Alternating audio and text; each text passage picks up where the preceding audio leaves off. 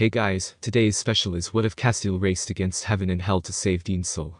But first, don't forget to like this video, share it with your friends, and subscribe for more. So let's move in. Summary. After being resurrected from the dead, only to find out that during that time the love of his life, Dean Winchester, was killed while he was away, Castiel is stricken with grief, knowing that the other died because he decided to get involved and fall in love with that tatted hunter. However, knowing that the person Dean was, he knows that heaven was not a safe place for his soul to be. So, after recruiting Dean's psychic brother, the two race against demons angels who want Dean's soul for themselves. Hopefully with love and luck, they will be able to save Dean in time. A sequel to the story, Psychic Praise. Go, Dean. Castiel calls out, catching the other hunter's attention. Carefully, he gestures to the doorway, not making a sound. Dean raised a brow and his eyes whitened slightly, but made a quick nod, raising his Colt up to eye level while making his way down the hallway. Castiel followed directly beside him, arming himself with a long steel and metal blade that was longer than his forearm. He gripped the handle tightly, preparing himself for the oncoming battle they would most likely find themselves in. Inch by inch, the buzzing in his chest grew stronger, which confirmed to him that they were going in the right direction. Seconds later, they entered through the doorway. A single light was turned on, a yellow dim light filling the entire room. Yet, it didn't really help either of them see. Dean lets out a soft gasp, his bottom jaw hanging open slightly, the flashlight that he held examining the room that they entered, unable to comprehend what he was seeing. 10 beds were laying in the room, 5 in each row. Busted up and rusty metal beds with pinstripe blue and white mattresses. A dusty green blanket laying at the foot of each bed. Each individual cot held a person, all wearing white beater tank tops and faded blue yoga pants. Men and women. They all looked dirty, as if they had been here for months, if not years. Each person had their arms exposed, long dark scars, dried blood plaguing their skin. All of these people, Dean started to say, how has no one noticed them missing? Gregories tend to feed on those who won't be missed. Castiel explained, or at least no one would come looking for them. Dean walked a little closer to the beds, flicking the light onto each of their faces, as if he was trying to remember each and every one of them. The hunter never forgets the face or name of the people he saves, but the ones he doesn't he always decided to do his best to remember anyways. Castiel stays a bit behind the other, his crystal blue eyes focusing more on what was around them. Several instruments of blood extraction and weapons hung on the walls. Some were human-made tools, others looking to be of IV lines or syringes. As if the creature they were hunting were trying to keep the host of the victims alive, to make them last longer if the body is being treated medically. However, he pauses for a moment as he looks at a random desk. There was an outline of sorts, made out of dust. An object was missing that had been there for a while, a sword. Mom, Dad. Dean suddenly shouts. Spinning around, Castiel shines his light over at Dean, who was suddenly running to the far end of the room, his light flickering over to 2 beds where a woman and man were currently comatose. Before he could speak, Kaz saw the glint of metal. Dean, stop. Kaz shouts, but it was too late. The hunter suddenly flung across the room, his body directly hitting one of the many shelves lining the walls before crumbling down to the ground. Not moving. Castiel turns back to where he saw the metal, only able to see the figure of someone for a split second before being thrown as well, his head making contact with the ground, then everything went dark. When he finally came to, there was a distinct throbbing in the back of his head, to the point it felt like it was his own heartbeat. Vision was slightly blurry, but it came back soon enough. Groaning a bit as he tried to move, but realized he couldn't. Looking down, finally noticing a rope wrapped around his torso and a pole. Then he heard a familiar voice calling out to him. It was Dean. Those soaked green eyes were just filled with so much anger, pain, hurt, that it made even Castiel nauseous. But he couldn't do a thing about it. He was tied up, and so was Dean. Dean was tied up a few feet away from him, connecting him to one of the bedposts of the metal beds, struggling to get free. Soft pitter-patters came from the corner of the room, attracting Castiel's eye. Turning his head to face the noise, he sees the culprit. Coriantimer. The man was a bit taller than himself, wearing a dark black suit and black suit coat, darker than any bottomless pit on the face of the earth. Pale white skin in contrast to the hat that was worn to cover up the other's hair. A hand clenching what looked to be a cane, which the bottom came to a sharp tip. Each step was echoed by this object that the other didn't seem to need. The closer he got, the more Dean struggled, a burning fury between his eyes. Yet, Castiel stayed still, his own hands working on the knots to get himself free. I have got to say, this is the first time I had a meal delivered to me. The Gregory stated, walking directly between the 2 captees. Hunters of all things, what a treat. Hot and ready. Dean retorts, gotta say though, when I got the address, I was expecting more of a supersonic soldier boy, not Count Dracula. The Gregory rose a brow, now walking closer to Dean, who in return, held a harsh glare, not daring to look away. You should play nice, maybe I can make your soul last longer without all the struggling. However, he stops and looks at Castiel. I don't sense your soul, typically I can feel them the moment they enter the room but not yours. Coriantum returns towards him, getting way too close. Castiel quickly stops his hands from working on the knots, not wanting to give away his means of escape. Don't you fucking touch him, Dean growled. If I honored that request, then I would have to honor it for everyone who asks me that. Not good for business, do you understand? Coriantum asks. Then the abominable creature grabbed the base of his cane from off the ground, placing it directly underneath Castiel's chin, lifting it up, so their eyes made contact with one another. Cos swallowed slightly, moving slightly to try and look away, but it didn't work. What are your Coriantum questions? Didn't God tell you to not play with your food? Castiel snarks, a tone he's picked up from Dean over the years. Coriantum chuckles, setting the cane back down. God thinks I'm dead, as well as the other angels. I believe they thought we took to extinction, but there are many of us out there. Appears I've just been the one who's been made out.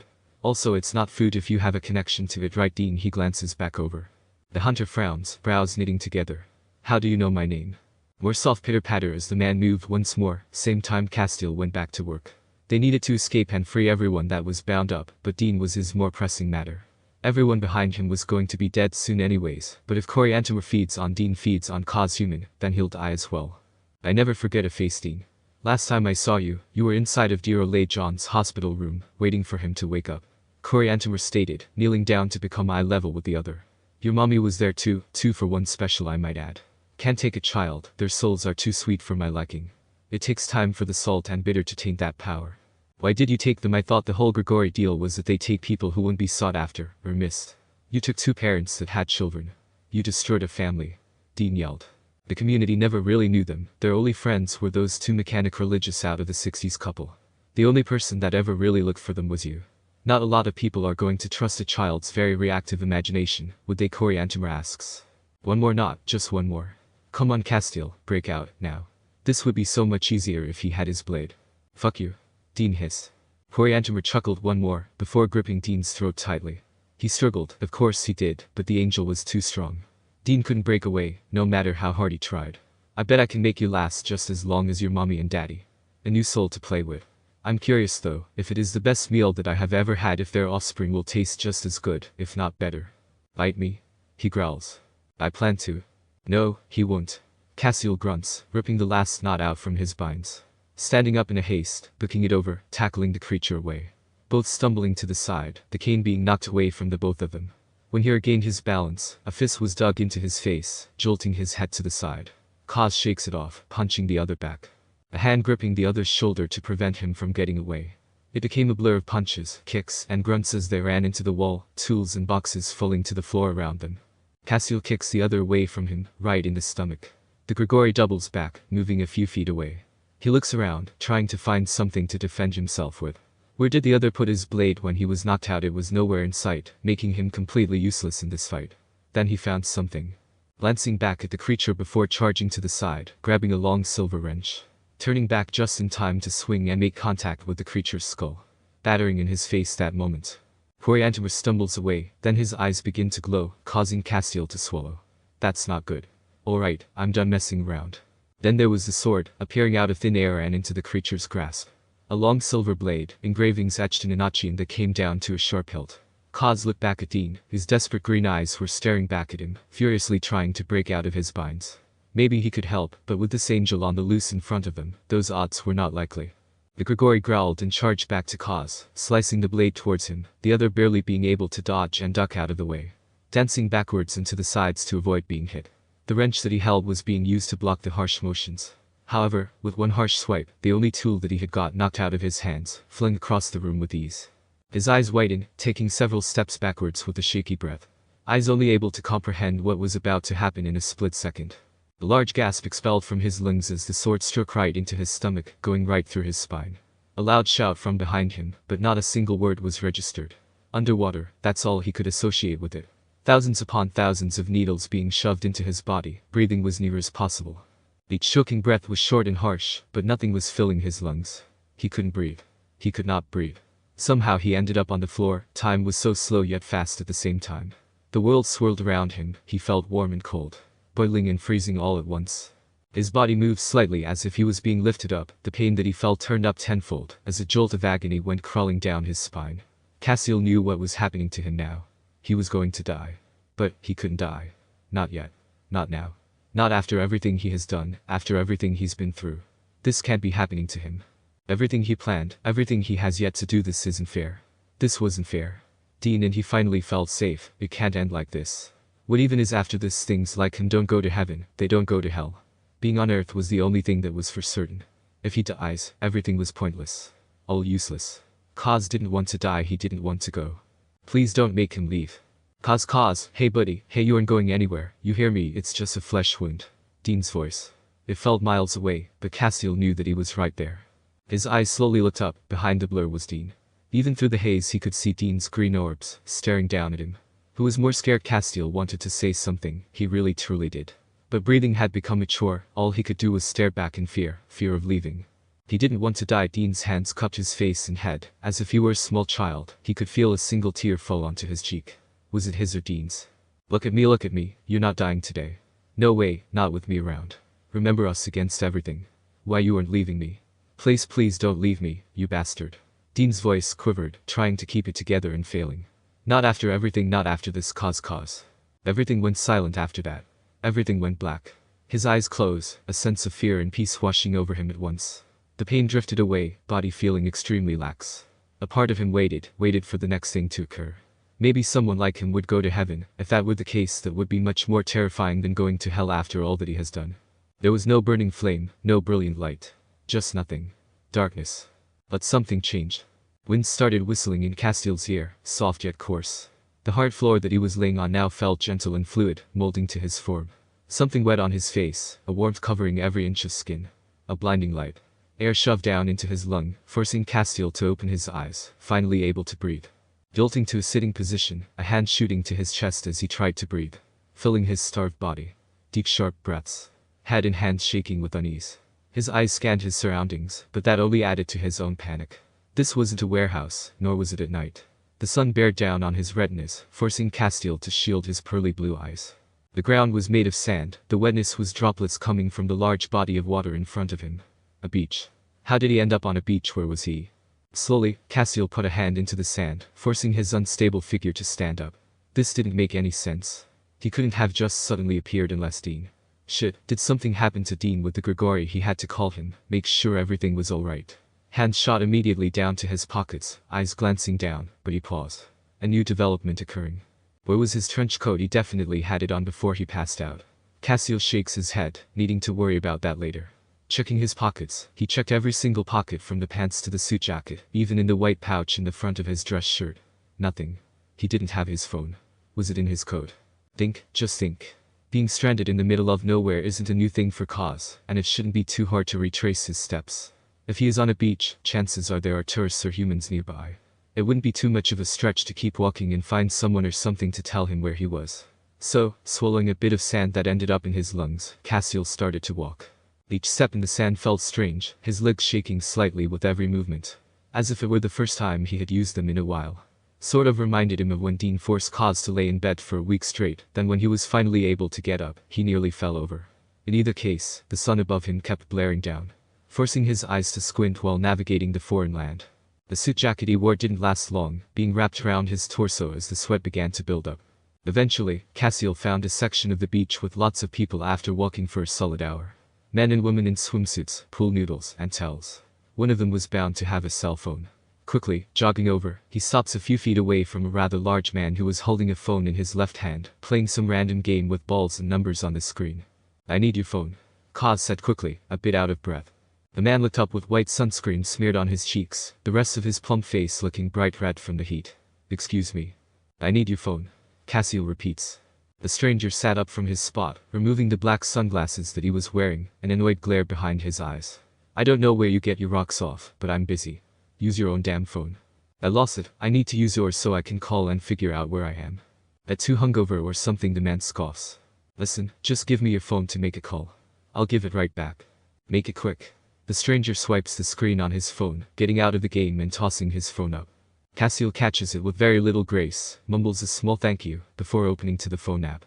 Quickly, he dials Dean's number and raises it to his ear. All he gets is a deadline. Okay, maybe the call plan expired. When was the last time Kaz called that number anyways? He tries a different number to another one of Dean's phones. This time he just gets Dean's voicemail. Then he tries the other phone, then the other, and nothing happens. Alright, something is definitely wrong here. He mumbles a small thank you to the annoyed man, tossing the phone back before rushing out of the beach and into the small town. Something happened. Something is terribly wrong. Castiel can tell the city that they were in based on some of the small ma-and-pa shops that were around. These were the same shops that he and Dean have driven past while running into town. However, they look different. Only slightly, but different enough to notice a change. The signs look either old or brand new. The people inside appear to have aged slightly, but maybe it was just the lighting from the new day. That wasn't a priority to worry about. If it's day, maybe they beat the Grigori and celebrated, maybe got drunk, maybe they just wandered off in different directions and passed out. Going off of that logic, Castiel ran as fast as he could towards the motel that he knew for a fact that they were staying in. Room 17. Dean had to be there, he had to be. It took a max of 15 minutes to get to the location, but it was also different. Different names, different decorations, everything was different. The Impala wasn't inside either. Slowly, Castiel stops in his tracks, doing his best to calm down. This was all wrong. Even then, he had to figure out what was going on. That's when Castiel spots the lobby of the motel, and quickly walks towards it, opening up the dark red door and closing it behind him. Inside was a red and white desk, a dark contrast to the blue one when he checked in earlier. Walls were painted just as white, and the lobby chairs were red as well. Tile was white and new. Behind the desk was a woman with bright pink hair, faded into dark black, pulled up into a tight ponytail on the top of his head. She wore a red visor, and red Motel Issues t-shirt with khaki shorts. When she looked up, her brown eyes examined Castiel up and down, before giving a big smile with her bright red lips. "Hello sir, welcome to the Checkered Hotel. Just one bed for the night," she asks. Castiel shakes his head slightly, walking further into the room and over to the desk. A couple of pamphlets laid across the top of the desk, describing different activities that can be done in this small town, as well as basic information about the motel, and how it became a thing. "No, actually. When did this location change?" he asks. "A while ago. The Blue Crown's motel went out of business a long time ago, so the Checkered Hotel took its place, and we've gotten a lot more traffic since then. Cleaned up the parking lot and everything, helps attract tourists, you know," the lady explained. "How long ago was that, exactly?" Castiel pushes. "I dunno, maybe 2 to 3 years ago." 3 years, he repeats, not entirely sure if he heard that correctly. "What year is it?" 2007, sir. Did you hit your head last night? If so, I can call you an ambulance." "No, that's quite alright. Just give me a second," Castiel said softly, taking a step back away from the desk. Sitting down, Castiel gripped the armrests of one of the chairs, before clasping his fingers over his chin and jaw, hands folding together to think. 3 years. There's no way it has been 10 years. Yet, that would explain everything that had happened up to this very moment. The older people in the town, the change in scenery, everything. It all lined up. Then, how did this happen? Angels on occasion have been known to bend time to their will. Time is extremely fluid like that. However, it's never into the future. High-ranking angels are the only ones who could do something like that. With Castiel's reputation, chances are, none of those individuals would allow him to live like that. That begs the question on how exactly this happened. Angels were the first theory, the second one being that he might have been in some sort of coma and living in limbo for the past few years, but that wouldn't account for being stranded on a beach. Nor would that explain the lack of his trench coat. Maybe Grigori's had more grace and power than Castiel thought, so did he shoot him into the future? Surely if that were the case, Coriantema would have mentioned it.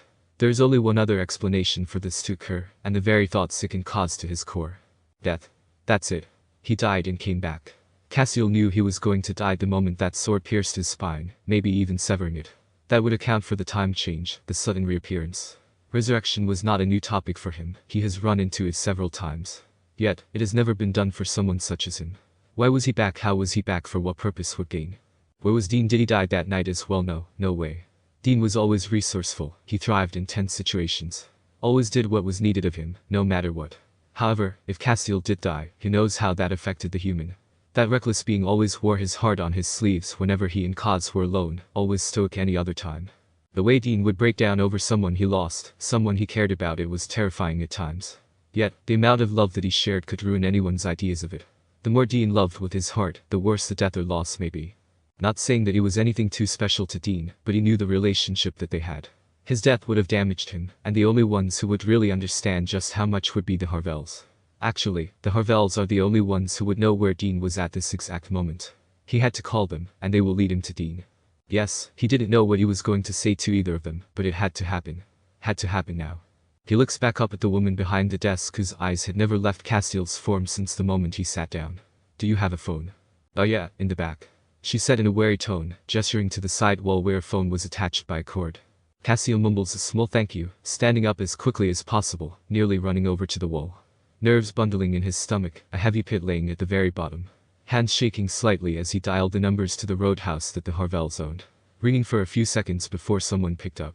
"It's the roadhouse. How can I help you?" came a young female's voice. "Joe," Castiel asks. "Is this?" the girl asked, a hint of confusion lacing her words. "It's Castiel." He explains, however, the moment he stopped speaking, the line cut out. He curses under his breath for a second before dialing the number once more. Someone picked up. "It's the roadhouse." The same voice repeated. "Joe, it's Castiel. Is Eleanor William there?" he asks. "Look here, asshole. I don't know how you got that name or this number, but if you call back one more time I will kill you." The phone dies once more. "No, Joe, listen, Joe. Castiel huffs and hangs the phone back onto the line. Fine, if the Harvells won't talk to him over the phone. Guess he'll have to go see them in person and get some answers. However, he didn't know how they could possibly react to seeing him alive, probably very similar to how he was just treated. Maybe he'll be checked for being a shapeshifter or ghoul, something along those lines. Yet, it didn't matter. He needed to find Dean, and this was the only way to do so. Sometimes the truth is worse than fiction. When anxiety and fear become the reality that one is staring straight in the face. This feeling of utter loss and betrayal is the only thing that floods the senses, no matter how hard to try to flee from it. The guilt and realization is crippling. There was no other way to think of it. A gut-wrenching pain that no one can heal. For someone like Castiel, who had always had difficulty expressing and feeling emotions, he couldn't bear to ponder what this pain may feel like if he was exactly like everyone else. Yet, he will soon come to find out. He still didn't quite understand what had happened to him. Being thrown 3 years into the future was extremely strange, even when he has dealt with time traveling before. This time, however, Kaz could tell that something was wrong. All that he needed were answers, and the one person who he would go to for said answers wasn't picking up his phone, which added to the confusion and anxiety pulling in his gut.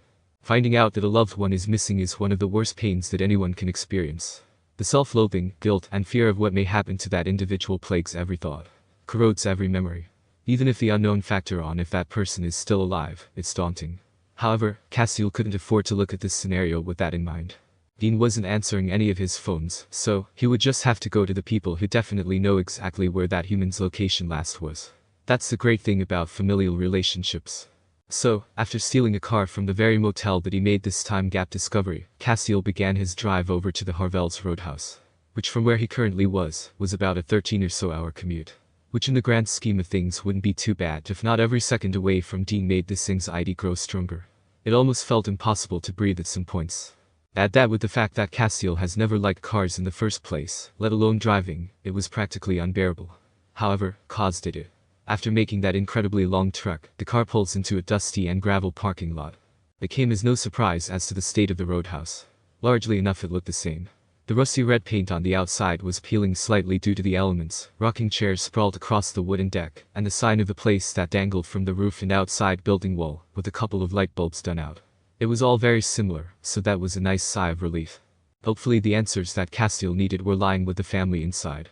His shoes crunched over the asphalt parking lot beneath his dress shoes, the heated wind smacking him in the face while walking over. Wooden stairs creaked, and the bell rang out as Castiel opened the door to the place. Inside the place looked the exact same as well, minus the fact that there weren't any patrons around the tables or bar.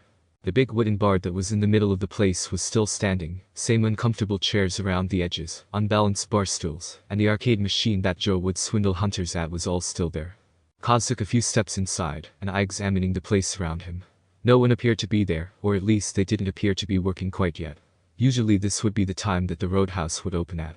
Granted, Kaz did drive all night to get here as soon as possible. Maybe the time zones were a little off. In either case, he really needed to speak to the Harvells and find out exactly where Dean was. Carefully, he started looking around. First behind the bar, then around corners, eventually making his way towards the back storage area. A hand being pressed against the swinging door and pushing it open just enough to where he could get through. No one appeared to be back there as well. Just a bunch of boxes and storage containers, freezers and fridges for food everywhere he looked. For the amount of times that he and Dean would crash here, Kaz tended to forget that this was an actual establishment. Suddenly, a girl jumped out in front of him, brandishing a gun. Barely, Castiel was able to duck in time, shoving the girl to the side and going for the gun. However, she was fast and small, able to jump down and kick Castiel in the stomach. Falling back for a second, grabbing a nearby butcher's knife that was hanging on the wall, he slices in self-defense, nicking the person before him. The girl shouts slightly, doubling back and running for the gun that was dropped in the scuffle. allowing Kaz a second to actually see who it was. "Joe, what are you doing?" Castiel asks in a rushed voice, confused. "What are you?" The blonde woman shouts back, picking the gun back up and aiming it right at the other's head. "We were already over this when we first met," Castiel said quickly, but ducked back into the main room right as Joe shot the gun for a second time. Obviously he was missing something here, because there should be zero reason why Joe would be attacking him. He's known her since she was a teenager, and has been nothing but kind to her. Castiel ducks behind the opposite side of the bar, hiding underneath a small lip for protection. The doors barge open, the exact ones he just escaped from. However, there was another sound of doors swinging open at the same time. "What's going on?" Another voice shouted, another woman. Shapeshifter pretending to be Kaz. Joe's voice shouted. Their cock of another gun, based on the sound, most likely a shotgun. "Go get your father, I got this." It was Ellen, and there is zero chance that Castiel was going to survive this with just a knife. Looking up and alongside the bar, he glances around for a split moment. This was a hunter's den, meaning there are always weapons on standby. That's when he spots it. Taking a deep breath, Castiel peeks around the corner of the bar, seeing a middle-aged blonde woman with another gun, walking towards the opposite end that he was at. Taking a deep breath, Castiel stands up and books it across to one of the bench tables. A loud shot rings out behind him, barely able to roll low enough to dodge any stray bullets. Quickly, he grabbed a pistol that was stashed into a tiny holster underneath the table. Castiel cocks it and stays hidden. "I am not a shifter," Castiel yells out. "Then you're a ghoul that feasted on our poor baby," Ellen shouts back. Castiel quickly ducks behind a piece of wall, standing up from the ground to have more coverage. Peeking out slightly enough to see that Joe was back with a lanky yet built man, sporting his own gun as well as a silver blade by the looks of it. They were triangulating around him, and he knew that he needed to convince them that he was who he said, or he was definitely a goner. "You picked the wrong person to impersonate, son."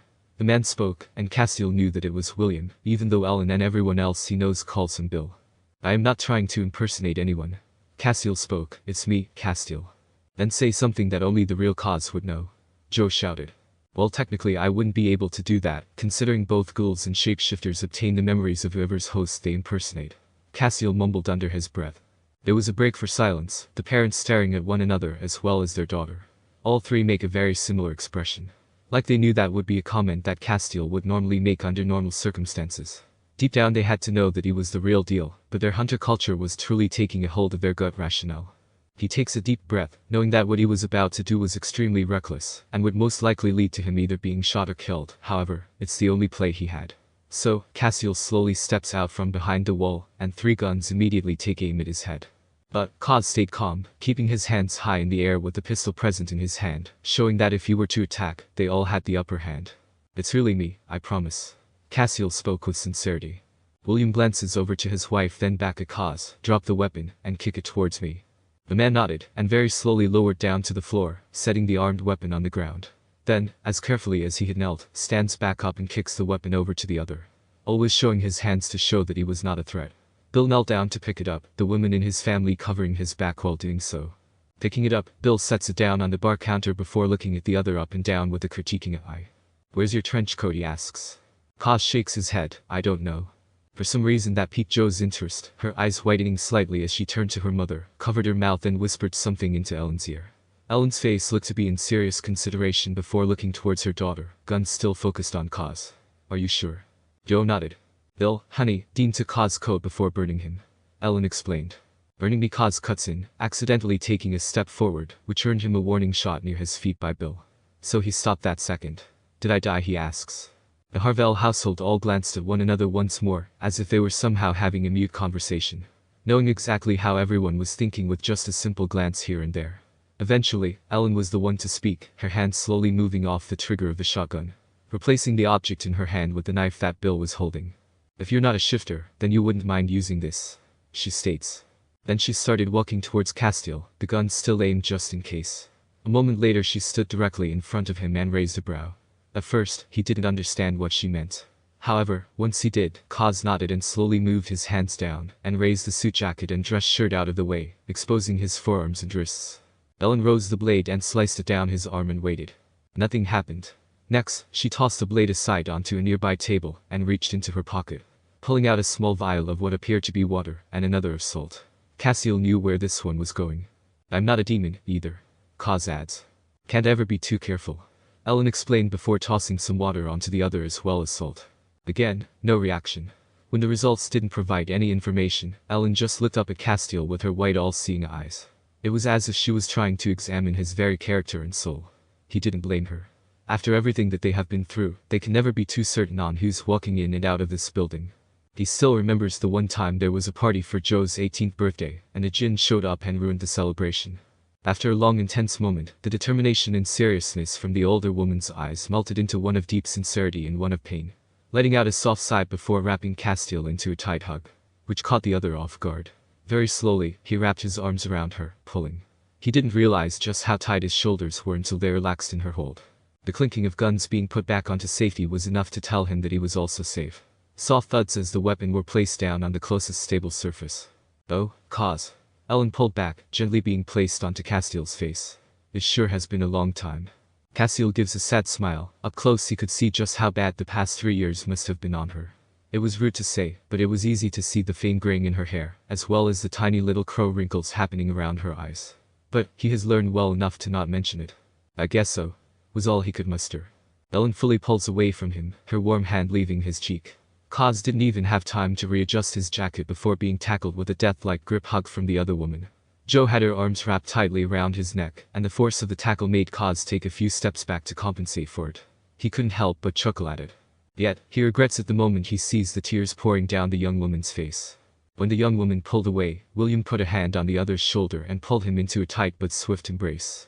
Kaz didn't even have time to hug back before the other took a few steps back. I can't believe you're back. How are you back? You died. Completely burned to the stake and everything. Joe chokes back a sob. The man raised a brow, confused as to what she meant. Yes, he was a few years into the future. A lot of evidence was pointing to that conclusion, but there's no way that he died. Surely, he would have remembered it. Even if it was heaven or hell. Yet, for someone like him, who knows exactly where Castiel would go. What do you mean? He asks. I understand earlier you said that Dean burned me, but I don't believe I died. Ellen gives a somber look, puts a hand on Castiel's shoulder, and begins leading him over to the bar. She mumbled something to Bill to get a drink for the other, before setting Kaz down on one of those metal stools before sitting in the one adjacent. Hun, there's no easy way to explain this, and you know I hate beating around the bush. A few years ago you died. About 3 years or so. No, that cannot be true. Dean and I have dealt with time traveling before, maybe I was just missing during that time. Castiel tried to ration. Denial was a very powerful tool. That's when William came back, having a tall glass of scotch poured into a clear glass. Setting it down in front of the other, his arms leaning against the counter with all of his weight back behind it. I'm afraid not, was all the grown man spoke. Then how am I back? No angel nor demon would want to bring me back after the sheer amount I betrayed and slaughtered. Not sure. Ellen shrugged. It's best to not dwell on it. If we ponder the supernatural for long enough, it will definitely drive us mad. Castiel was very thankful for the drink now. His hand snatched that up in a split second, and guzzled it down faster than anyone else ever had in that establishment. At one point Joe came back over and slammed the original bottle of scotch beside him, clearly knowing that the other was going to need it. This was all too much to process. In the back of his mind, Kaz did consider the possibility that he must have died. That would explain the time change, the aged buildings, how much older everyone seemed to look, as well as him awakening on a beach. A good chunk of distance away from the hunt he and Dean were on. If he had died, Dean would have more than likely burned him on a beach. That was something that Dean has always said to be a proper goodbye. Speaking of Dean, where's Dean? Castiel asks, his eyes going to every Harvel that was in the room. When no one spoke right away, the pit in his gut grew stronger, but he breathed it away. Not wanting emotions to get the better of him. Eventually it was William who spoke while pouring Kaz another glass. Kind of hoping you'd tell us. About a week ago he went dark, haven't been able to contact him since. Bill explained. Same here, all of his phones went out of service or just weren't responding. I called him all night as well as this morning. Kaz explained.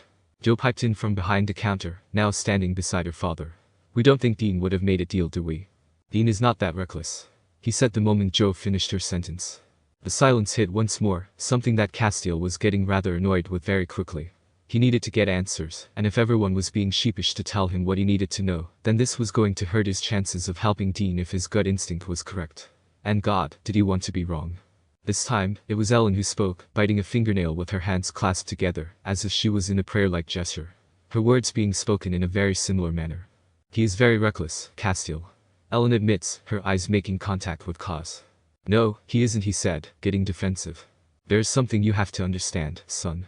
William cut in. After you died, it changed him. Changed him in ways that none of us were prepared for. Not only was he reckless, but he became very self-sacrificing, to a point where I thought he wanted to die. Became cynical and reclusive. Dean has always been reclusive. Kaz huffs, shaking his head, not wanting to listen to this. I never thought I would see him smile or laugh again, at least not genuinely.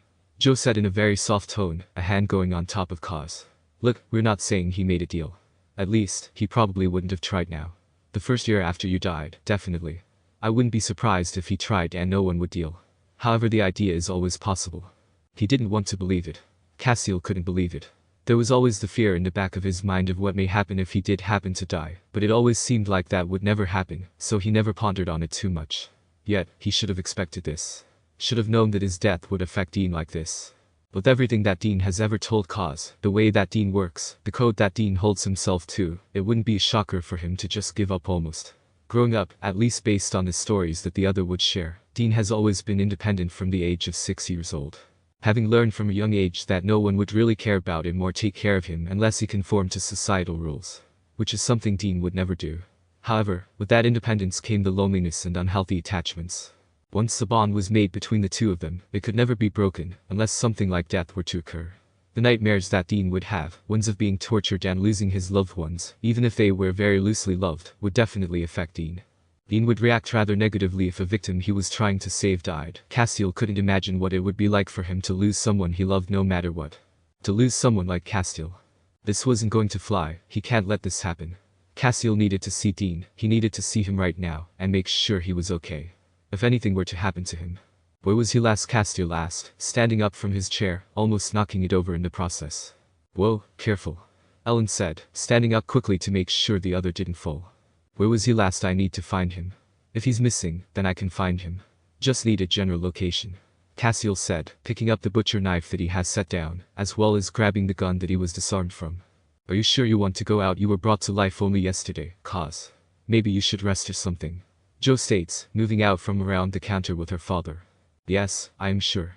Everything that I am, everything that I have become is because of Dean. If he is suffering, if he is hurt, I have to help him. Castiel lets out a small sigh, going over to the table where he picked up the gun from, and searching for a nearby box of bullets. He'll turn up. He said after his hunt that he was on, he was going to come by anyways. William explained. Then I'll meet him halfway. He grumbles, tucking a box into his inner coat pocket. Kaz, please listen, Ellen said gently. No? Castiel shouts, his voice swelling with anger.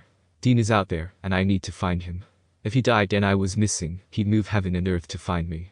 I'm sorry, but I can't stay here and make myself feel better when the man I love could be hurt or worse. There was no stopping Castiel after that comment. The Harvells looked at one another, and knew there was no way to change the other's mind. None of them blamed him, either. It was just the way it was going to have to be. After a brief description of where Dean was last seen, as well as giving Kaz a few more weapons to help him if he happened to encounter any monsters while searching for his lover, Kaz left. Kaz headed straight for the small town where Dean was last seen. Of course, there wasn't anything there after the long drive he had to complete yet again. The motel room was empty, no Impala in sight. Just emptiness. Vacancy and everything. So, he asked the clerk of the hotel and mentioned that 2 men had left about 3 nights ago, the same day that he came back to life. The 2 men only spent the night and checked out the next morning. The part of Kaz did worry about the fact there were 2 men opposed to Justine. When that discovery occurred, Kaz called back to the Harvells and asked what the man could possibly have meant.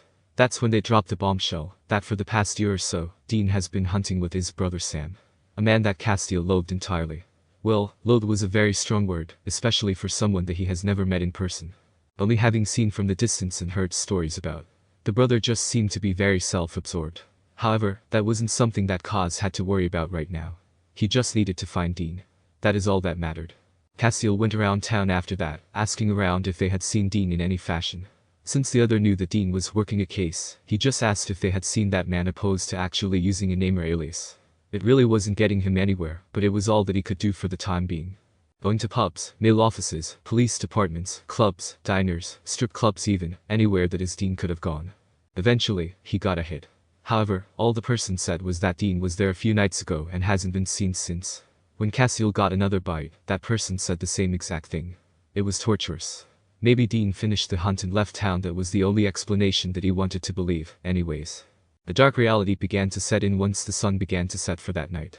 The reality that Castiel did not want to live in. To check if it was the one he lived in, he would have to wait till morning. Throughout the night, the man paced the night, waiting for the sun to rise, waiting for the time hospitals and morgues were to open. The second they opened, Castiel went to a payphone and started calling up every hospital, morgue, and funeral home within a 50-mile radius, praying in his heart that he wouldn't get any answers. To each person he spoke to, he would give a very detailed description of the man that he loved. From how dark yet light Dean's hair was, to the green emerald golden flaked eyes, the scars that plagued his back, all of the tattoos that lined his chest and arms, and any odd locations for freckles to be placed on his body, like the one right behind Dean's ear. After hours he got a match. Tears welled in his ears as a mortician explained that a body was reported with all of those features, as well as given a name. Dean Winchester.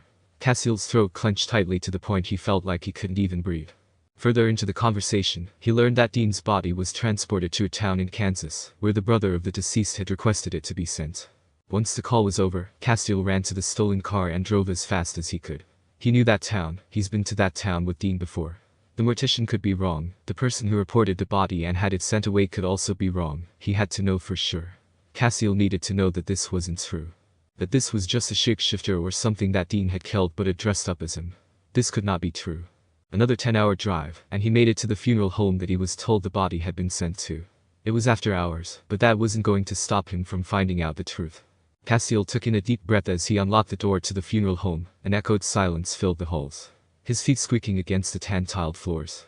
Slowly, he pulls a flashlight out from his trench coat, the blue and white light filling the darkened halls in an instant, giving him just enough light to see where he was going. God, did he wish he was not here. Traveling through the empty halls, the light flashes against the many doors and rooms along the main entrance. Funeral director, social media expert, mortician's desk, etc. Eventually it led to a bunch of names that Castiel didn't know. How should he? At the end of the major hallway, there were 4 open doors with wide gates.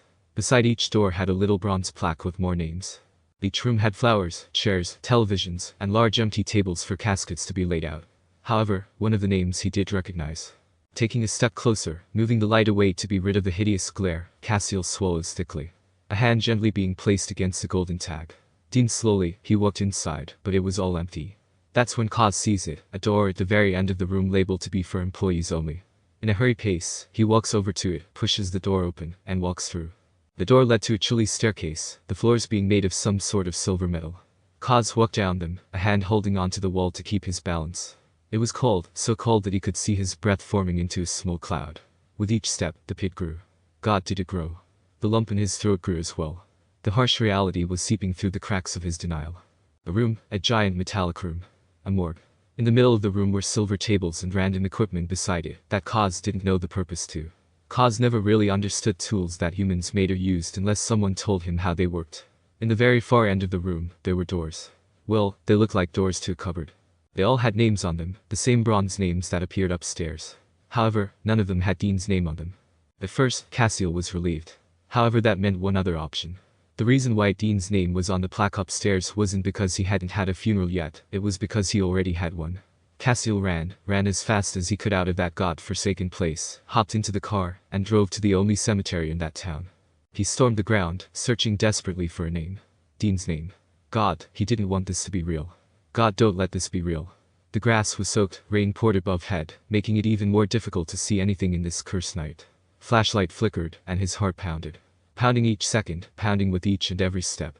Then he stopped. Gravestone. The gravestone. The ground was still soft when Castiel stopped searching. Grass was non-existent. Dean was buried. Buried right there. Beneath his feet. The stone gave away yet another bitter truth. The day Dean died was the exact same day that Kaz was brought back to life. Only being 28 years old and dying a gruesome death. A hand went over his mouth as he slowly sank to his knees, the mud from the dirt ruining his pants. Tears began to flood down his cheeks. The bitter tears mixed with the rain against his reddened face. This can't be happening, it just can't be. It was him against the world, against everything. Against the bigots, against the monsters, against life itself. How could this happen? Dean, what did you do? Castiel sobs. His hands shook, his fingers digging into the dirt. The tears ruined his ability to see. This couldn't be happening, it just couldn't. The world seemed to melt away as the only sound in the night was only Castiel's sobs wrecking through his body. How could he have let this happen? How could he let the only love in his entire life just perish? Goddamn it, this wasn't fair. Dean deserved a happy ending, not one where he died alone. Died without Castiel being there to tell him it was okay. Castiel screamed at the top of his lungs, his eyes going to the sky. The rain was burning his eyes, but he didn't care. The amount of pain that he felt inside his body was enough to overcome the sheer agony that was emitting from him. "How dare you?" he screamed. "How else did you expect him to live? All he ever did was fix your screw-ups, and this is what you do. You punish him. Punish him for your goddamn mistakes." Castiel slowly moves to his feet. "You son of a bitch. After everything you put him through, he deserves this. Every angel has hunted him down, tried to kill him, and I forgave you for that. I forgave you because you let him live. He was almost out. But instead, you kill him. You kill him, for what?" Hands slowly balled up into fists, his nails digging into his palms, and blood began to leak from underneath his tight grasp. "I won't stand for it. God, you better listen to me. Bring him back or I will hunt you down and kill you myself." He looks back to the grave, lip quivering and hands shaking even more. Gently, resting his hand against the front of the grave, his hand leaving a bloody print against a cool stone. "Dean, I will bring you back, I promise." Asking for help is something that no one ever wants to do. Nor is it something that a person wants to admit. There is a sense of pride in knowing that an individual can do something by themselves to achieve the best goal imaginable. Problems arise when this fallacy becomes a reality. The worst part of all of it is knowing that you may need to ask someone that you don't particularly care about or even like for that matter. A person that you only put up with because they mean something to another person that you are involved with. This was the human struggle that Castiel was currently facing. It had been a solid year since he was risen from the dead, for what purpose he still doesn't know. However, the goal that he made has yet to subside. The moment Castiel found out Dean had been killed was the day he swore to get him back. Yet, the year that he was living did not prove to be helpful. For months, Castiel had been chasing down demons and torturing them to find out information on where Dean's soul resided. None of them gave away any information, so he killed them to make sure his cover wasn't blown. Then, Kaz tried to capture angels to see if maybe they could tell him if Dean's soul was in heaven, but it appeared that 0 angels were roaming the earth at this current moment. The last hope that Kaz had was to go to a psychic, a person that he'd rather not mess with due to his current condition, to see if the psychic could make a connection to the world beyond their own, and communicate with Dean's soul. However, a problem arose. To complete a seance, the one conducting must have access to a human who can make a connection with the deceased. Apparently, Kaz didn't qualify. After making a few calls, he asked if a Harvel would work, but it didn't. A family bond was the strongest in this particular spell, but it had to be one of blood. Meaning Samuel Winchester. Don't get him wrong, there hasn't been any active reason to despise this human being, but the stories that Castiel heard about Dean's family life made him completely disdain the younger brother. It just wasn't something he could control. Maybe with time Kaz can welcome him in with open arms, but for now, the anger that swelled inside was not to be tamed. In either case, Sam was the only person that can help save Dean, little does that human know it yet. Castiel tracks Sam down for days, finding out where he lives, does for a living, as well as the family that he had managed to create. Although, it was a strange family situation to say the least. However, it wasn't his place to judge. He and Dean had a strange dynamic as well, so whatever works for them works. There is no need to intrude on that. In either case, Castiel decided to meet Sam in the one place that the two had something in common. Dean's brother. On a Saturday, the family of 3 packed up their car and drove to the graveyard. The very graveyard that Dean was buried in. A picnic basket was placed in the trunk and they set off. Arriving at the graveyard in minutes. Kaz stood far away from the family, hugging the tree line that surrounded the metal fence. Wearing the same exact suit that he was burned in so many years ago. Never having been able to find the trench coat that he loved to style with. He watched as a large stature man carried a small child dressed in a musanasi up to the gravestone who appeared to be asleep. However, at some point, Sam lifts his cell phone to his ear and scurries off. Now that was something Kaz could work with. So, carefully, Castiel moved past the gated fence, his dress shoes squishing into the wet grass beneath his feet. Walking up a small hill to get in front of the small gravestone that had the name of his dearly beloved etched into the stone. With the date he was born and the date that he died. There was a small dark mark on the edge where Castiel had placed his hand over a year ago. Apparently rain wasn't enough to completely get rid of blood. Slowly, Castiel's crystal blue eyes looked at the grass beneath him. It was strange. Knowing that Dean's corpse was 6 feet beneath him. A strange pain entered into his heart, a feeling that has cursed him the moment he knew just how much love he held for that human. For that smart, selfless, and heroic man that he just could not get out of his head. Dean, why were you so fucking reckless? From behind, he could hear footsteps walking back towards him. Based on the heavy sounds of the feet as well as the eyes burning in the back of his head, he knew who it was. Yet, Castiel couldn't look at him directly right now. Questions plagued his mind about what ifs and what coulds, that the thing that Castiel needed to ask help for went out of his head. This was going to be more difficult than he thought. Hi. Sam's voice spoke. Kaz didn't reply, the anger slowly building inside of himself. If he spoke now, he knew he wouldn't be able to control himself. My name is Sam Winchester, what's your name? The other asked, prompting for a conversation. Yet, Kaz just couldn't answer that right now. The burning question at the forefront of his mind took over. Why did you bury him? That made the human beside him go quiet, coughing slightly before responding. I'll come again. Why did you bury him? Castiel asks once more. Slowly, his eyes lift up from the green grass, landing onto the human beside him. Castiel looked at Sam up and down, taking in the man's attire. He wore jeans as well as a University of Stanford t-shirt with a black beanie covering up his brown hair. It was a bit strange. Most humans he interacted with would wear flannel, but again he shouldn't judge. The longer he looked at the human, the anger slowly melted. The stories Dean told about his youth, Kaz knew that Sam was only a kid, but the annoyance just wouldn't go away. I'm not sure everyone else in my family has been buried. As far as I'm aware at least. Dean was always big on family, so I assumed that he would want to be close to us and buried next to our aunt and uncle. Sam explains. The same aunt and uncle that abused him caused questions, a dominant brow raising. The man in front glares, not cool, buddy. I am not your buddy. You will not refer to me as such. Sam puts his hands up slightly, trying to show that he didn't mean any harm behind his words. Sorry, but that's not nice of you to say. Dean wasn't abused, he just had a harder life living with them. The rest of this conversation made Castiel almost disassociate. All of the questions about Dean and how he would have wanted a funeral just melted out of his mouth. Unable to hold it in any longer. The person that Dean loved more than anything, this bond that he had with his brother, yet the very same brother appeared to know almost nothing about Dean. It could be worse, that's all he had to keep telling himself.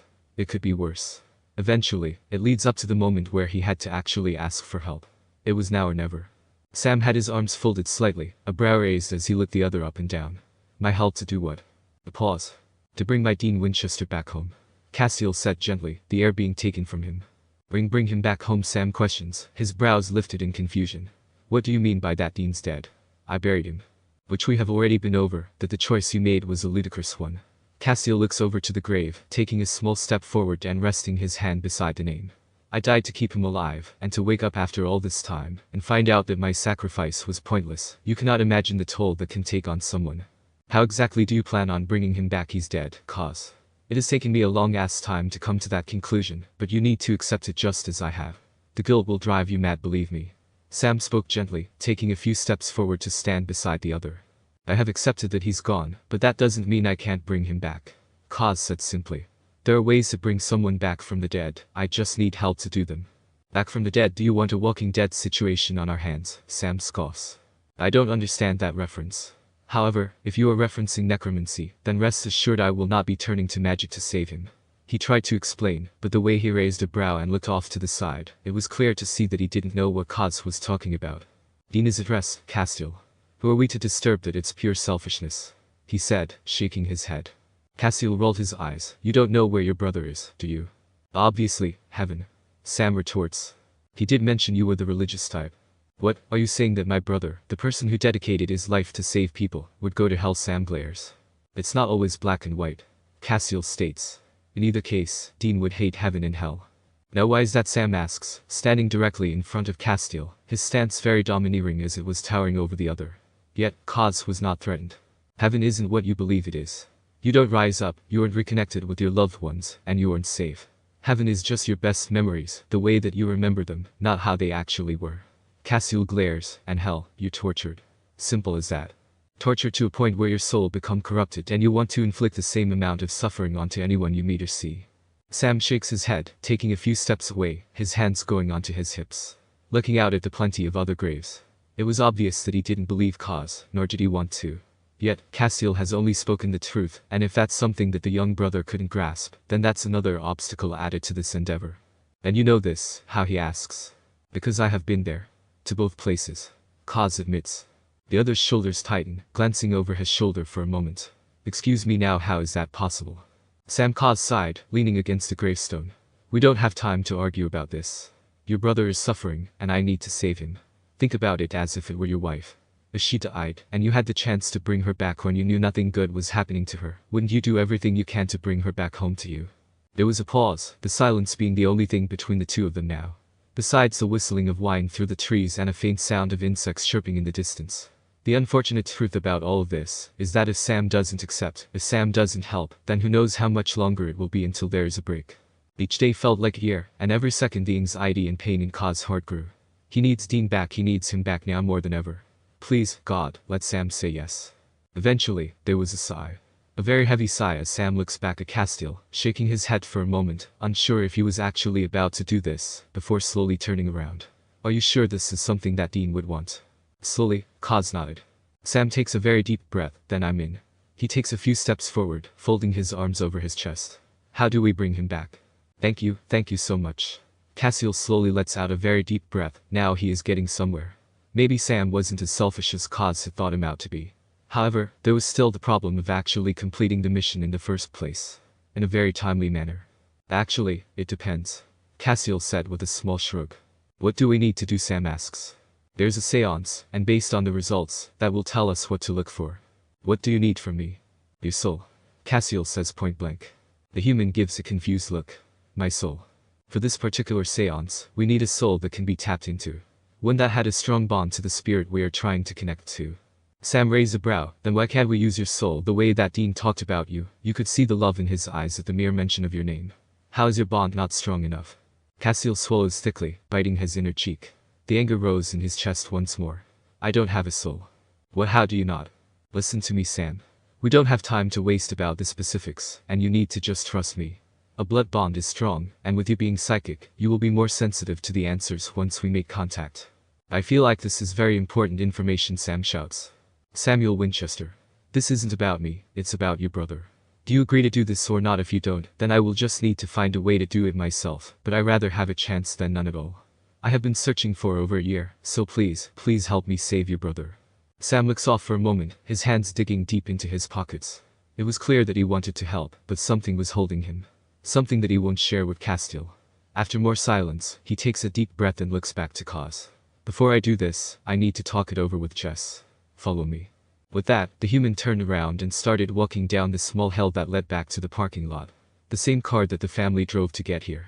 Castiel follows closely behind, being careful with his footing. Not wanting to accidentally slip and tumble down. Once they get to the bottom, Sam opens the fence and opens it wide enough for the other to sneak through beside him. Another deep breath as they began walking to the car. There was the wife that Sam mentioned, wearing a long blue and pink floral dress with a big tan hat, as well as wearing sunglasses. Her blonde hair curled past her shoulders, and was gently coaxing a tired 6-month-old to sleep inside of the car seat that she was fastly secured into. Sam walks over and puts a hand on her shoulder, spinning around. Jessica had a small smile, but it fell into a frown as her eyes met Castiel's. Is this? She asks. I'm Castiel. He said simply. However, when Jessica didn't respond, Sam stepped in. Remember when I told you that Dean had a very close friend who died a while ago? Yes. Well, this is him. Sam gestured with his opposing hand. Jessica raises a hand to her face, removing the golden sunglasses and tucking them into the neck of her shirt. How's he? We don't know. The human said quickly, but he has a way to bring Dean back. Isn't that exciting? He said brightly, a large smile on his face. However, Jess did not smile, her face actually contorted slightly into one of anger and confusion. Don't you think what's dead should stay dead? Sam let out a scuff of air, totally taken back by that comment. Looking off to the side for a moment, then back at Jessica.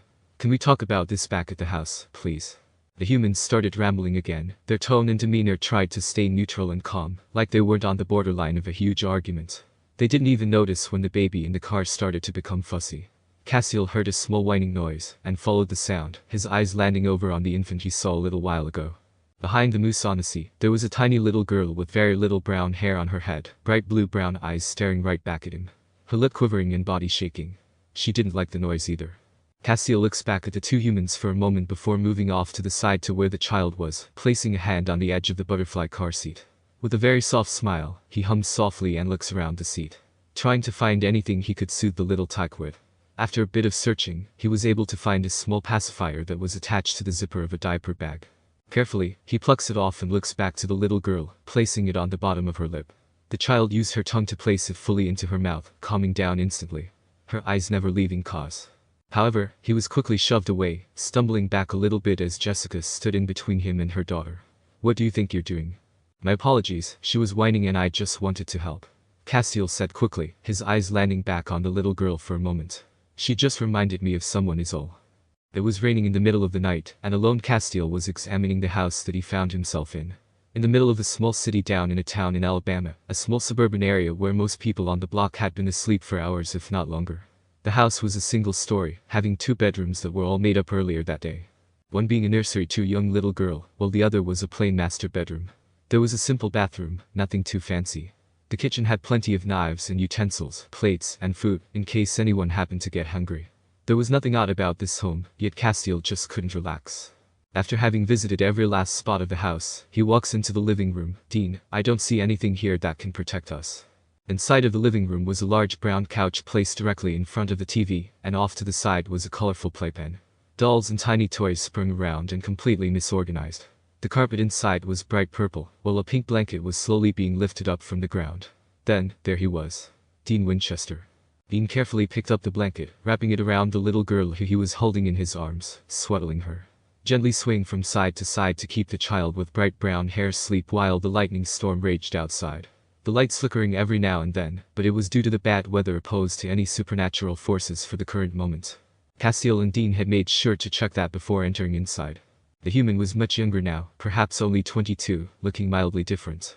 He wore a long-sleeved black sweatshirt that matched the pitch blackness of the outside world. On the front it was plain, but on the back had a giant white key with a silver eye within the hole of the lock. Wings plastered on the sides with a small Latin verse written directly beneath it. Dean also wore blue jeans coupled with dark green and black cowboy boots. Tens of different bracelets on his wrists, all with different sigils and symbols for peace and safety, as well as luck. His hair was parted to the side, but it was a bit long, not having time to have gotten it cut recently. It also didn't help that his bottom lip was a bit swollen and split to match the other bruises that the other was sporting. However, when Castiel spoke, Dean turned to look at Kaz directly, shrugging softly. We can't risk leaving. If we go out there, then we'll lose our advantage.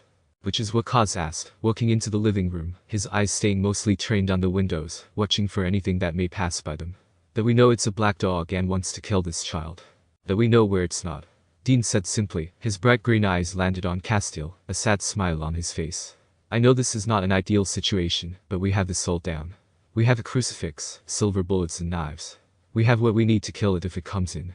So, we stay bunked down until the morning when the dog will leave her alone for good. Why can't we just go out there and smite it? Castiel complains, his eyes landing back on Dean. It won't take more than a second. Because saving someone is more important than killing the bastard. Dean said simply. Remember, there will always be another monster, but each victim we can save, the better the world is. I told you when you started hunting with me that things were going to change. I can always rescue her soul. The other tried to justify, but sighed. Castiel looks away from Dean, and slowly walks over to the couch, sitting down on the cushions and hanging his head, hands covering his face as the trench coat he wore was sprawled all about him, crumbling and wrinkling underneath his weight. This hunting thing was just tedious sometimes. Yes, saving the little girl should be the top priority, but it's so different from the way he was trained. The way he was trained to be a soldier, not a rescuer. He just didn't see the point. It was like Dean could read his mind. If Kaz didn't know that Dean wasn't psychic, a part of him would have considered the possibility. The place door opened slightly, and Dean stepped out of it, carefully walking around the couch and looking down at the other, a sad smile on his face. He thought for a moment, looking at the bundled-up beauty in his arms before walking over to the couch and gently sitting down beside Kaz. Hold her, Dean said simply. The other looks up, removing his hands from his face. What? Hold her? Dean says once more, not waiting for the other to reply before placing the sleeping child into Castiel's arms. His body tensed up a bit, his shoulders tight and arms stiff as he held the baby. The kid's head lay flatly against Castiel's shoulder. Extremely afraid to move. A part of him fears he might accidentally drop the kid or break her in some capacity. It was so uncomfortable that Dean even chuckled. Dean gives a small smile before scooting closer, grabbing Castiel's elbows and lowering them slightly, trying to help the other relax, and not act like he was carrying an explosive device. Dean, I don't think I should. He tried to argue, but Dean just rolled his eyes. Her name is Lucy. She was born exactly 7 months ago to the date. Her parents are Nancy and Jonathan, and they both work at the hospital not too far from here. The two of them encountered a black dog with red eyes, and we got there just in time to save this little girl. Even though the parents died, she still had a chance of living and to become a beautiful young woman who can have kids and raise her very own family. Dean said gently. Castiel goes quiet for a small moment, slowly relaxing with each and every breath. Gently, he started to feel Dean wrap his muscular arms around Kaz's shoulders, a hand being placed on both of the other's forearms. The calloused yet warm hand scratched at his skin slightly, but the warmth coming from the other's chest and body heat was enough to make Kaz forget. He could easily hear the human's calm and gestured breathing behind him. Second by second, Kaz began to relax, his eyes focusing on the little girl in his arms. A small smile formed as he realized just how tiny this child was, just how innocent she was in all of this. Somehow being able to sleep when a demonic devil was trying to kill her, all because she was in the wrong place at the wrong time. a sentiment that Kaz couldn't help but relate to. Kaz leaned back a little bit, feeling secure in Dean's arms to the extent that he was calm, even with the thunder blazing outside. Do you know what will happen to her in the morning, once she survives this? Castiel asks, his voice a hushed whisper. Dean shakes his head. No, I don't. Hopefully, she will go to a family that will love and care for her no matter what. Have a support system that will help her get through all of this when she's older. Dean. Castiel looks up to Dean. Yeah, Kaz. Dean looks down at him. I'm sorry that you weren't ever able to have that, he said honestly. The human lets out a shaky breath. It is what it is. Can't change it, but I'm okay with that. Everything that happened in the past led me to you, right? I wouldn't change a second of it. Castiel rolled his eyes slightly and looked back down at the child in his arms, Dean resting his chin against the other's shoulder, one of his hands moving slowly to grasp and intertwine into one of Kaz's fingers. 4 hours till morning, Kaz said gently. About that, yeah. Dean states. Maybe God will be on our side until then. Dean chuckles slightly. Yeah, if he doesn't send the cavalry to kill me again. You know, my brothers and sisters won't actually kill you, right? They just want to know you aren't corrupting me. Corrupting you? I would think it would be the other way around. Dean smirks, moving his head slightly and pressing a soft kiss to the back of Castiel's ear. The only way I corrupt you is by making you question a crap order. I bet that angel, what's her name, Hannah, would be livid if she knew you were with me tonight. You know what I mean. Relationships between angels and humans are forbidden. We're breaking that rule. He shrugs. Whatever, you know they hate me because I don't like angels or God. Well, besides you are literally the only exception. Dean shrugs. Now aren't I the lucky one? Castiel states, looking up. Carefully moving a hand out from under the child, a hand going to Dean's jaw, before lightly pressing his lips to the other. Dean responds naturally and kisses back, a soft and gentle peck of their love before Kaz pulls away slowly, a small smile on his face. I love you, Kaz says gently. I know. Dean smirks, pressing one last kiss to the other's temple as they continue to wait out the storm. Death isn't always the end, at least according to the life and code that most hunters go with. However, there are things that can be worse than dying, and that was the fear that Castiel was living with every single day. Those who believed in heaven and hell were correct. There are those places. Yet, it was difficult to know who would go to which place. Living itself was a thin gray line. However, souls don't know where they go until they actually arrive at either hell's pit or heaven's gates. Even though both of those could be used as figures of speech. Castiel tried to be patient. He was still trying actually. Even though a big part of him just wanted to get this over with so he could go on to save Dean, he had to wait. He had to wait for the couple that he intruded on to get their minds together. After the whole incident back at the graveyard, Sam took his wife and daughter back to their home to talk. Castiel trailed behind them the entire time, even though he knew where they lived. In a simple and small single-floor building in dense forests and trees on the outskirts of town. It was a cozy home. The outside had a metal roof and bright white exterior with a wooden red door and shingles that matched. The family went inside, and Kaz was again right behind them. That is where he has been for the past hour, it felt, inside of a home with very thin walls. Jessica and Sam were in the kitchen and dining room area, arguing very loudly, but most of it was muffled. All the while Castiel was in the living room, watching after their child, River. The living room was full of a bunch of the little girl's toys. Most of them being dolls or tiny stuffed animals, all being woodland creatures by the looks of it. The carpet inside of the room was a dark brown, and the walls a faded tan. A large fan with lights hung in the middle of the room, right above a green lazy boy and tan couch. Currently, Kaz was sitting on the carpet, his suit jacket getting a bit dirty, but he didn't mind. He was carefully keeping an eye on the little girl who was sitting in what looked to be a foam chair for children her age. Still wearing a mousse Odyssey, sucking on the pacifier that he gave her in the car. In one of her hands she had a 3-ring toy with plastic keys on it, shaking it like there was no tomorrow. The keys jingled every now and again, causing Kaz to have a faint smile on her face. Thankfully, she didn't seem bothered by the slowly growing voices in the other room. However, she accidentally drops them, causing her face to slowly turn red and become a bit fussy. The man looks back over to the kitchen where the white wooden door was still shut before back at River, scooting forward a bit and handing the keys back. She was soothed almost immediately. For a child this age, she wasn't very loud while being awake. Most humans would be whining or crying. It was a bit strange, but Castiel welcomed it. You know, your uncle, Dean, would get just as fussy as you if he couldn't find his own car keys. Castiel comments, even though he knew that the child wouldn't understand him. The little girl obviously didn't pay attention, just shaking the keys as her eyes went all around the room, everywhere but Castiel. Yet, Kaz didn't mind. Patience was something that he had learned to develop over the years of being on Earth. One time Castiel said softly, chuckling at the mere thought of the memory. He was so pissed off that he tore up the entire motel room that he was staying in. Even accused the people at the front desk of stealing the keys. Which, in the end, they had because they thought they could sell the Impala off for some good money. They weren't wrong, they would have made a lot of money if they succeeded. He smiles a bit, his eyes looking down at the floor for a moment. God, did he miss Dean? Miss his laugh, his smile, everything that made Dean. That's why this had to work, it just had to. Taking in a slow deep breath, Castiel looks back at River, who was actually staring at him. It actually caught him off guard. However, there was a sudden loud shout from the kitchen, a loud squeak coming from a woman's voice. So loud that River jolted in her seat and started crying. Her plump face turned red as full-blown tears fell down her face. Castiel slowly stood up, using the couch as leverage to stand before walking over to the foam chair, placing his hands underneath her arms, and carefully lifting her up. Once up, gently laid her against his chest, humming slightly while bouncing the little tyke. Leaves are falling all around, it's time I was on my way, thanks to you I'm much obliged, for such a pleasant stay, he sings gently, rocking the child back and forth as he walks around the room, shoes catching on random children's toys and blankets every now and then. Sorry, I don't know all the words. He apologized to the crying infant, before eventually finding some more. Sometimes I grow so tired, but I know I've got one thing I have to do, ramble on, and now's the time is now, to sing my song, I'm going round. Castiel softly spins around the world, I got to find my girl. Somehow that works. River stopped crying and laid against Castiel's chest calmly, even as snot and tears were stained to her face. The man looked around for a moment, finding some tissues off to the side on a decorative end table, and very carefully wiping the infant's nose. Ramble On, by Led Zeppelin.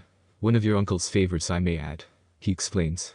Then, he looks around, finding a garbage can that was near the door to the kitchen, and he walks over to throw away the used tissue.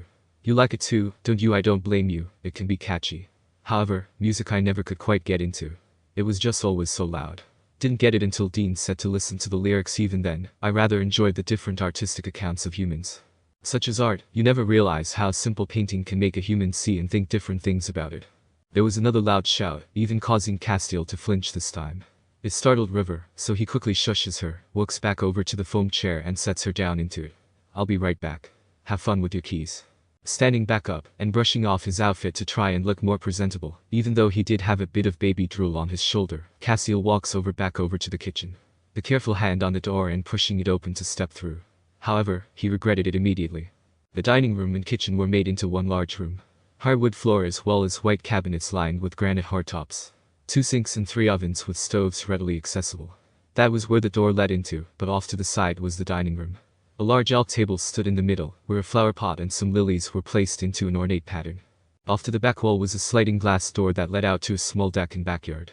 Jessica was standing at one end of the table. The hat and sunglasses that she wore earlier were placed on the table, as well as a cell phone on top of a purse. On the other end was Sam, the beanie off of his head and placed into one of his pockets, the sweatshirt hanging around his waist, and he wore a plain black tank top underneath. Both of them looked pissed at the other. The tension in the air was so thick, it felt like Castiel was choking. However, Sam looked more sad and confused, while Jessica was full of anger. You just want to hightail it out of here again. How is that fair to us? How is that fair to your daughter? Jessica yells accusingly. This has nothing to do with River, don't bring her into this. I am not running away, I am only trying to help. What do you even mean again? I have been here every damn second of every day since she's been born. Moping about your brother half the time. She huffs. Am I not allowed to mourn my brother? He died to save me. He's my family. At one point that actually meant something to you. He rolled his eyes. Yes, it did. Back before I was possessed by something he did. By something he caused. If he wasn't a hunter then we wouldn't even be in this mess. Do you think I am trying to become a hunter? Why on earth would I want to do that? Sam scoffs, taking a step back from the table and leaning against the wall. You kill people while with him. A ghost. Something that wasn't even alive anymore. Then what about that other angel Thingy? You said you killed it too. That was different. Corey Antum was going to kill me. You wanted me to go.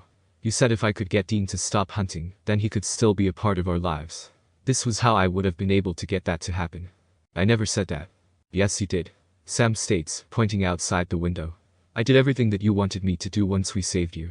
Dean saved you and you were acting like it was the biggest inconvenience in your entire life. Jessica's hands curl into tight fists, before suddenly grabbing the cell phone from off of the table and throwing it right at Sam's head, who was barely able to dodge it. The glasses bounce off the sliding glass door. Because it was. He could have gotten us killed. He didn't want me to come. He said thousands of times he didn't want me in the line of fire, but I made him take me. That was my choice, not his. You know you used to have a different opinion of him, right? You used to be scared and afraid of him. Jessica started walking around the side of the table, and Sam quickly walked the opposite way. You want to bring him back from the dead to ruin our lives once again. How does it even happen? Yes babe, I don't know. Castiel will tell us. Just let me help him save Dean and we'll figure it out from there. Sam tried to bargain, but Jess wasn't having any of it. I don't want him back. Why should I want a serial killer back in my home? He was a narcissistic, revenge-seeking, manipulative douchebag. All he cared about was killing a damn monster and throwing around punchlines. He's not a serial killer.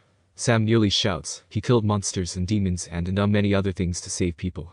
He gave his life to save others. He saved me. Do you honestly think he doesn't deserve to live? No, Sam. I don't. Jessica said honestly. Then there was silence. The young Winchester brother's mouth hung agape slightly, shaking his head slightly, unable to believe what he had just heard. The words rang in his ears as if someone had just punched him in the face. His eyes shifted to the side, trying to think of what to say. Castiel's eyes opened wide, scoffing slightly, swelling thickly as an anger grew in his chest, one that he never knew he could ever feel. It burned, radiated to every part of his being. How dare she say that? How dare she speak about Dean in this way? Amelia Avery. He suddenly spoke. The couple's eyes all landed on Castiel, the first time noticing him since their fight started. Sam grabs his beanie quickly off of the table and puts it back on, his head hanging low and hands gripping the table, avoiding Castiel's gaze. However, Jessica just gave a confused look, her brows knitted together with a small tilt of her head. What, she asks? Aiden Alexander. Castiel speaks another name. What are you doing? Jessica folds her arms. Anthony Keys, Adrian Craig, Arin Wong, Kevin Anderson Cause states, now walking towards the human couple. Jessica tried to get in a word to speak, but Castiel wasn't giving her the time of day. Abby Collison, Andrew Garcia. Sam suddenly looks up, over at Castiel with a confused look. I know those names. Avery Bishop, Azazel Mars. There are just some of the names of the people that Dean has saved in the past 10 years. Each and every night, for as long as I can remember, he would recite these names. Didn't matter the time, what hunt, or how long he had been awake for. Each and every night he would say these names. Because these names were what gave him purpose. What kept him going.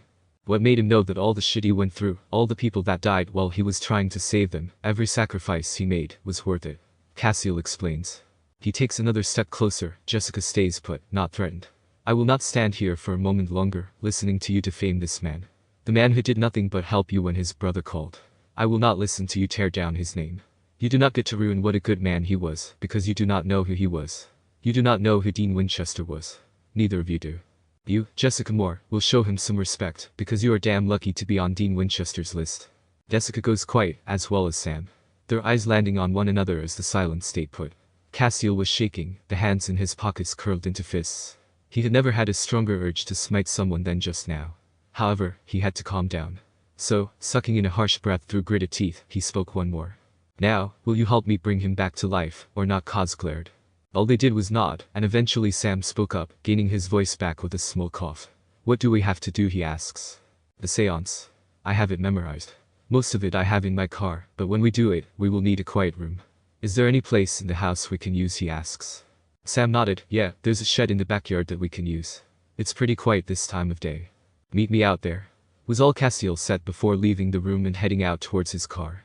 With the amount of times he had tried to contact Dean's spirit with different psychics and other individuals, this was his last hope. Everything must be done perfectly and this has to work. It just has to. If it doesn't, Castiel doesn't know what he could do with himself. Keep fighting, that's what. It's what Dean would do. Cause was a soldier, he's been through worse. He's had to kill millions of humans and demons, he's led other soldiers to war. This shouldn't be that difficult to handle, yet this bond that he had, there are no words to describe the ache and pain that he felt, knowing what could be happening to Dean right now. Maybe Dean could be in the Vale right now, and not in heaven or hell. That would be the only humane situation for him to be in. Yet, he just doesn't know. He won't know until this is over. Castiel grabbed the things from his car, which wasn't much. A simple red and gold tablecloth, some candles and something else. Shutting the car door, and rushing to the shed out in the back, he met up with Sam, who had already placed a table and chairs in the middle of the shed, that was full of tools and dangerous effects. Hopefully none will fall on them during the seance. Jessica didn't show up, which was probably for the best. Someone had to watch the baby inside. He carefully sets up the table, placing the tablecloth down, that had a large symbol on it. 2 separate circles circling one another. The Star of David within as well, with different words of Anachian scrambled into the seams. 6 candles placed directly in the middle, all lit and red to go. Sitting down, his eyes flicker over to Sam. Sam takes the notion and sits down in the opposing seat, biting his bottom lip as he looks at the lit candles. Are you sure this is going to work? It has to. Castiel mumbled. Do we have everything? Castiel pauses for a moment, before taking in a deep breath, looking down at his wrist. Slowly, he moved the suit jacket and white dress shirt out of the way. revealing a small bracelet wrapped in blue and green leather, a slab of silver with the letter C+D carved into it. Carefully, Castiel unties it from his wrist and places it down beside the candles. Dean had one that looked like that, Sam said gently. A small smile went onto Ka's face, glad that Dean still wore it. Well, did wear it. At least he didn't completely lose himself after Ka's death. Taking a deep breath, he looks back to Sam. Give me your hands, he orders. Sam complied, grabbing the other's hands carefully. Castiel gives one final deep breath before closing his eyes, hands wrapping around the other. This has to work, it has to. Very carefully, he started to speak. Words that Sam didn't even know what they were. Which, he shouldn't. It was Anachin, the language of the angels. In either case, he kept going. Repeating the words exactly, using the correct tone, doing anything and saying anything that may get them to connect with Dean's spirit. Be it heaven or hell, he needed to know. After the incantation was done, there was a small gust of wind to enter into the shed, flickering the candles slightly. Castiel opens his eyes, looking over at it, then over at Sam, who was also watching the flames. His eyes wide as he looked around before training them on the corner of the room, but when Kaz looked over, he didn't see anything. Sam, he asks. Dean, are you listening? Sam asks, his voice quivered slightly. There was a moment of pause before Sam let out a heavy breath. Hey, man. It's good to hear your voice. No, nothing like that. Castiel swallows, a part of him forgetting that Sam was psychic, so of course he was going to actually be able to hear Dean's voice. A sudden wave of sadness flooded over him, just wishing to hear his lover's voice once again. Ask him where he is, Castiel said urgently. Yeah, sorry Dean, hey I'm here with Castiel. Yes, yeah, he's alive. No, we don't know how. Yes, I think he knows that already. Sam spoke. What is he saying? He asks. Just that he loves you and is sorry for never saying it while he was alive. Sam shrugs. Now that made Castiel's heart swell. Tears forming in his eyes slightly as he lets out a shaky breath. Sam was so flippant with that information, but it didn't matter even if he couldn't hear those words in Dean's voice, at least he knew they came from him. Hey, Dean, I don't mean to cut this short, but where are you, like heaven or hell or something like that? Kaz has it in his mind that you're hurting because of it. There was a small moment of silence before Sam let out a sigh of relief. Heaven, that's good to know. Sam lets out a small smile, not understanding just how bad that was. He looks over to Castiel, but was puzzled when Kaz wasn't smiling. Castiel looked sick, a lost look in his eye. His throat closed in on itself as if he was about to choke. Nausea, he felt extremely nauseous. That can't be, this can't be happening. Sick, he was about to be sick. The man stood up quickly, letting go of Sam's hands, and the candles went out the moment he did so. Breathe, he couldn't breathe. Swallowing thickly, Castiel runs out of there, knocking the table over in his haste to get out of there. Shoving the shed doors open and running into the grass, not even listening to the pleads and shouts coming from the human behind him. Heaven, why heaven? No one understands. How can they understand? Heaven isn't a great and glorious place. Even if it was not safe for Dean. Hell would be safer to Dean than this was. Castiel wished he was in hell, at least then they both knew that Dean would have a chance. It's much easier to get into hell in his current state than heaven. If he tried to get into heaven right now, even if he knew where everything was, it would kill him. This can't be happening. He collapsed to his knees, tears forming into his eyes. Fire filled his lungs and throat. Castiel couldn't even try and force it down. Just the thought of what could be happening, he threw up, the vomit coaxing his throat and expelling onto the grass, hands shaking slightly, as he tried to force back the sobs in his chest. This just reminded him of every awful thing that could happen to Dean.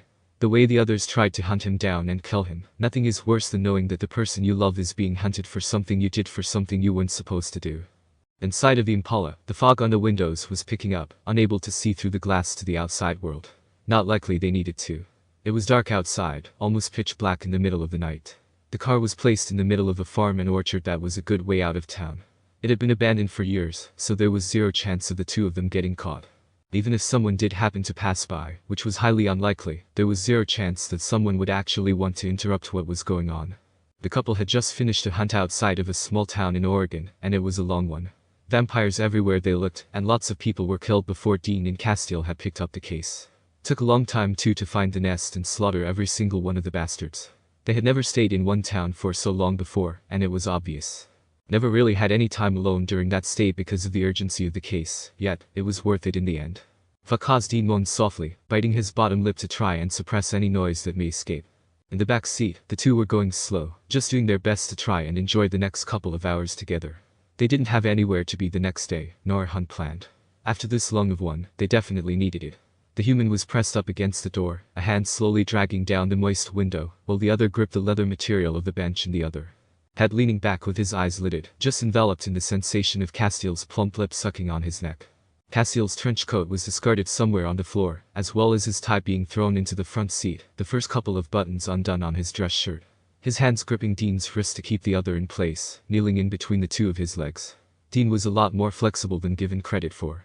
It was a little easier for them to mess around in the car than if he weren't.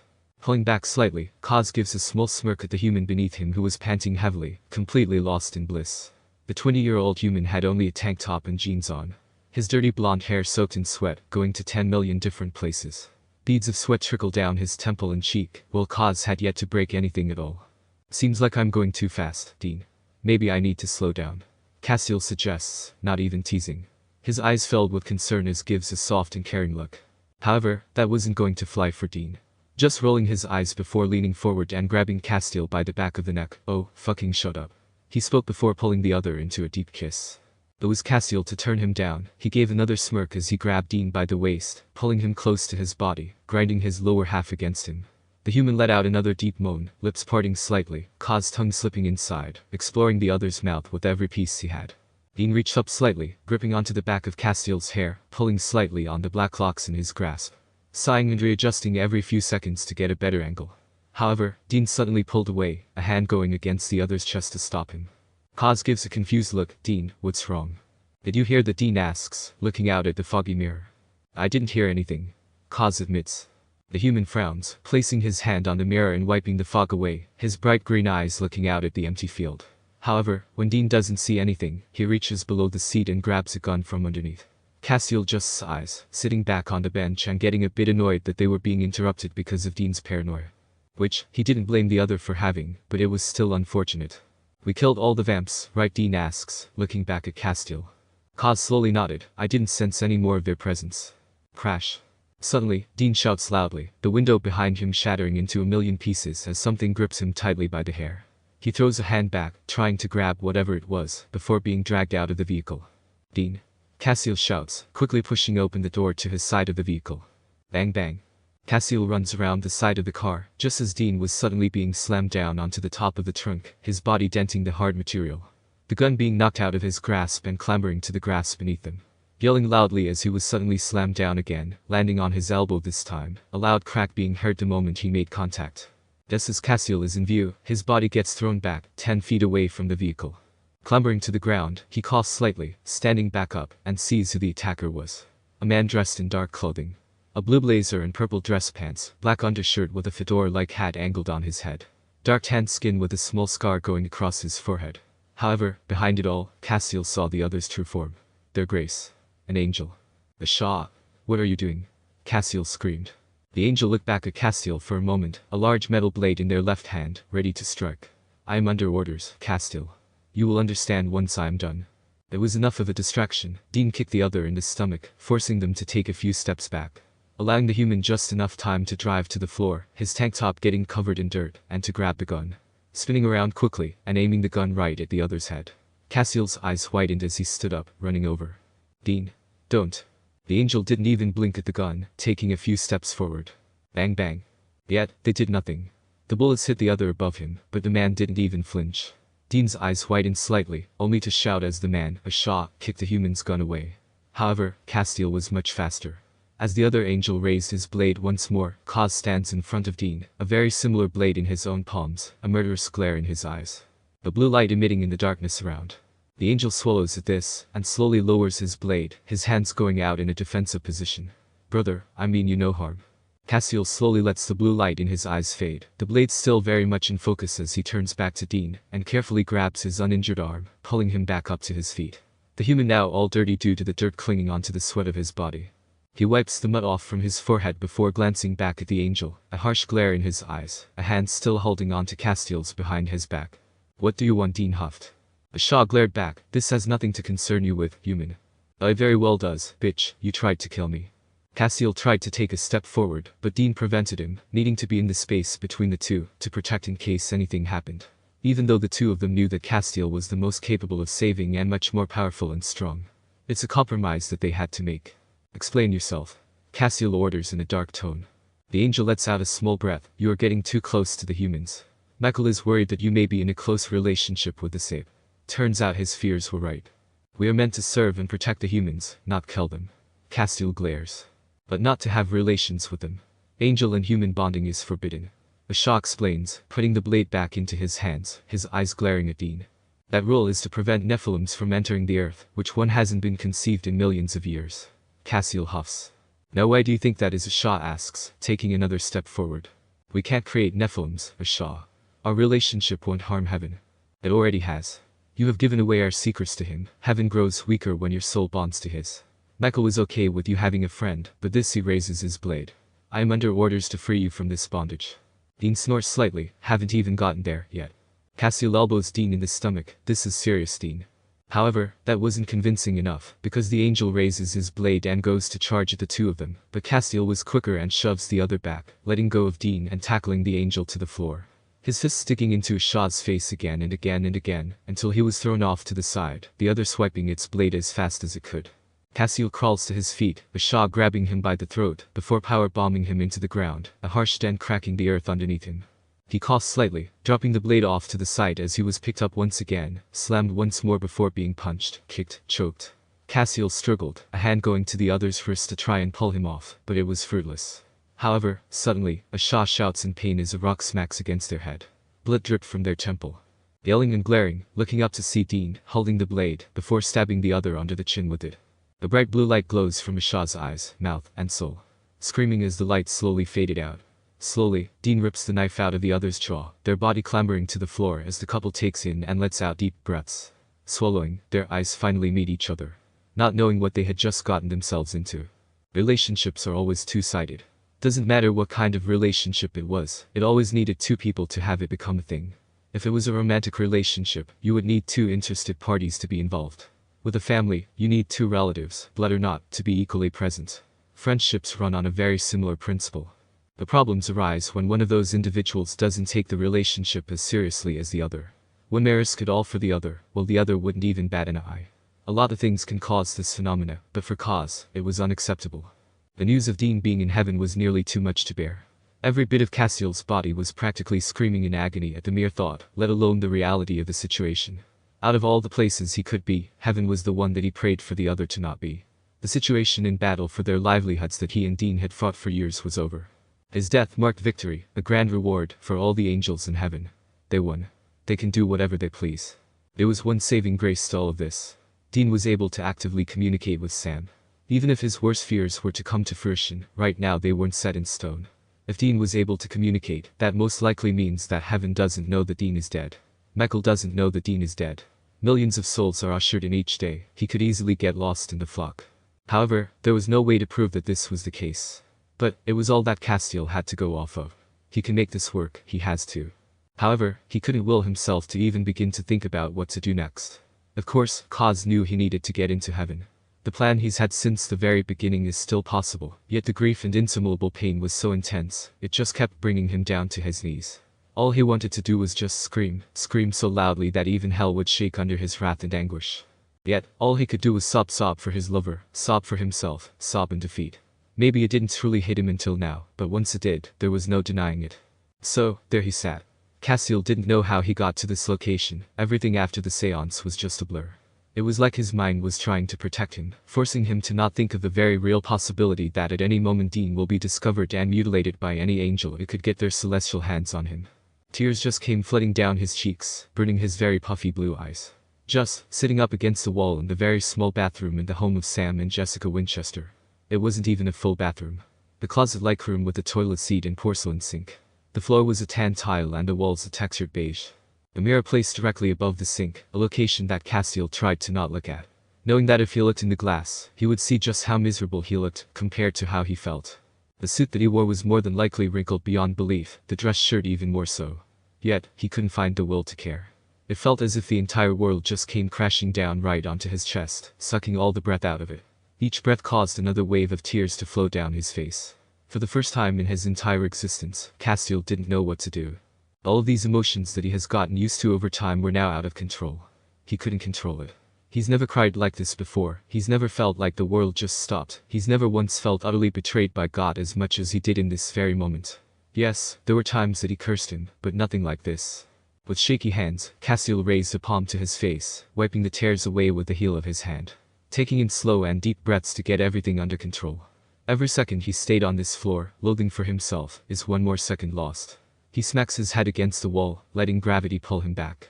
His raven black hair being squished and going in several directions. Eyes staring up at the ceiling as he calmly took in a deep breath, filling every bit of space in his lungs, before slowly breathing it back out through his mouth. He can get over this. The first part of his plan was done. Find out where Dean was, that's done now. Castiel just had to will himself to stand. So, carefully, Kaz stands up, a hand on the wall to help support him. Running a hand through his hair as he lets out another deep breath, wiping the tears on his cheeks one more time. Then, walking over to the sink, he finally gazes up to look at himself in the mirror. Looking just as he had expected. Dark black bags underneath his eyes, red in the face and tips of his ears, stained tear tracks on his face. Eyes bloodshot, and hair complete and utter mess. Castiel turns on the sink, the water rushing down the drain. Putting his hands underneath the stream before splashing his face, doing his best to recover from this accidental fit that he had. As he was doing this, he could hear semi-muffled voices from beyond the door, talking in a very hushed tone. Slowly, Kaz turns off the water, his ear seeking out the voices to hear exactly what was being said. Should we go and check on him? Jessica's voice. I think we should give him some space. I don't think he's in the mood to talk. Sam's voice. Yeah, but like clearly there was something more between them than just friendship. Right, first the whole kitchen thing, and now this. Dean has told me plenty of times that they were in a relationship, Jess. Just not a lot of people are open to that idea, never really got around to tell you. Well, I don't mind. Just maybe we should figure out what his plan is now that he knows this info and stuff. Do your vision thing, perhaps that'll comfort him. Jessica suggests. I don't trust those anymore. Sam rebutted. Kaz has heard enough. Taking in one more deep breath, Kaz turns around and grips the handle of the door, twists the knob, and walks through. There in the living room, Jessica was carrying a sleeping River, sitting down beside Sam. They had both changed clothing since he had last seen them. Both wearing tank tops and pajama pants. Must have been getting ready to sleep or something. All four eyes went straight to him. Sam's were filled with concern, and surprisingly, so was Jess's, but also a bit of fear as well. It was an even bigger surprise when Jess was the first one to speak. Hey, how are you feeling? Fine. Kaz lied, closing the bathroom door behind him. Next, Sam spoke. Standing up from the couch with his hands going into his pockets. I'm going to be honest with you, Kaz. And I mean zero offense when I say this, but why on earth are you so terrified of Dean being in heaven? The man glares slightly, surprised that Sam would even ask such a question. How are you not? Sam swallows thickly, scratching the back of his neck as he tries to think. Well, it's heaven. Everything about that place is paradise. Yes, I do remember what you said about heaven being just your memories and all, but is that really such a bad thing? Not including the fact that the loved ones you want to see, you never will unless you happen to be soulmates, but the angels would be a start. Castiel states, although a piece of him started to have doubts towards Sam, but he suppressed those ideals for now. What's so bad about angels? Jessica asks, catching Kaz's gaze. They're supposed to watch over us, care for us. Not all angels. Kaz mutters. Meaning Jess questions. Most are soldiers, fighting an eternal war against all things demonic, preserving the earth and heaven for God. Even though God has been absent for quite some time. Castiel states, taking a few more steps into the room, picking up a toy from the ground, and tossing it into a random bin. So, what, you think the angels didn't protect Dean, and you're mad that they're protecting him now? Sam suddenly spoke. However, that one sentence nearly sent Castiel into a rage. His eyes like daggers as he stared right into Sam's, a look that could kill. Intimidating enough that Sam folded his arms one over the other, hiding his hands underneath. Say that again. What? Do you honestly believe that? Castiel asks, nearly walking right up to Sam. I thought surely you would know by now, but it's clear that you don't. Know what? Sam asks, giving a similar glare. You know nothing about the past 10 years, don't you? Kaz accuses. Of course I know things about the past 10 years. Dean told me that you two were in a relationship, running around the country, hunting monsters, anything paranormal. The young man states, challenging the other. Do you know why we were running? He raised a brow. The job. It's not that difficult to piece together. Sam snarked. Castiel laughed, actually laughed. He couldn't believe it, not at all. However, this sort of treatment made Sam ball his hand into a tight fist. What's so funny? He huffs. You know nothing about the past 10 years, don't you? You know nothing about what your brother has gone through. The horrors he had to endure all alone, because your so-called family wouldn't give him the time of day. Castiel spits. Dean told you next to nothing. He's a private person. Sam argued, stepping closer, almost in Kaz's personal space. If he wanted to tell me how badly he was hurt, then he would have. You? No. Nothing. Kaz repeats, folding his arms across his chest, almost mocking the human in front of him. To think that all Dean really talked about was you. How close he used to be to you. How much you would do to make sure you were safe. Yet this is how you repay that loyalty, not even bothering to learn the world he has to survive through, while you got a cushy ride through high school, playing some fancy league soccer team, while he had to hide in moth-eaten hotel rooms, sleep under bushes while stranded in the forest, and you didn't even bother to ask why. Sam growls slightly. How would I even begin to learn that shit? He wasn't exactly in my life until about 2 years ago. From one of those years he happened to be dead. Then in time you could have learned the decency to learn who that man actually was. Castiel hissed. I was right about you, yet Dean never saw it. Right about what? The young human questioned.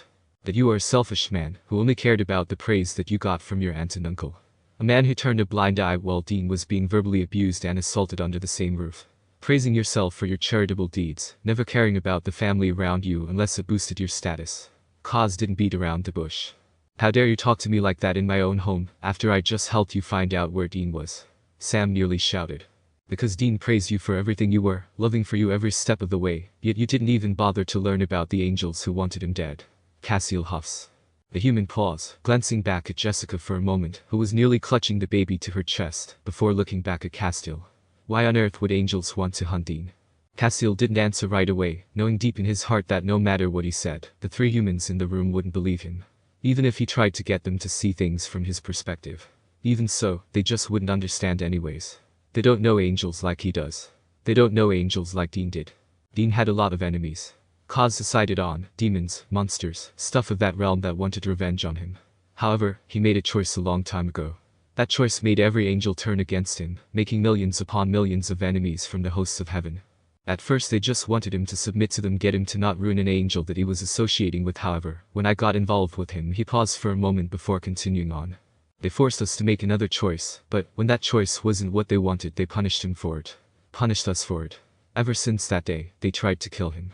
I can only assume they stopped because I died and he wasn't much of a threat anymore. Yet, from testimonials I have heard since I have been brought back, it only fueled his anger more. Having Dean in heaven is a victory to them, yet they don't know it yet because they don't know that he is dead. Once they find out, he will surely be taken prisoner, and I can only imagine what would happen to him from there. Sam spoke silently. You said he was associated with an angel. What happened to them? He asks. Cause stayed silent for a moment, his gaze landing on the sleep infant as he took in a deep breath, his eyes casting downward for a moment longer. Screams and shrills filling his ears at the mere memory. Swallowing thickly, his gaze lands on the human before him. The worst possible thing that they can do to an angel. He takes a deep breath, eyes going over to Sam. Dean and I were in a war with heaven. We only realized how bad it was when they sent an angel to kill him. Yet, we should have known when Naomi came to speak with us. Outside on a warm summer day, nearly 8 years ago, sat the couple. Outside of a fast food chain restaurant known as Biggerson's Burger Joint, there were loads of picnic tables with red and gold umbrellas hanging overhead to protect people from the blazing sun. It was one of the hottest days so far that year, so it wasn't a big surprise that most people were eating in their cars to stay air-conditioned, or they were simply going through to buy their food, then heading home right afterwards. Yet, not Dean. Dean wanted the whole experience. There he sat, on a holly wooden table. A red tray on the table filled with crinkle and curly fries, a double-decker burger wrapped in tin foil to keep warm, and a beer placed in the corner. The human was wearing a plain white t-shirt with zero design on it whatsoever. Kicking it back with a pair of blue jeans that tucked into a pair of cowboy boots. A bit of sweat forming over his brow, but not seeming to mind it. Across the table from him was Castiel, wearing the normal suit with green and blue tie, also wearing a trench coat in this intense weather. His hands folded neatly in his lap. Big blue eyes watching as the human in front of him unwrapped the tinfoil burger, turned it upside and took a bite. Moaning loudly at just how good it was. It made Kaz a bit uncomfortable at first, but eventually grew used to the noises. Oh God, this is so good. Dean says, setting the burger down and licking his fingers from the mustard that was dripping down his hands.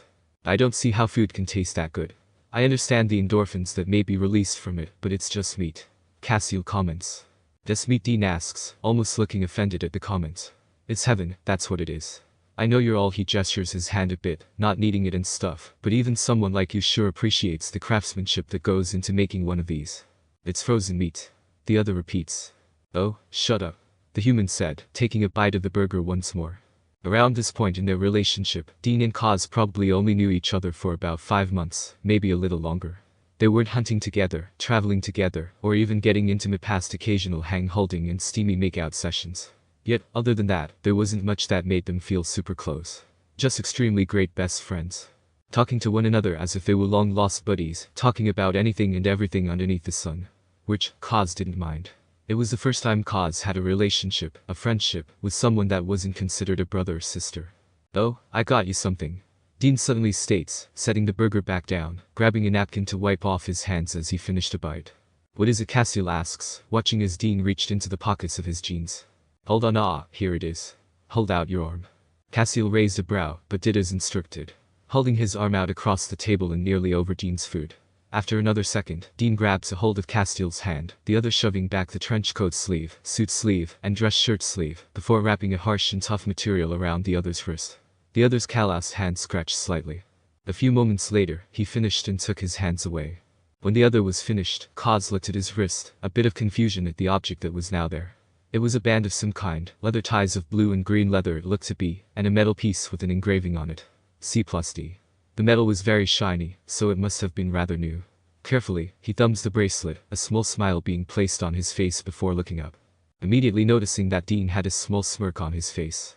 Not his normal confident one, but more so of one of uncertainty. Almost expectant in a way. "What is it?" Kaz asks. "It's called a gift, Buster Brown." "What you think?" Dean asks. "If you don't like it you can give it back. Not everyone is into bracelets," he said with a bit more male bravado than normal, as if he was trying to force a more masculine way of thinking. "I like it," Castiel says honestly, "matches our eyes, kind of. The blue is a bit darker and the green a little light." "Now you're just nitpicking." Dean scoffs, rolling his eyes slightly in a more playful manner, picking up the burger again. However, Castiel smirks slightly, a faint buzz in his chest, which caught him off guard. Not truly understanding why he was getting such a sudden feeling. Taking a deep breath, he tries to shake it off, perhaps it was just the summer sun getting to him. Even though the sun has never affected him before now. Looking back up from his chest, he smiles a bit more. Seeing that amongst all the other bracelets that Dean had on his arm, ones of protection, sigils and other effects, was the exact same bracelet that he had just given Kaz. Up until now, Kaz never really noticed just how many bracelets the other had. Maybe 5 or 6 on one wrist, then a necklace around his neck. In the natural sunlight, he could also see a small tattoo under the other's white shirt, and a couple others crawling down his arm. Nothing too surprising. However, it did put Kaz into a new perspective on just how much humans need to do to make sure that they're safe. Even though most people don't have nearly as much to save them as Dean did. "So there's a possible case down in Georgia that I was going to take a look at tomorrow. If you want, you can come join me.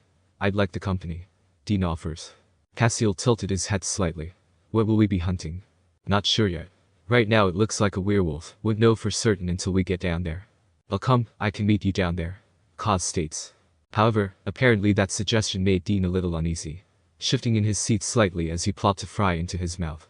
"I was actually thinking, maybe you could ride down with me." "Yeah, I know you said cars can be confining due to your he gestures with his hand again, situation, but it would give us more time to just hang out." "I'd like that," Castiel said with another genuine smile. "Great. We can head down once I finish eating, because no one eats in baby. Including myself. Made that mistake once, never happening again." Dean smirks. As time passed, they talked more. Not much of substance, just basic get-to-know-you questions. Somewhere a bit personal, but Castiel didn't mind much. He likes sharing. He enjoyed giving a part of himself to somebody else. Then, Dean would open up slightly. It was easy to tell that Dean wasn't really used to talking to other people the way he would talk with Kaz. The way he would try and push topics, only to answer vaguely when Castiel brought the conversation back to focus. Just as Dean was finishing up, eating the fry from a small wooden container and popping it into the garbage can. He pops open a beer and nurses on it while talking still. The moment was just peaceful as they spoke, eventually, their hands holding one another underneath the table, fingers clasped to one another. However, there was a sudden shift in the air. Castiel could feel something. Immediately he lets go of Dean's hand, which made Dean give a confused look. Then a voice was heard. "Castiel," the voice said. He turns his head slightly to the side, seeing a woman standing a foot away from them. The woman wore a gray business suit, matched with a gray tie. Hair neatly done back into a brown bun bobby pinning it into place. Pale skin and burning brown eyes. Hands folded one another. Bright red lips curled into a tight lip stance as she looked down at the other. "Hello," was all Kaz could muster. "You have been ignoring me," she states. Castiel looks to Dean for a split second, then back over to the woman. Standing up a second later, which was quickly followed by Dean, who was very easily able to sense that something was wrong here. "Is this?" Dean asks, trying to break the tension. "Dean, this is Naomi." "Naomi, this is Dean." Castiel explains smoothly, gesturing to the human beside him. "Pleasure to meet you," Dean said, extending his hand out to the woman. However, she did not reciprocate. Only looking down at the other's hand as if it was covered in filth, before looking back at Castiel. Dean mumbled something under his breath before setting the beer down behind him and folding his arms across his chest. You have been ignoring us, Castiel. Do you care to explain, she asks. I haven't been ignoring you. I have been busy. Castiel explains. When we put you on ground control, which very limited of our people are allowed to do, we made it very clear that you were to associate with humans on a very surface level. Some miracles there, saving a victim there. That's it. Naomi states. So, what, you're mad he's going beyond his scope to help people? Dean scoffs. Yes, exactly. She answers a bit tersely. Naomi, I can assure you. I have been doing what you ask. Castiel promised. No, you haven't. She states plainly, taking a step closer to the other. However, Dean quickly stood in front of Cause, which shocked both her and Castiel, extremely confused. You can continue your monologuing over there. Dean glares. Castiel, put your human back on his leash. Naomi commands. Cause lets out a small sigh, and takes a step around Dean and stays beside him, giving him a small glare to remind the other to stay in place. Or at least, pretend to stay in place until Naomi is gone. Dean didn't like this at all, and it was very clear by his tight shoulders and sulking expression. The death glare that he was shooting off didn't help either. What haven't I been doing, Naomi? I have saved more humans this month than I have the past 3 years. Miracles and normal savings included. He states. If you had been paying attention, we have been calling you to join us for a battle that we are conducting. Naomi explains. However, judging by your unshocked nature, you already knew that. Are you seriously going to let her talk to you like that? Dean grumbled under his breath, but Castiel ignored him. The other takes in a slow and deep breath. I have been busy. What is this battle you are speaking of? Section D9 has located the Prince of Hell, Azazel.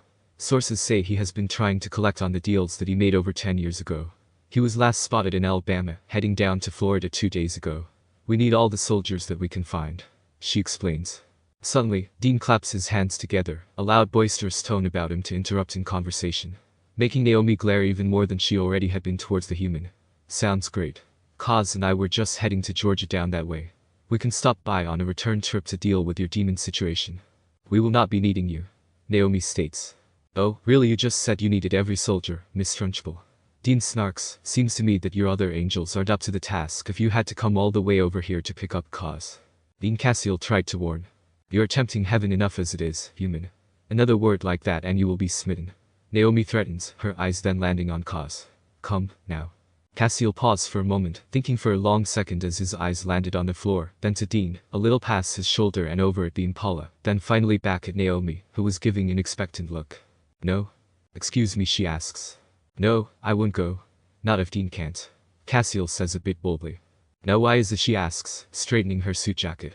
Dean makes me stronger. He said simply. We work well together. I haven't been in another battle with angels and demons in over a millennia. We can get it done with very little casualties. He states. However, that was not what Naomi wanted to hear. Almost scoffing at Cause's answer, she looks between Dean and Castiel, looking them up and down before chuckling softly. I see. Because of your bond, she asks. Castiel swallows slightly, going to ask something, but she beats him to it. Yes, Cause. I know all about the bond that you are developing with this human. Another reason why you need to come with me so I can break it. The bond? Dean questions. There's no bond. Castiel said quickly. I wouldn't betray heaven like that, Naomi. I am loyal to God, and Michael as he serves in his absence. As much as I would like to believe in that, Michael and I have begun to question that integrity. Especially when we can see it as plainly as we see one another. I am loyal. Cause repeats. Then you need to destroy this bond before it progresses any further. If it doesn't, then the hosts of heaven will take action. Are you threatening him? Dean asks, taking a step closer to Naomi, who didn't even seem fazed. Naomi seemed to get even further annoyed, and snapped her fingers. At first, Castiel didn't see what was wrong, until he heard a gasping noise. Quickly ushering forward, he sees that Dean had a hand on his throat, coughing and trying to breathe, but being unable to. His face turned pale and blue by the second. Castiel's eyes whiten as he grabs Dean's arm tightly, looking back at Naomi. Stop it, he shouts. Yet, Naomi does nothing. Which was the wrong move. Suddenly, Castiel lowers a hand, a steel blade being placed into his palm that he gripped tightly. A soft blue light emitting from his eyes, a golden aura slowly increasing. His glare never leaves the woman in front of him. At first, the woman folded her arms, not doing anything, but as the light grew brighter, she snapped and Dean took a deep breath, coughing harshly and doubling over the table to try and force air back into his lungs. Now Castiel, Naomi shouts. Deal with him before we do. With that, the angel suddenly disappears. Cause runs to Dean's side, a hand on his back, the blade sliding back into his trench coat as his eyes gazed around. Seeing all the humans and souls staring right at them, some taking pictures. Dean, are you okay? We have to go, now. Grudges can cause people to be torn apart, even without realizing it. It may be something that doesn't mean much to one, but the other it can be a grave offense. Something that would make a woman want to kill a man, or a man want to kill a woman. Some may wait years for an apology, others may just do a harsh shoulder. Most will just ignore it until the end of their days and take the offense to the grave.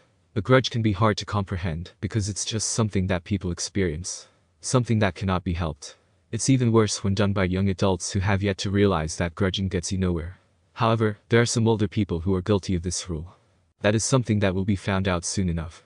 After Castiel had explained everything to Sam and his wife, Jess, he needed to leave that house. Just needed space away to think about everything and start to work on his plan. However, Sam wouldn't let him go. Maybe the human was afraid that Kaz may hurt himself or do something that was unforgivable. Yet, Kaz just needed to get started in his plan and take his mind off of everything. A nasty habit he developed from Dean. Throwing himself headfirst into a plan or job or case to ignore the feelings creeping from within. At some point, Castiel broke and told Sam that he needed to start working to get Dean back. Sam said he was going to help, much to Jess's dismay. It was pretty intense to say the very least. More fighting, more arguing, even while the baby was trying to sleep in the other room. By the morning, and after the heated exchange, Sam emerged from the bedroom with a bruised eye, and packed a duffel bag worth of clothes. Jess appeared to look fine, no bruises or any injuries of any kind. However, she did look very sad and solemn, as her husband packed the duffel bag into one of the cars. Apparently, last night, Jess threw a phone at Sam's face, and he wasn't able to dodge in time. She apologized, but was still heated. At some point they came to the conclusion that Sam can go out and help Castiel bring Dean back, but if he came back and Dean wasn't back, then he would need to stop trying for good. Essentially saying, he better not come back until it's done. An ultimatum that did not appear to be fair to Kaz. However, he couldn't judge. They loved each other and that's that. Sam seemed happy with the relationship, and so did Jess. Even though he and Dean had their fights, they never got physical like that besides some basic shoving. Other than that, no physical arguments. At the end of the day, it wasn't his life to be concerned with until Dean was back. Maybe then he can do something about it. Yet, at the current moment, Castiel was driving down a dirt road. The engine blaring and car bouncing up and down along the bumpy pavement. Hands clenching the leather steering wheel of the Impala rather tightly. It was obvious that the car hadn't been touched in a very long time. It was dusty, untidy, and seemed to have not been cleaned out in over a year. At least it was in the garage next to the family car, so no snow had gotten on it during that time. Now that would have ruined the paint job if ice had sat on it for an extended period of time. Beside him, in the passenger side, Sam was staring out the window, eyes watching the road pass by them. No longer in pajamas like the night before. Now he wore a simple grey button-up shirt with black jeans and a beanie, to which his long hair was covering the eye with a bruise on it. In his lap was his phone, a picture of him and his little girl placed between the phone and clear phone case. The two of them had been driving for a while, not much words having been spoken between them. Kaz was also pretty sure he had forgotten to tell Sam where they were going. Hopefully, Sam didn't think he was a murderer right now trying to kill him. After some more of this mind-numbing silence, he decided to speak. "Sam," he said. "Yeah," Sam responded. "How's the eye?" Kaz asked.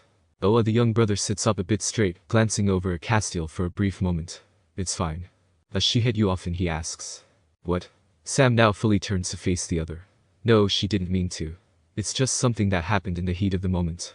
Jess also happened to throw something at you in the kitchen last night while I was in the room," Castiel rebutted. Sam sighs, shaking his head slightly, the hair moving out of place a bit from his beanie. "She's under stress, that's all. This whole supernatural thing hasn't been easy for her. Once she finds a good way to release stress, this'll be over. And if she doesn't, she will," Sam states. They go back to silence once more, the faint sound of music playing in the background from the stereo. Playing old school blues. Castiel would have changed it by now, but he hasn't been allowed to work the music before, due to Dean's rule of the driver being the one to pick all sounds and songs. No matter what. Kaz has always been in the passenger, so he never learned. Even then, it wasn't enough to coax the awkward silence, or to stop Kaz from starting up a conversation. "I heard you two talking last night while I was in the bathroom." Castiel starts. Sam raises a brow. "What about?" "Your gifts, abilities, seeing the future," he comments, looking over at Sam for a second. "You don't trust them." The human swallows a bit thickly, and looks down at his hands for a moment before backing up and out the window, biting his inner cheek. "I trusted them too much and it got me into bad situations. It's just easier to ignore them and go with my gut." "What type of situations?" "You're not going to think highly of me. I have met some awful humans, demons, and angels. What you say can't be any worse than what they have done." "Alright," Sam sighs. "I had a vision that Dean was talking to me on the Impala. It was a while ago, but we were hunting down a demon named Brooke. At one point Dean got really hurt, and because of my vision on my left him. He shrugs. Because I thought that he would be fine, my visions hadn't been wrong up to that point. Castiel let out a soft and calm breath, trying to keep his breathing under control. He doesn't know where Sam is going with this story, it's not as bad as it may seem. Just please, God, don't let this be the story of how Dean died, and he died alone because Sam thought he was going to live. Point his eye chased her down, and left Dean. Knowing what I know now, Dean could have died if he didn't know what to do in that situation. Then fast forward to when he did die, I thought I could leave him again due to my vision of him being alive and well since it hadn't happened yet. But Dean didn't want me to leave him, so Sam lets out a shaky breath, looking down at his fingers and picking at his nails. I state, I don't trust my visions anymore, because that one didn't come true. It's just easier to try my best, and not get my hopes up, or use them to sway my moral compass. Now he didn't know how to feel about that. Technically, at one point, Sam did leave Dean for dead. The love of his life, for dead. Yet, he didn't die. Now that sounds like the brother that Castiel had gotten an impression of Sam being like for all these years. However, he stayed when Dean was actually dying. That's progress in Ka's book.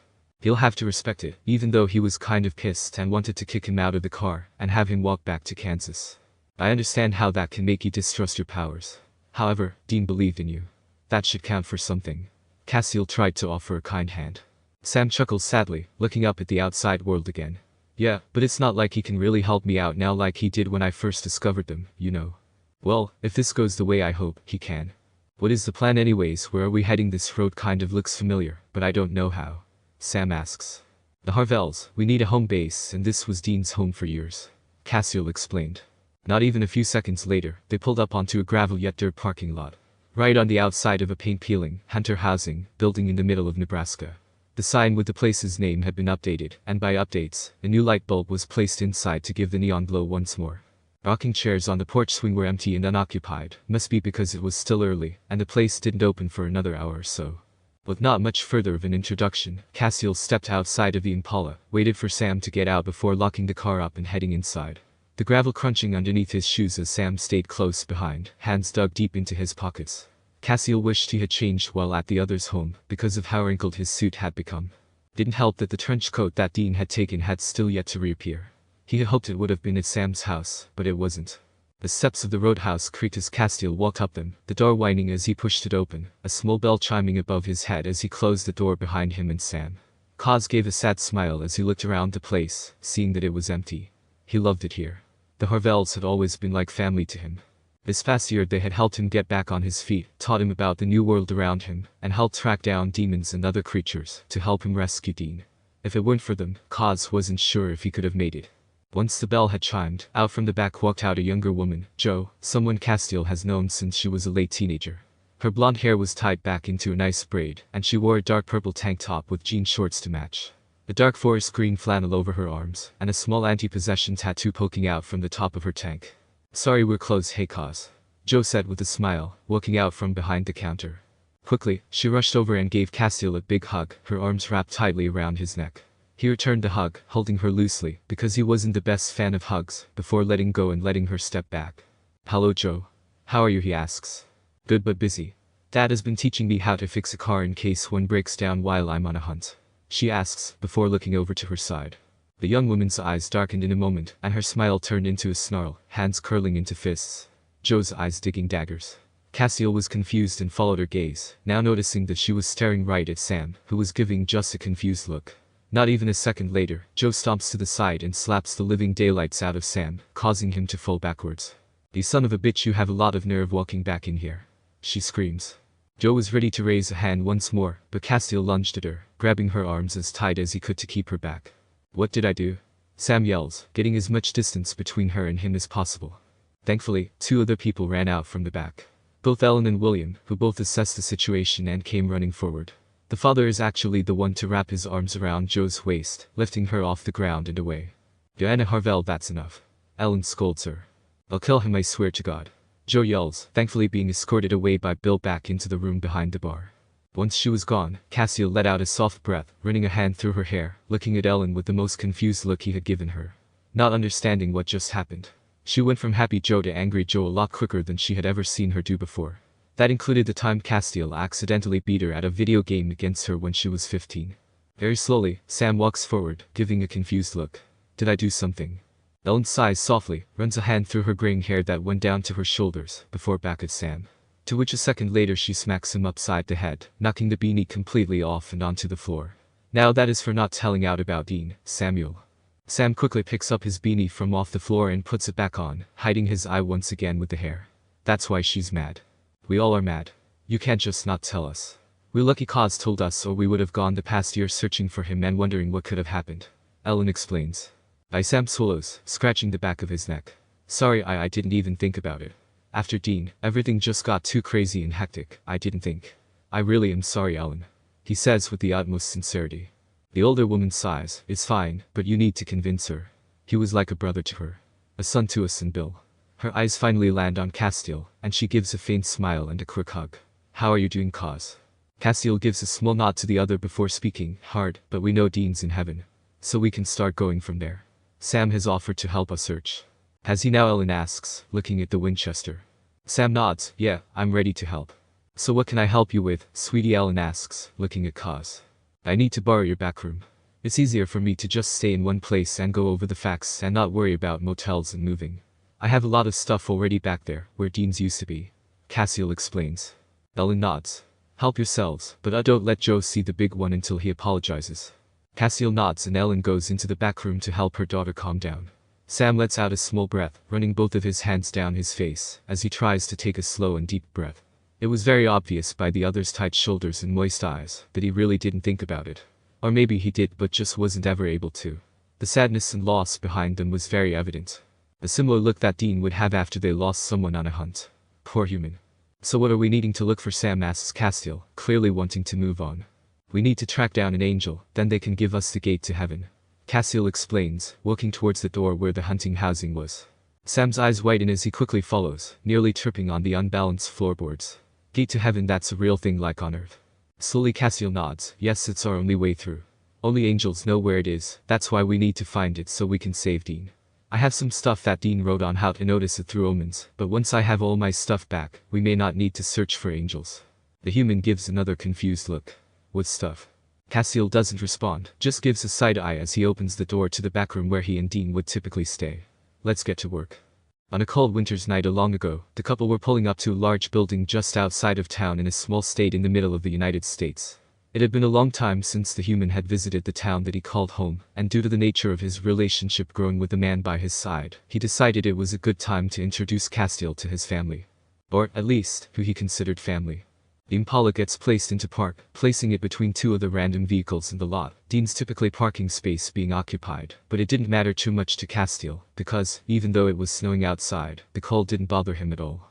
His bright blue eyes looked out the window, watching as large flakes fell onto the roofs of the cars, as well as the porch awning. Based on the amount of cars, there were probably at least 15 people inside. Out on said porch, there were two red rocking chairs, both occupied by middle-aged gentlemen, talking to one another with beers in their hands.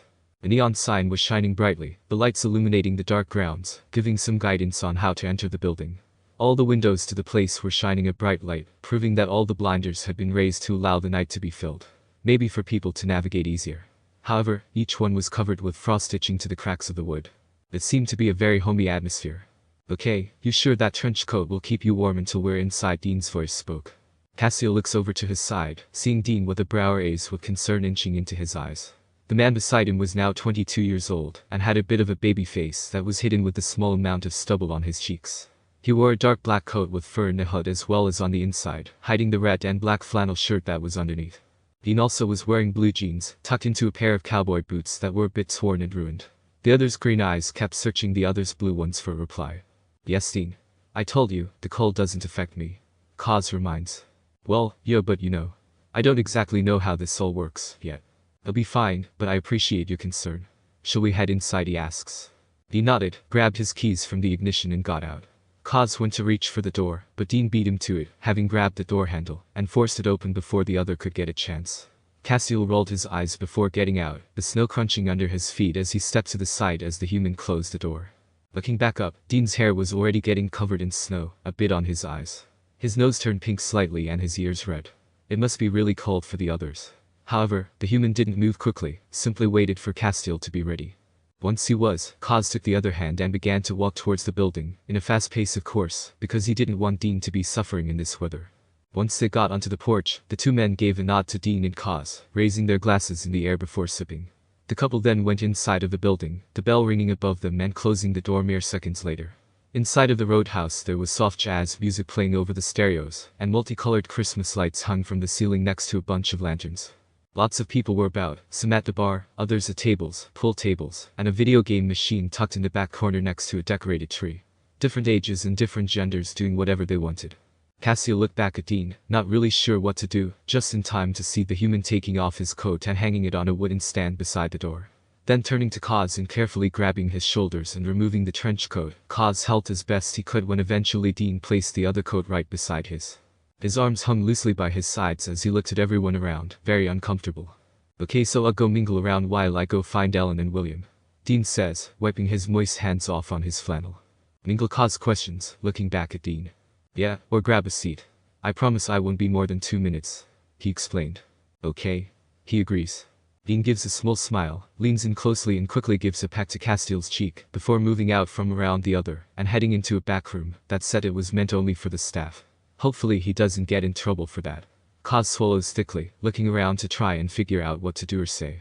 There were people around his age, kind of, but other people looked to be busy in conversation, and no one was by themselves.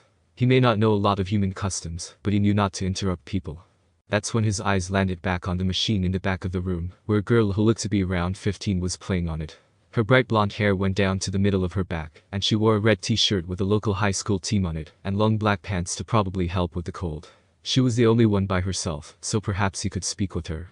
Carefully, he makes his way through the crowd, apologizing to anyone he might have bumped into before stopping beside the girl. His eyes went to the video screen to see what was going on.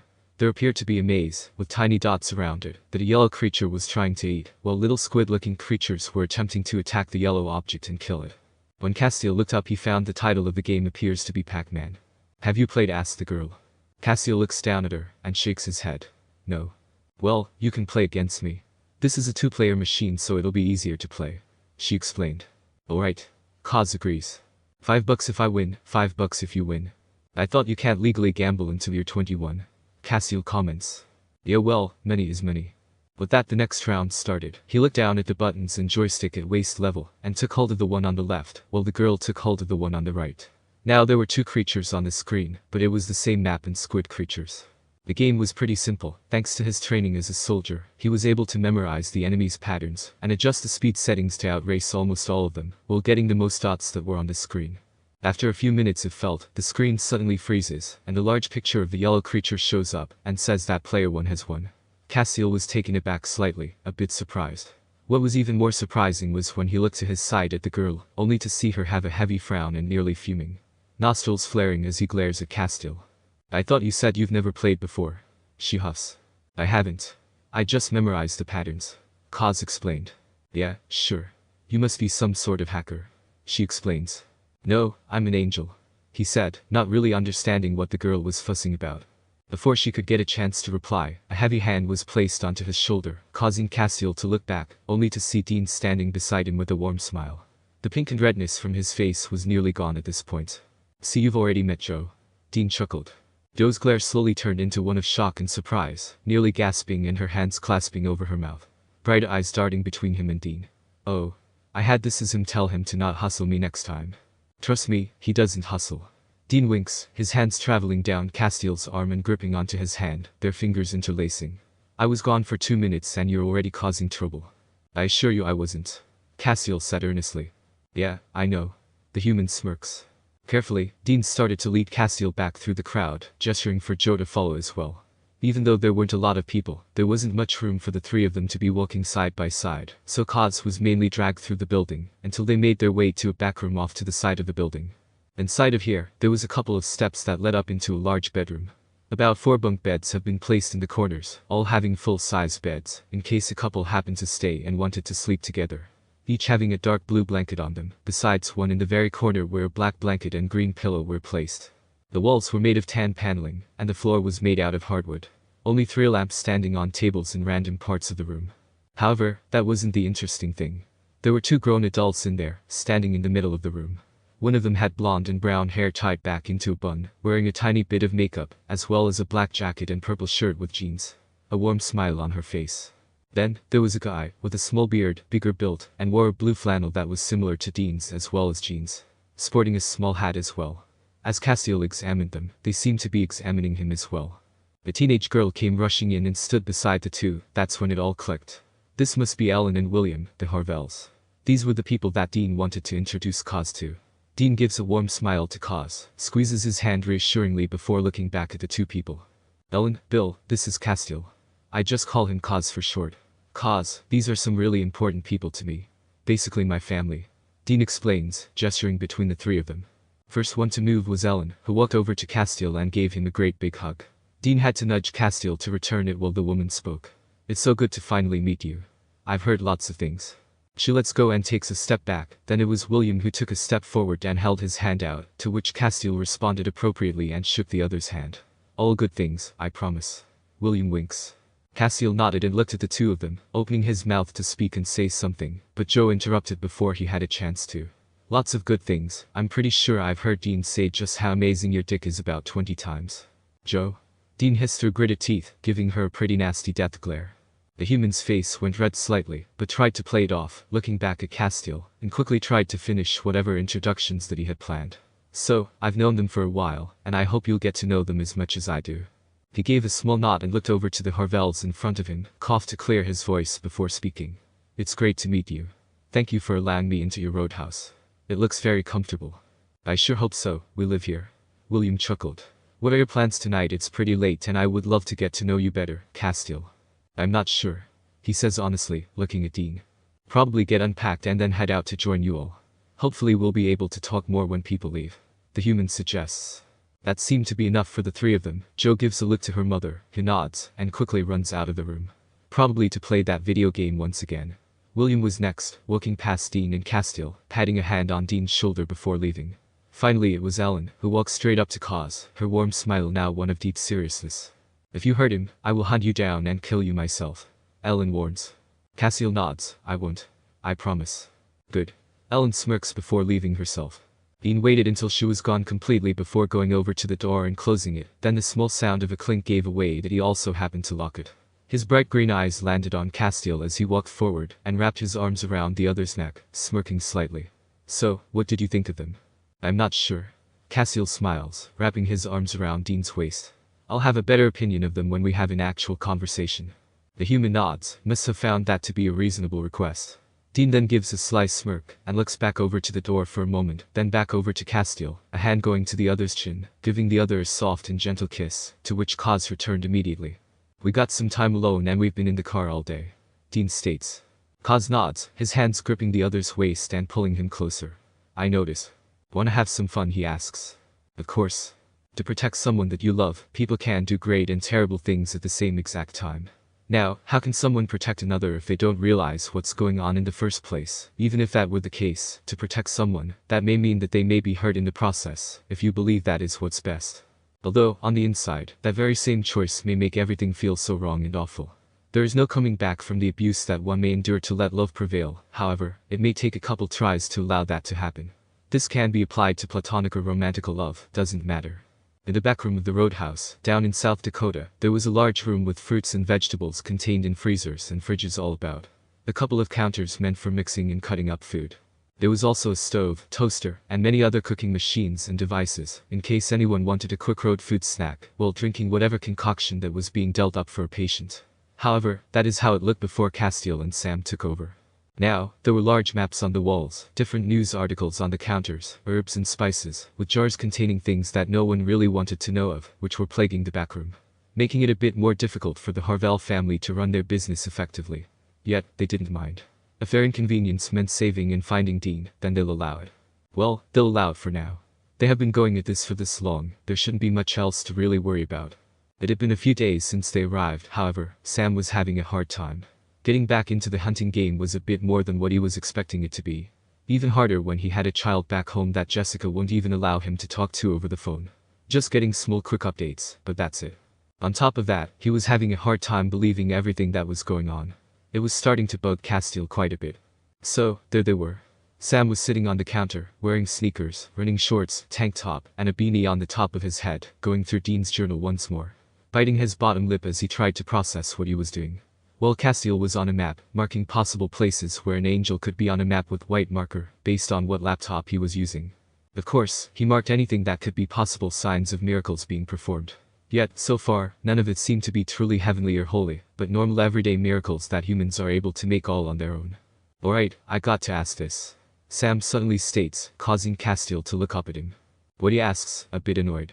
Sam closed the journal that he had in his hand and set it down in his lap, running his hands down his face with a heavy sigh. Look, I just don't see how or why a gate to heaven would be on earth. Cause like if that were the case, wouldn't we have seen it by now? I mean, how do you even know one exists? Cause I've been through it. Cause states, looking back down at the map, his hands placed down on either side. You have. Sam speaks quickly, then you know where it is. Why have we been wasting our time when we can just go? He asks, now hopping off of the counter and slamming the journal down on the very map Cause was working with. It moves. That's how humans have been unable to detect it. That and a couple other things. Cause explained. Castiel's patience was really being tested right now. Each and every word that the other was saying, his ignorance and arrogance was really getting on his nerves. However, these emotions were just getting in the way, so he tried to suppress it. Trying his damn best to remember if Dean was like this when he started finding heaven stuff like Sam was. Man, how do you even know all of this? Sam says, giving an exhausted sigh before resting his arms on the side of the counter, pressing his head into his forearms. Been around a long time. Cause says simply. Meaning? He decided to not reply, finding it to be rather useless having to stop whatever he was doing to answer a question, just so the human can feel like he was learning something. However, that didn't sit well with Sam, who let out a small grumble of something underneath his breath before lifting his head up, running a hand through the small pieces of hair sticking out from his gray beanie. No wonder you and Dean are together, he comments. Now that caught Cause's attention, raising a brow and looking up at the other. Now what do you mean by that? Sam shrugs, leaning back against the counter and giving a small shrug as he places his hands into his pockets. You two don't like sharing. It's like making you pull your own teeth or something. We share things with one another. Cause glares. Because there are very few people that we trust. At first, it was difficult, but in the end we could know how the other was going to act before a person finished their sentence. The human nodded and Castiel looked back down at the map, glancing back at the laptop and starting to write once more. Another thing Sam started, which made Castiel snap. Cause slams his marker down on the map, a bit of ink coming out of the cap at the action, also making the other flinch. What a harsh and almost cruel tone. The young Winchester swallows, gives a challenging look before speaking. We're doing all of this to save Dean from heaven, right? But like I get that you say it's just his good memories. So yeah, that sucks, but it's still a good time. Yet, for some reason angels are after him, the literal embodiment of goodness and light. I just don't see that happening. We've been over this. Castiel grumbles. They tried to kill him. So have other things. I'm sure Brooke and Corey Antomar aren't the only ones who have tried slaughtering him. Are you going to debate me on this, boy? He asks, picking the pen back up and putting on the cap to prevent any more ink from spilling. Alright, don't call me boy. You look just as old as Dean, so don't pull that. I just don't see why angels would be so mad at him. You said he made a choice, right? This choice was so bad to make heaven his literal enemy, but not bad enough to where he'd go to hell. What could have been so bad that they would want him dead? Castiel rolls his eyes. If Sam would have just asked Dean while he was alive, then all of this could have been avoided. We are trying to find heaven's gate and an angel, remember? Sam folds his arms across his chest. No, answer my question. I deserve to know. I'm trying to help you, it's the least I deserve. Maybe you would have known if you didn't abandon him. Cause scolds. That wasn't my choice. He huffs. That has nothing to do with this. Look, I want to know how bad it was for him. You won't know until you meet the angel we are going to capture. Once we are able to find one, then you'll see and learn from them. Until then, we need to find one. Castiel explains. Why not just track it with a spell? Sam asks, making Castiel freeze and raise a brow. You can't track angels. Yeah, you can. Look at this. Sam turns around and grabs the journal that he was looking at earlier, going through the rough pages and the falling clippings, until he gets to the very back of the book, the latest entrances that Dean had put into the pages. Quickly landing on a section of the book labeled as angels, and at the very bottom of the page, there was a spell including the ingredients and the words that were needed to track an angel. Castiel takes the book into his hands, the leather scratching his palms as he reads the entire thing. Most of the information on there, Cause had never told Dean before, things that Cause didn't even know. Then the spell, he's never heard of a spell that could track down angels before. That isn't something he's ever considered in his years of experience. Carefully, placing a hand on the page, his thumb rubbing over an illustration of a glass with a glowing element inside of it, before looking up at Sam. When did he find this spell? The human shrugs. I don't know, it was in there when Dean first gave it to me. Guess he didn't need me giving him all my information after all. Castiel mumbled under his breath. For the longest time, if Dean had any questions about angels or anything paranormal, he would just ask Kaz. Most of the time, Kaz wouldn't know the answer, but it was still very informative. Sometimes Dean would get so fixated on a task or question, he would go for days without eating or drinking, just to figure out the answer. Which could be quite unhealthy at times, well, most of the time really. Looking over the writing, it was clear that the spell wasn't crafted by angels. The incantations were all in Latin opposed to in Choshan, giving away that it was either man-made or one of demonic origins. The man couldn't even begin to fathom if his lover ever was engaged with a demon to learn it. Hopefully Dean just knew a few witches that showed him a trick or two. In either case, if this spell really worked, then finding an angel would be so much easier. Only problem with finding the angel is that once they encounter it, how is Castiel going to keep his past secret against the human at his side? There wouldn't be any harm in trying it. If it doesn't work then nothing bad happens, but if it does. He closes the book and looks up at Sam. Most of this stuff should be in the car, however, I will require a bowl from the Horvels. At the mention of those who the two were staying with, Sam bites the inside of his cheek and taps the side of his fist onto the countertop, knocking it slightly and nods. I'll grab the stuff from the trunk, can I have that till I get back, he asks, pointing at the journal. That request held a small problem. This book belonged to Dean, and yes, it was given to Sam for hunting purposes. Yet, since it belongs to him, Castiel didn't want to hand it over now that it was in his hands. The handwriting, the words, everything about it, the bond that was so certain with Dean, this was the only object that he truly had to remember and feel it again. However, they had a job to do. Once they get his lover back, then he wouldn't need a book to feel at peace again. Castiel hands the book over, and Sam mumbles a thank you and turns around. Right at that moment, the doors swing open, and everyone froze. There was Joe, wearing a black tank top with the Roadhouse logo on it, coupled with frayed jean shorts. A necklace around her neck and her hair tied up into a messy bun on the top of her head. Immediately, the atmosphere turned hoarse and thick. The tension built at the top. Young humans stared at one another. Joe's hand kept the door open, while Sam held the now closed journal tightly. It was Sam who made the first move, simply nodding at her before walking back, steering clear of her body to not give her any opportunities to attack him. Once he passed, Joe rolled her eyes and closed the door. Moving straight towards the back of the room and over to the fridge, opening it up and peering inside. Are you still not talking to him? Castiel asked, turning his attention to her, while he rolled up a map to clear space on the counter. Nope. She said a bit terse. Has he apologized yet? He has. Joe grumbled, grabbing a beer from the fridge and closing it shut, her attention back on Castiel. Would you forgive him after a stunt like that? Kaz looked out the door that Sam walked out of, then back at Joe. I only know what I know. This past year, we all grieved in our own way. With the family that he has, I wouldn't be surprised that even if he wanted to tell you, that he wouldn't have been able to. What do you mean? Joe asks, a bit of uncertainty creeping into her brow.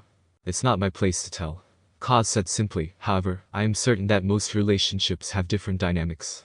Sam's dynamic with his wife seems to be what's the word Dean used, toxic, I believe. Joe taps her nails against her beer bottle, biting her bottom lip.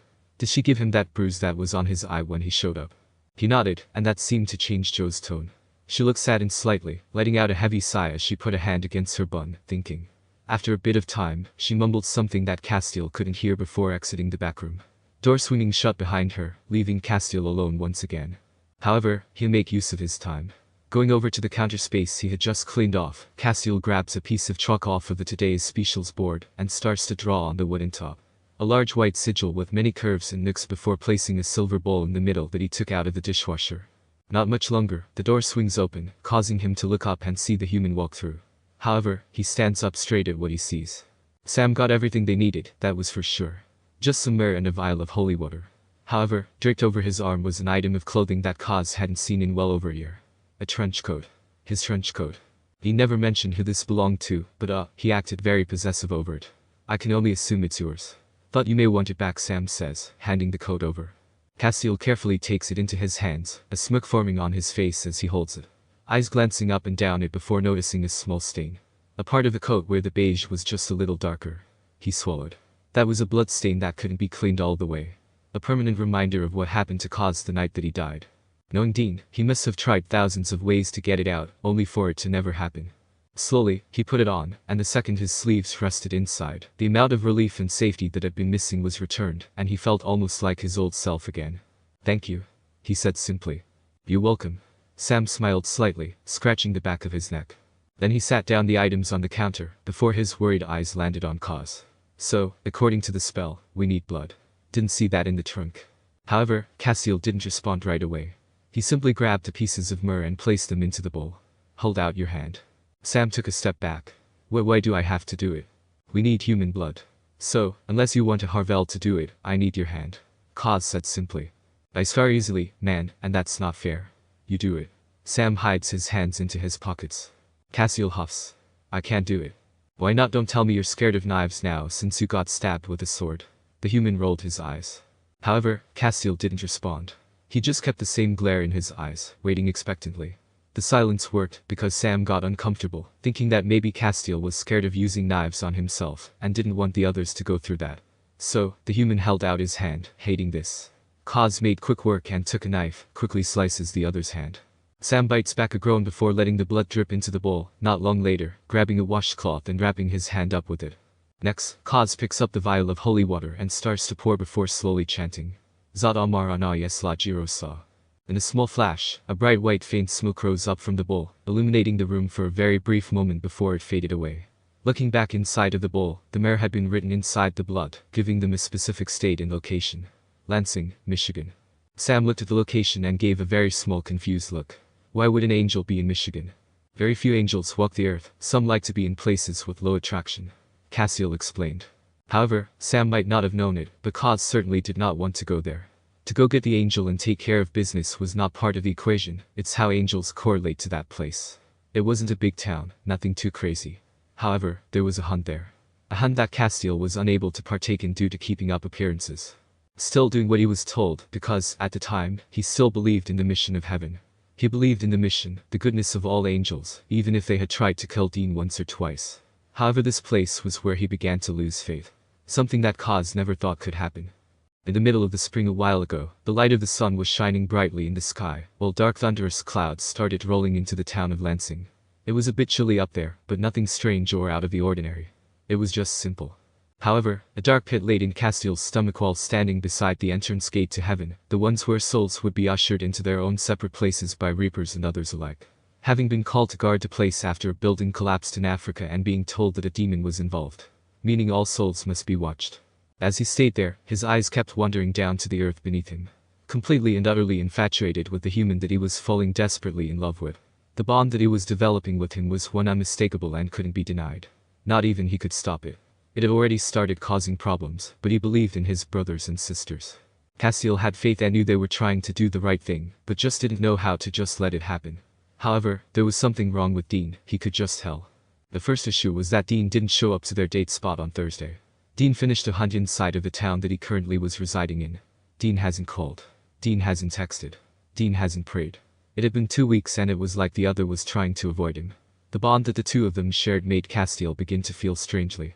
It is something that he couldn't quite make out. Perhaps it was just stronger feelings than what he was used to, but it was like he could tell what Dean was feeling, even without prying to know. Maybe that's how he knew it was wrong.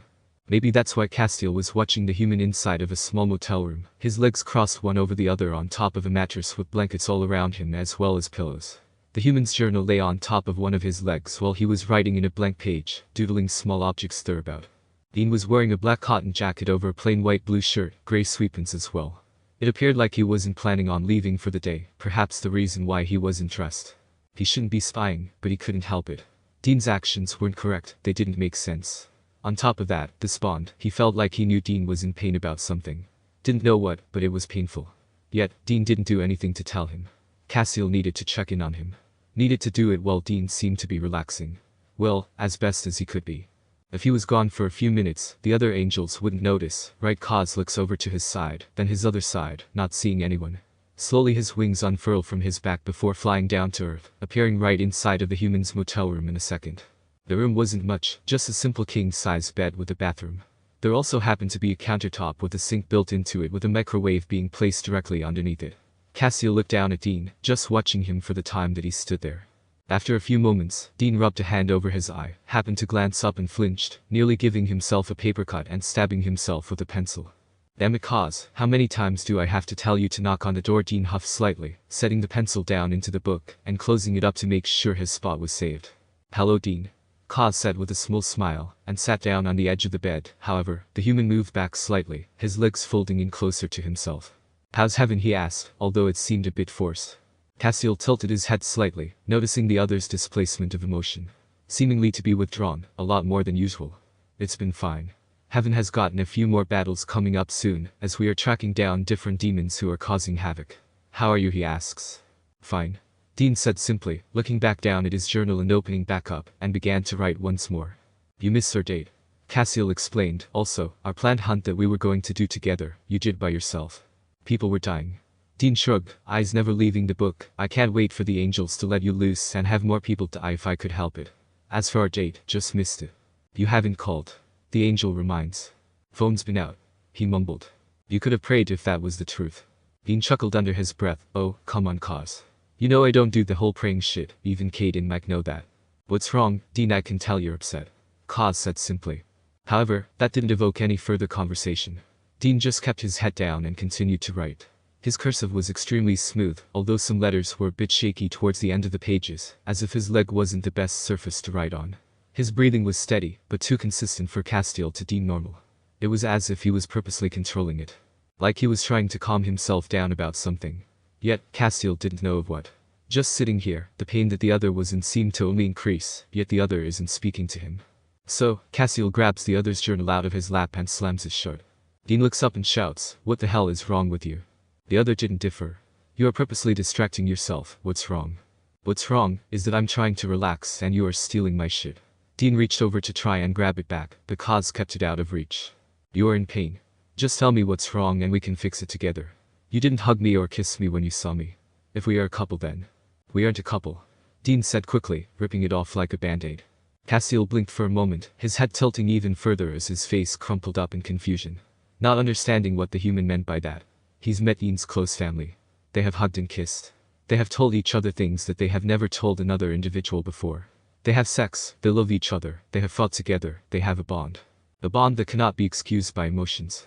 It binds their souls together in one tight line, how could they not be? Yes, we are. Castiel said, confused.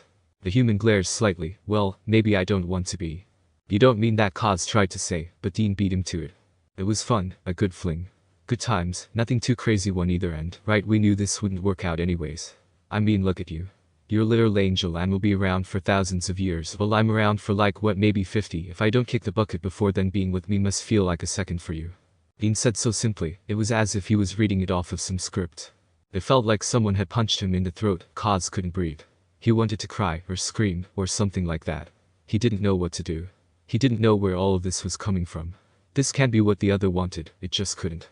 This shouldn't be causing him pain, it shouldn't be causing Cause or Dean pain. There is something deeply wrong here, he could feel it.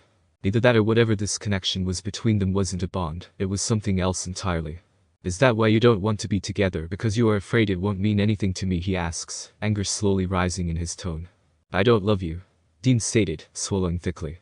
His words were filled with so much malice, hatred, but they were being directed at Cause, it was being directed at something else. Castiel scoffs slightly, standing up from the bed, folding his arms across his chest, as he tries to think of what to say next. After all we've been through, this is how you're ending it, over you not feeling like you love me. Because I don't. Dean states, making direct eye contact with the other. However, the moment their eyes locked, blue ones meeting green, the world seemed to fall apart. The stern and strong glare on Dean's face melted into one of pain and suffering, his soul aching and begging for something, for relief, yet he couldn't disclose what it was, what it could be. Soul and body give off two different emotions. Castiel could see their love. The grace that Castiel called his own, pieces of bit were interlocked with Dean's soul, showing the true nature and strength of their bond. It could not be hidden. The other shook his head slightly, walking forward a bit closer to Dean, who scooted back towards the headrest of the bed. Once his back made contact, a small whimper was heard, the faintest sound possible that Castiel barely heard it. However, once he did, he froze, watching as Dean's eyes darted away from the other. Take off your shirt, Cause ordered. Dean chuckled darkly, his overconfident and male bravado returning once more. Damn, Cause. I don't do break-up sex, gets things all sorts of messy. Dean. He says a bit more forcefully. No? Dean glared. Castiel gave a stern look, and took another step forward, his presence towering over Dean's, who was still sitting in the bed. Their eyes locked once more, staring one another down. They didn't break contact for a while, seemingly testing their dominance over the other with harsh looks, before eventually, Dean caved. Looking off to the side before grumbling under his breath, and not so gracefully ripped his jacket off of his arms. Scooting closer to the end of the bed, his legs hanging off the side where Cause was standing merely inches away. The human takes a deep breath and slowly takes off the blue shirt, exposing the real secret behind the whimper. Along the other's back were wounds. Deep wounds. Long and jagged lacerations plagued the other's back. Whip marks. Some slices went from Dean's shoulder all the way down to the bottom of his spine. Others went from his torso up to the back of his neck. From there on, other different marks appeared all along his back. Short and small up to large and big. They were all in the same stage of healing. The skin was barely stitched back together, scabs covering all of the cracks. Green, yellow, and purple to brown bruising around each piece. Some of the wounds had purulent drainage and yellow crust, indicative of infection. The moment the angel saw this, his eyes widened while letting out a slow and shaky breath. "What happened?" he said softly. However, Dean didn't say anything, couldn't even look at the other. His eyes drifted to the floor as he hung his head. However, Castiel was gentle and allowed the other to take his time. Carefully, he cups the other's chin, lifting the other's head to look at him, giving a reassuring smile. A hand going onto the other's arm, reassuring him as best he could. Dean's lips quivered slightly, closing his eyes tightly as he took his chin back from the other.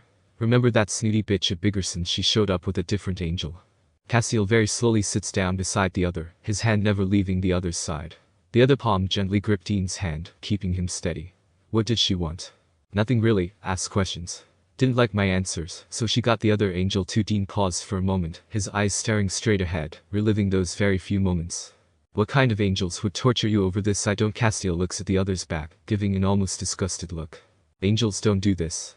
Never once have they ever been commanded to strip someone bare and whip them over questioning. Yes, they have been told to torture demons and traitors, but never humans. Never humans who have done nothing to hurt or defame heaven. Humans have never been tortured by angels whatsoever. Why would they do this yet?" A sudden realization came over him. "They don't want us together anymore, do they? That's why you said all that stuff?" Kaz asked silently. The human looks down, eyes staring at the carpet. "If I didn't, then they said they'll come after you," he mumbled. "That's why you've been avoiding me." Castiel looked at the other's back once more, a hand being placed on Dean's shoulder as a small light emitted underneath his palm. Every single one of the lacerations glued, but that's it. They weren't healing, not at all. He gives a confused look, trying harder, using as much power as he could, but nothing happened. Slowly, the angel retracts his hand, giving a confused look, his eyes glancing back at the wounds and Dean's saddened face. "Holy oil," Dean said simply. "Lace the whip in it so you couldn't heal it. They wanted this to be a permanent reminder." "Then I'll help in another way," Kaz said simply. He looked around for a brief moment before finding a first aid kit, as well as a washcloth near the sink. He wetted it, before returning back to Dean. Very carefully, Kaz poured an antibacterial liquid solution onto the cloth, mixed it with the water before placing it onto Dean's wounds. The human flinched slightly, biting back his pain while letting out a slow breath. He had a look of utter defeat, head hanging low once more, trying his best to not freak out at the pain on his back. "I'm so sorry this happened, Dean. If I had known." "Don't beat yourself up over it. I knew what I was signing up for when I fell in love with you. I guess I thought angels would be more understanding." Dean chuckled darkly. However, Castiel didn't find it humorous. He only stayed silent as he tended to Dean's wounds, mind turning and thinking about everything that just happened. Naomi made another angel do this. Do this to a human no less. Why not punish Kaz? He's the one who created the bond. He's the one that accidentally disobeyed heaven.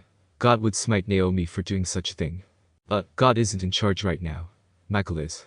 Did he order Naomi to do this? If so, then what sort of operation is the Archangel running? Dean gripped Castiel's hand tightly as the angel kept cleaning the wounds, although it was a bit rough at some parts, and Dean had to correct him. They knew that after the first visit by Naomi that something bad might happen. They knew when that angel tried to kill Dean inside of the Impala. They knew it the second time. Yet, neither of them expected something like this. How were they going to stay safe now in either case? One thing is for certain, Kaz will not leave Dean alone ever again. Not until they get an explanation. Until then, Kaz will not leave his lover's side. Ever. Secrets are secrets for a reason. Maybe someone has one because they are embarrassed or are trying to not hurt someone else's feelings. Or it could be as simple as wanting privacy about something that others just cannot understand. It's just something that is part of nature, no matter the origin that someone may come from. The problems begin to arise once secrets are revealed, secrets that were never meant to see the light of day, and for good reason. Unfortunately, the very secret that Castiel has been trying to keep hidden over the past few weeks is going to be revealed, and the consequences may soon follow. After discovering the location of an angel in a place that Kaz did not want to go to, he and Sam made the trek that would take about a day's worth of a drive. Inside of the small town, the rumors that were flying were those of a faith healer who was granting miracles and wishes to those in a local park who asked for guidance, which made it very easy to spot out who exactly the angel was. However, the very angel that they were tracking down, just seeing the vessel they were containing, made Castiel's skin crawl. An angel by the name of Hannah. This angel was possessing a young woman with short brown hair, dressed in a lavender suit and tie. Her pale hands would touch the humans that she was healing with a bright smile on her red lipstick. Everyone who she was healing would give their thanks, their gratitude, praising her and praising God. However, Castiel knew that if those very same souls knew what she had done, what she had helped to do, that they would all run away and hide. Maybe even burn her at the stake if they were living 400 years in the past. She happened to be one of the few angels who assisted in trying to murder Dean, the very same one that was with Naomi, trying to force the tough yet fragile human to break the bond that he and Castiel possessed with one another. The angel who turned Dean's back into ground beef with whip after whip onto the skin that God has created to protect the humans from affliction and disease that may creep onto the earth. That was just one of the many things that she has done to Dean and he. Seeing her again after so many years was near suffocating, but they had a job to do. If he happens to take out some revenge on her while in the process, then so be it. To be honest, it was pretty difficult to trap an angel and get them to stay hidden and not get blown up in the process. The only way that he and Sam were able to accomplish this was by having Sam basically grovel at her feet and ask if she could go heal his grandfather, but his grandfather happened to be bedbound. With luck, they were actually able to get Hannah around a corner where Castiel was able to knock her out and bind her, blind her, and stuff her into the trunk of the Impala. All without her seeing his face. Now, they actually need to get information out of her. In the middle of nowhere, in an abandoned house in the middle of the forest right beside the stream, Hannah remained bound in the living room. Sitting on an old wooden chair that creaked as she happened to move, with ropes soaked in holy oil and burned before use, around her wrists and ankles. Some around her torso as well. The suit she wore now being all wrinkled and the tie around her eyes was digging into her pupils, yet, she has still not said a word since being placed in her binds. Staying silent with her head hung. In the opposing room, the kitchen, where Sam and Castiel stood. The human was wearing a black shirt and jeans, hair hung loose around his ears. The bruise on his eye is nearly gone. Although, he was panicked, worried. Biting his nails as he looked at the small gap in between the doors separating the two rooms. Pacing slightly while shaking his head, eyes landing on Castiel every now and again. Torture you want to torture a freaking angel? Sam asks, finding the idea completely absurd. We could go to hell for this. Angels don't break over stern talking. Some may slip up every now and then, but they won't tell us the location of the gate without causing them physical harm. Even then, most won't break. Castiel explained, remaining calm as he stood in one spot. Oh? So we jump right to torture. What exactly did you think was going to happen when I told you that we needed to get an angel to give us the location of Heaven's Gate? I don't know. I guess I didn't think about it. How are we even going to torture her? Not me, you. Sam stopped in his spot, raising a brow towards Castiel. As the words are processed he scoffs and marches right up to the other. You want me to torture her? How about you finally get your hands dirty, cause I've already left my family for this, bled for you, kidnapped an angel of God, and now you want me to torture her. She can't know that I'm here. Castiel glared, but she knows, she can communicate it to heaven and other angels before we find out what we need. I have warded this place enough to where she can't, but if she somehow is able to break out of here, she can't know I'm alive when they think I've been dead for over 4 years. That would have been nice to know before now. Sam grumbles before taking a deep breath, looking back at the other room. I don't even know how to do this. This is so ridiculous. What do I even use? This? Castiel said, opening up his trench coat and suit jacket to pull out a long blade and handle, and placing it into Sam's open palm, clasping the other's fingers out it. Whatever she says, don't listen to her unless it's about the gate. After we find out where it is, I'll finish the rest. You just said you won't torture her, he asks, confused. There are other things that I need to ask of her, and I will make sure she doesn't communicate it back to heaven. The human takes a deep breath, shaking his head once more. Not knowing if he could possibly do this. Which, it was a lot for Castiel to ask of the other, but they are extremely close to saving Dean, they cannot back out now. Not after all they have done to get to this point. Sam kept pacing, mentally trying to talk himself into going through those doors, before suddenly stopping, a hand going to his forehead, and letting out a soft groan. Eyes screwing shut as he let out a shaky breath. Kaz tilts his head slightly, are you okay? The vision Sam hisses out through clenched teeth. They hurt like a motherfucker, it'll pass in a bit. Pass. I can kinda control it now, goddammit, not seeing them all the time if I can wait it out. Let it come through. Castiel said quickly, earning him an annoyed look from Sam. Why? It could be useful. May give us direction on what and what not to do. Kaz explained quickly. After a reluctant sigh of agreement, Sam took a deep breath and allowed the premonition to pass through. The other looked to almost go through what looked like a trance-like state. A hand still held firm against his forehead, however, his eyes were now lax and lidded. Body loose and no longer cringing in pain and discomfort. Behind his eyelids, the motion against the skin gave away that his eyes were going back and forth, as if he was in the deepest part of a sleep cycle. It took a solid few minutes before the human reopened his eyes, gasping as he came out of the trance. body nearly falling over, to which Castiel quickly rushed over, grabbing the other's arms tightly to prevent him from hitting the ground. It was as if the tall man's body turned into jelly. His bright eyes were in a rushed state, darting around the room trying to remember where he was at. Carefully, Kaz helped coax the other into one of the wooden chairs in the room, to which Sam took gratefully. Eventually, the other seemed to come to his senses, and looked up at Castiel with a terrified look. And my visions have been wrong before, I won't believe this one. What did you see? Kaz asks, lowering to the other's level. Being tortured by someone I don't know who, but the place looked bright and silent. The person torturing him, what did they look like? They dark hair, pale skin, bright blue eyes, wore a suit with an old school Irish looking hat. Michael, Castiel said softly, slowly standing up and looking over at the other room, hands balling into fists. He must still be in charge. Michael, as in the Archangel, the man who threw Lucifer off the face of the earth. Sam asks, astonished. Why would you want to hurt Dean? The human shook his head once more, biting his bottom lip as he just tried to think. However, after a bit of time, the panic and fear slowly morphed into anger, a heavy glare that Castiel had yet to see on the young Winchester. Yet, it was very much welcomed. Slowly, Sam got up to his feet, angel blade tied in his hand. Didn't even waste a second before stomping over to the door, casually pushed it open and walked right through. Kaz followed closely behind, entering in the room as well, but standing up against the wall behind Hannah in case the other got the blindfold off, she wouldn't be able to see him. Sam's footsteps creaked over the rotting wood, squeaking at his weight before they finally stopped in front of the angel, his grip tightening around the blade before folding his arms and starting to speak. For an angel, I was expecting something a little more grand. Finally, after a long time of silence, the angel speaks. A soft tone, but a brittle voice behind the woman. I am in a vessel, my true form is about the size of the Empire State Building. Would be a little difficult to give out miracles in that state, don't you think? Nice to know that the Bible was accurate about your physical appearance. Sam admits, glancing back over at Castiel for a moment, then to Hannah. Where's the gate? Now, the bound angel tilted her head slightly, slowly leaning back against the chair that she was in, a surprised smile on her face with a small giggle escaping her lips. You've never done this before, haven't you? Now what makes you say that? Sam asks, taking a few steps closer to the woman. For starters, you don't know how to begin an interrogation. But the main evidence is that you're still alive and breathing. If you have ever done this to another angel before, you would already be dead. Sam lets out a faint chuckle, folding his arms, one over the other. Or maybe I've killed the angels I've spoken with before now, before they got the upper hand. There has only been one human who has been able to kill angels, and you are not him. Hannah states. Well, by the end of this, you may need to update your numbers. Sam slowly crouches beside Hannah, looking at her up and down for a moment. Unease resting on his shoulders before he spoke once again. Where is the gate? You're going to have to try better than that. Swallowing, Sam lifts up the blade in his hand and slices a hole in the angel's suit, nicking the skin. A bright blue light emitting from the cut as the angel hissed in pain. The human's eyes widened, surprised to see such a reaction. He looks back over to Castiel, who held a stoic gaze and nodded to reassure the other to keep going. Where is the gate to heaven? He yelled. Why do you even want to go? She asks, her head facing Sam's direction.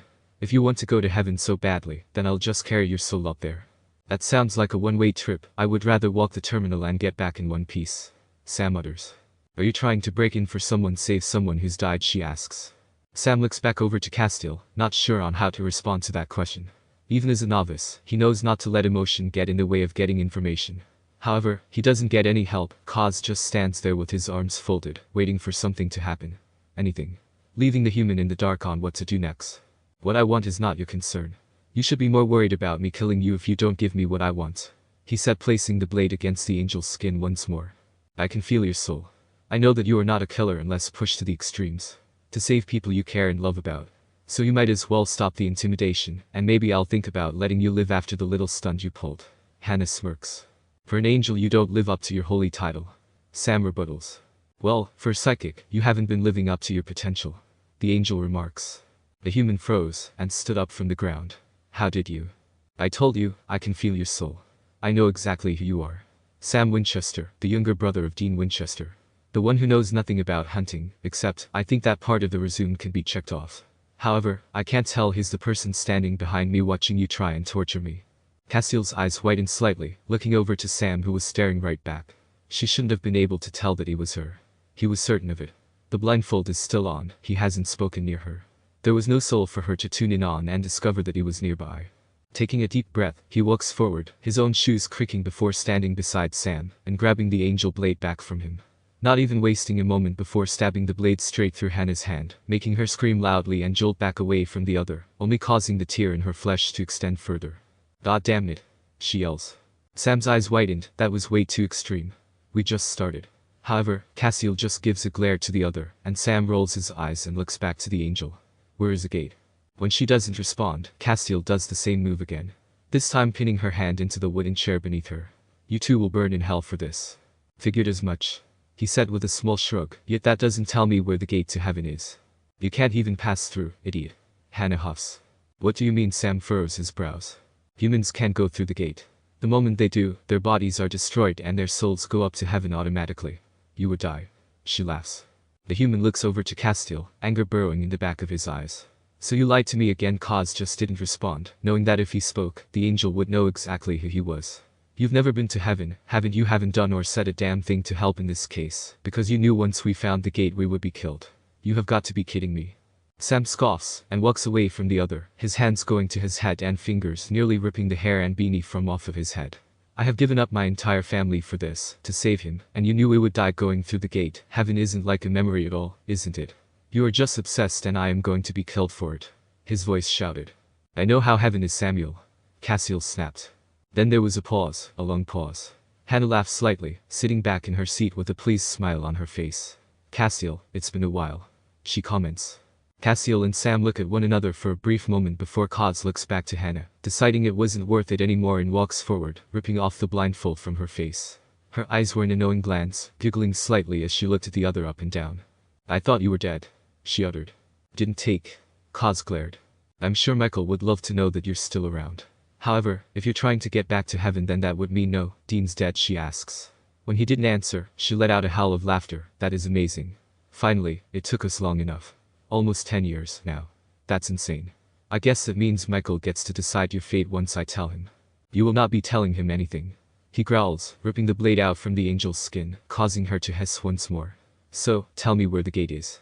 Or I will plunge this so deep into your heart that you will be stuck here until the depths of the lake swallow you whole. Hannah glares, fighting against her binds.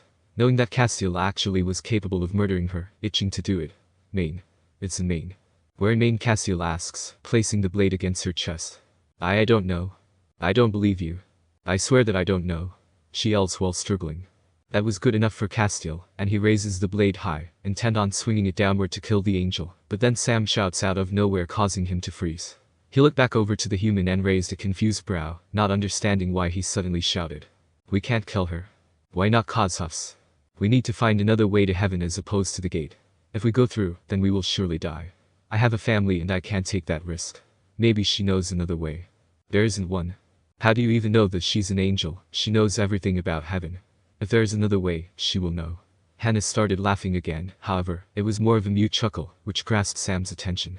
Find something funny, he asks. She looks over to Castiel, a small smirk on her face. He doesn't know, does he? Hannah, stop talking. He warns. Know what? Sam asks, taking a few steps forward. Want to know why he knows so much about heaven, angels, anything and everything, as if he has been alive for thousands of years. I said shut the fuck up. Castiel warns once more. Because he's an angel, just like me. Hannah smirks. Well, not just like me. He's fallen. Fallen so far that not even Michael can find him anymore. Oh, and that we ripped out his grace so he can't return unless given our order. Which would only happen if Dean was dead. Suddenly, Hannah screams loudly, Castiel plunging the angel blade straight into her heart as promised. A bright light shouted out from her eyes and mouth, an unholy screech as the glass in the abandoned home shattered on impact. Just as quickly, he ripped the blade out, clenching the blade so tightly that it shook in his hands.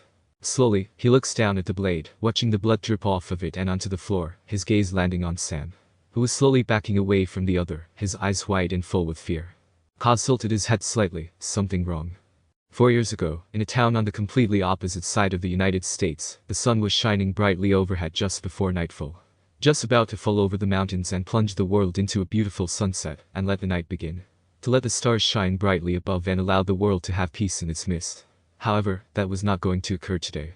That was not what the world was going to feel. It certainly was not what Castiel was expecting for that night. Get the fuck off of me, Dean shouted. The human's body was forced into the dirt and grass beneath him, a mouthful of the earth invading his tongue. Hair falling in front of his bright green eyes that were wide with anger and panic all at the same exact time. Hands clenched tightly together as his wrists were being held securely behind his back, a strength that he was unable to overcome. Blood dripped down his nose and lip, soaking the dirt underneath. The dark green shirt with a button-down center was now soaked from the moist grass, and his jeans developed wet spots as well. No matter how hard he fought, he was no match for the angel above him. An angel, one with dark skin and strong stature, was forcing Dean down. The white pantsuit contouring his presence as the sun slowly began to set. A bit of his own blood dripped from his temple and onto the human's back, a stoic and annoyed look on his face. Disdain towards the human who was fighting to get free. His eyes looked over at another, looking unimpressed. "Could we kill him now?" Naomi the man asked. "Not yet, Uriel." Michael made it very clear he wanted to handle this one personally. Naomi's voice came.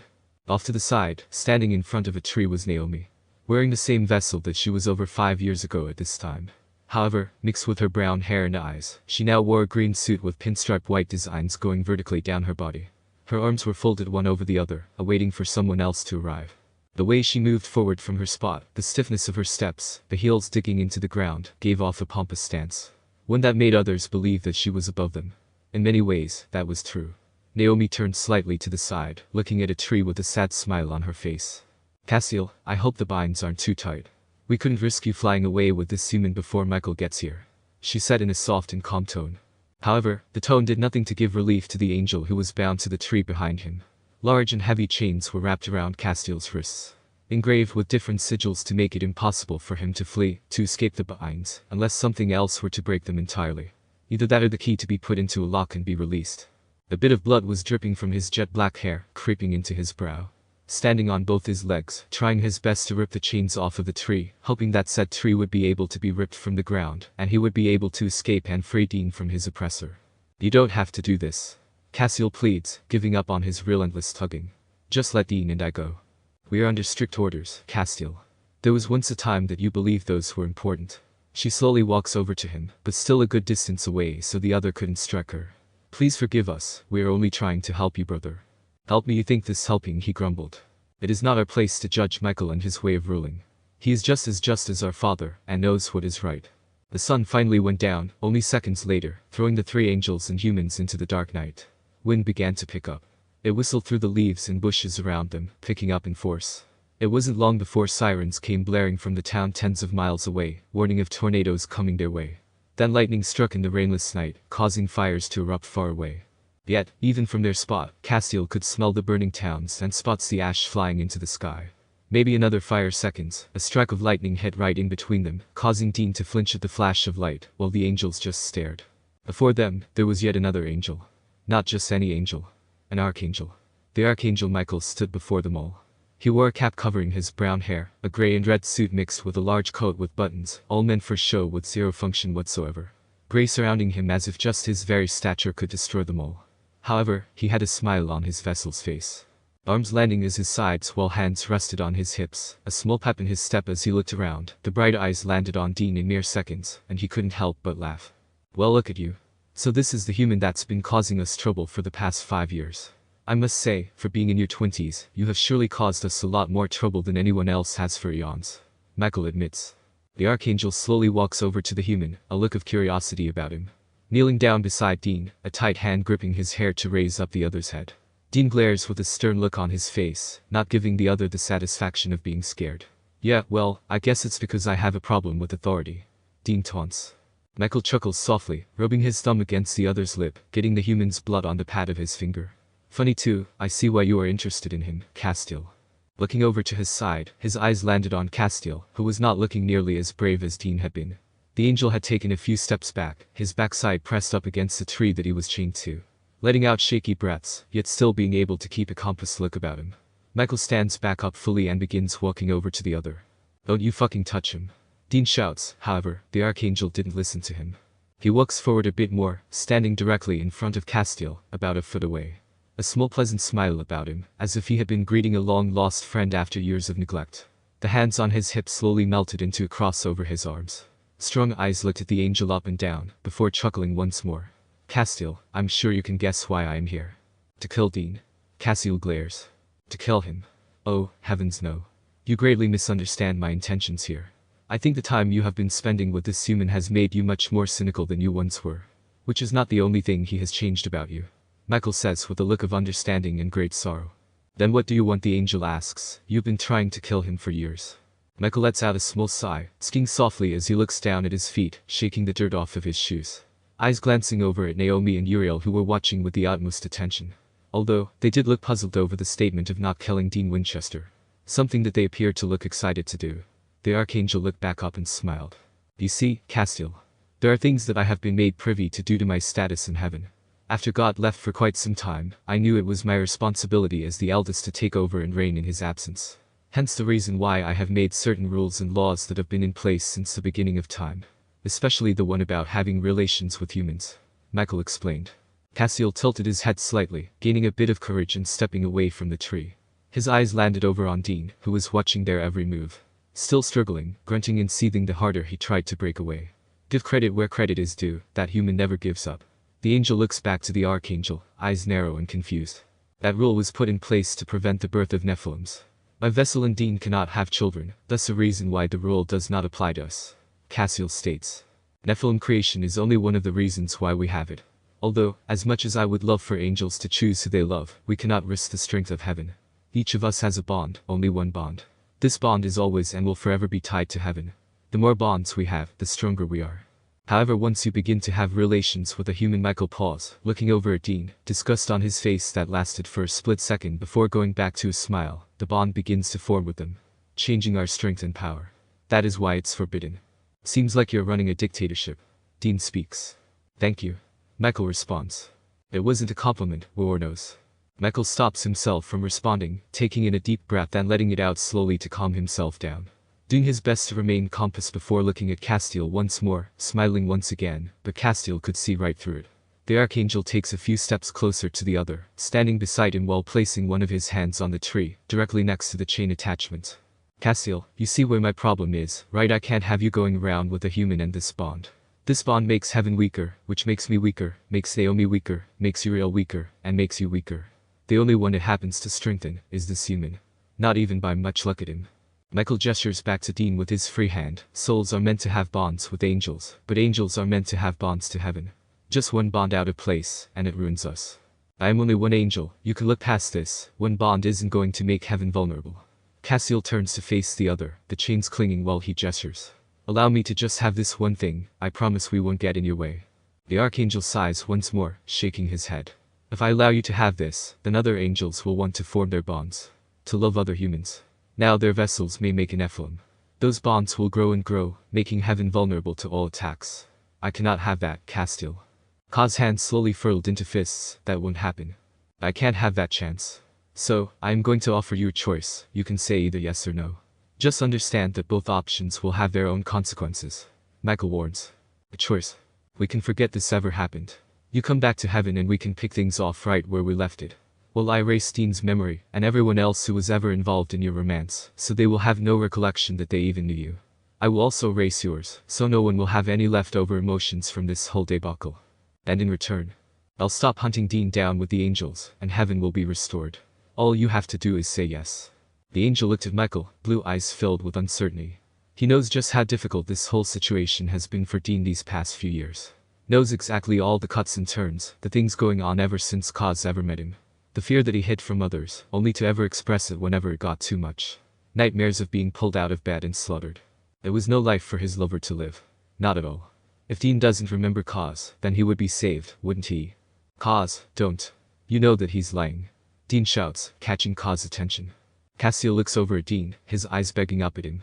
He doesn't have a chance to respond before Michael turns on his heels and walks back over to the human, making Castiel's heart go into his throat as he tugs on the binds even harder. I know you don't have a great opinion of me, Dean.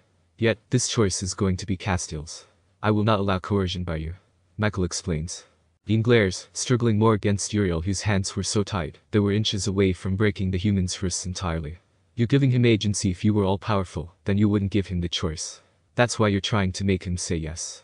You think you know everything about heaven just because you're sleeping with an angel? Michael asks, kneeling down beside the human, his hand gripping the other's hair once more. There's more that goes on than what he tells you. The human smirks slightly, a big bloody smile. It's the bond, isn't it? It's not making just heaven weaker, it's strong. Isn't it stronger than what you're expecting? It can only break if he says yes. That's why you sent down that bitch over there and other angels to kill me before it became too strong. That's pitiful. Michael glares, the smile that he has been holding for the time in their presence seemingly gone. A dark and almost evil frown replaced his features. I can still kill you, that would sever the bond completely. You know it won't. Dean spits, if it could, you would have done it by now. The Archangel chuckles faintly, slowly standing up and glances over to Castiel. What will it be, Castiel? Kaz swallows and shakes his head. No. No, Michael asks, walking over to the other. I think you should reconsider. I won't. Michael chuckles, shaking his head. I hope it wouldn't have come to this, but I did say there would be consequences.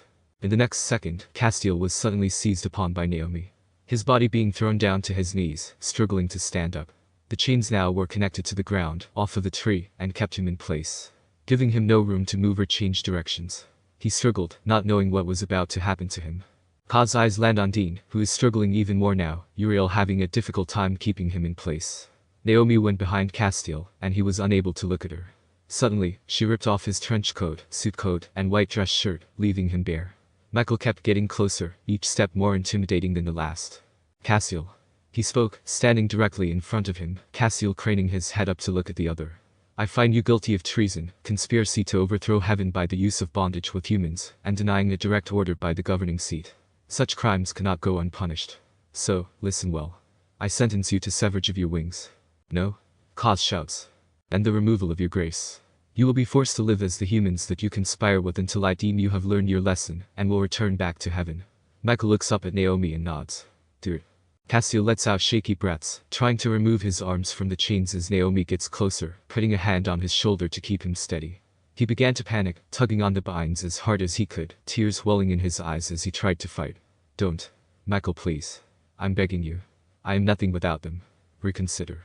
You have made your choice, Castiel. I hope you come to your senses soon, brother. He lets out a cry, screaming at the top of his lungs as a blade gets placed onto the top of his, slicing into the skin and bone of his wings, digging deep into his body to make sure there was no chance for healing. Castiel's knees dug into the earth, trying his best to move, but he just couldn't. Never in his entire life did he feel pain like this. The searing and tear of his body, his back tightening and cringing into the blade. It felt like hours of this non-stop agony being forced into his spine, but it only lasted a minute before a heavy thump was heard, and a giant weight was lifted from the left side of his body. Kaz. Dean screamed out, somehow being able to rip out of Uriel's grasp, kicking the angel in the stomach and getting free from underneath the other. Standing up and grabbing a gun that had been knocked out of his hands previously before this whole situation began. Picked it up and fired it twice and Naomi which nicked her in the arm, causing her to drop the blade and yell. It didn't last long before Uriel was able to grab Dean once more, this time holding both of the human's arms back, an angel blade going to his throat, forcing his head back. Each time he let out a breath, the blade would cut him slightly. He was shaking, fury pouring out of him. Castiel's eyes whitened, watching through tear-filled eyes and a painful agony. Don't hurt him. You arrogant dumb motherfuckers. Dean yelled, doing whatever he could to distract the angels.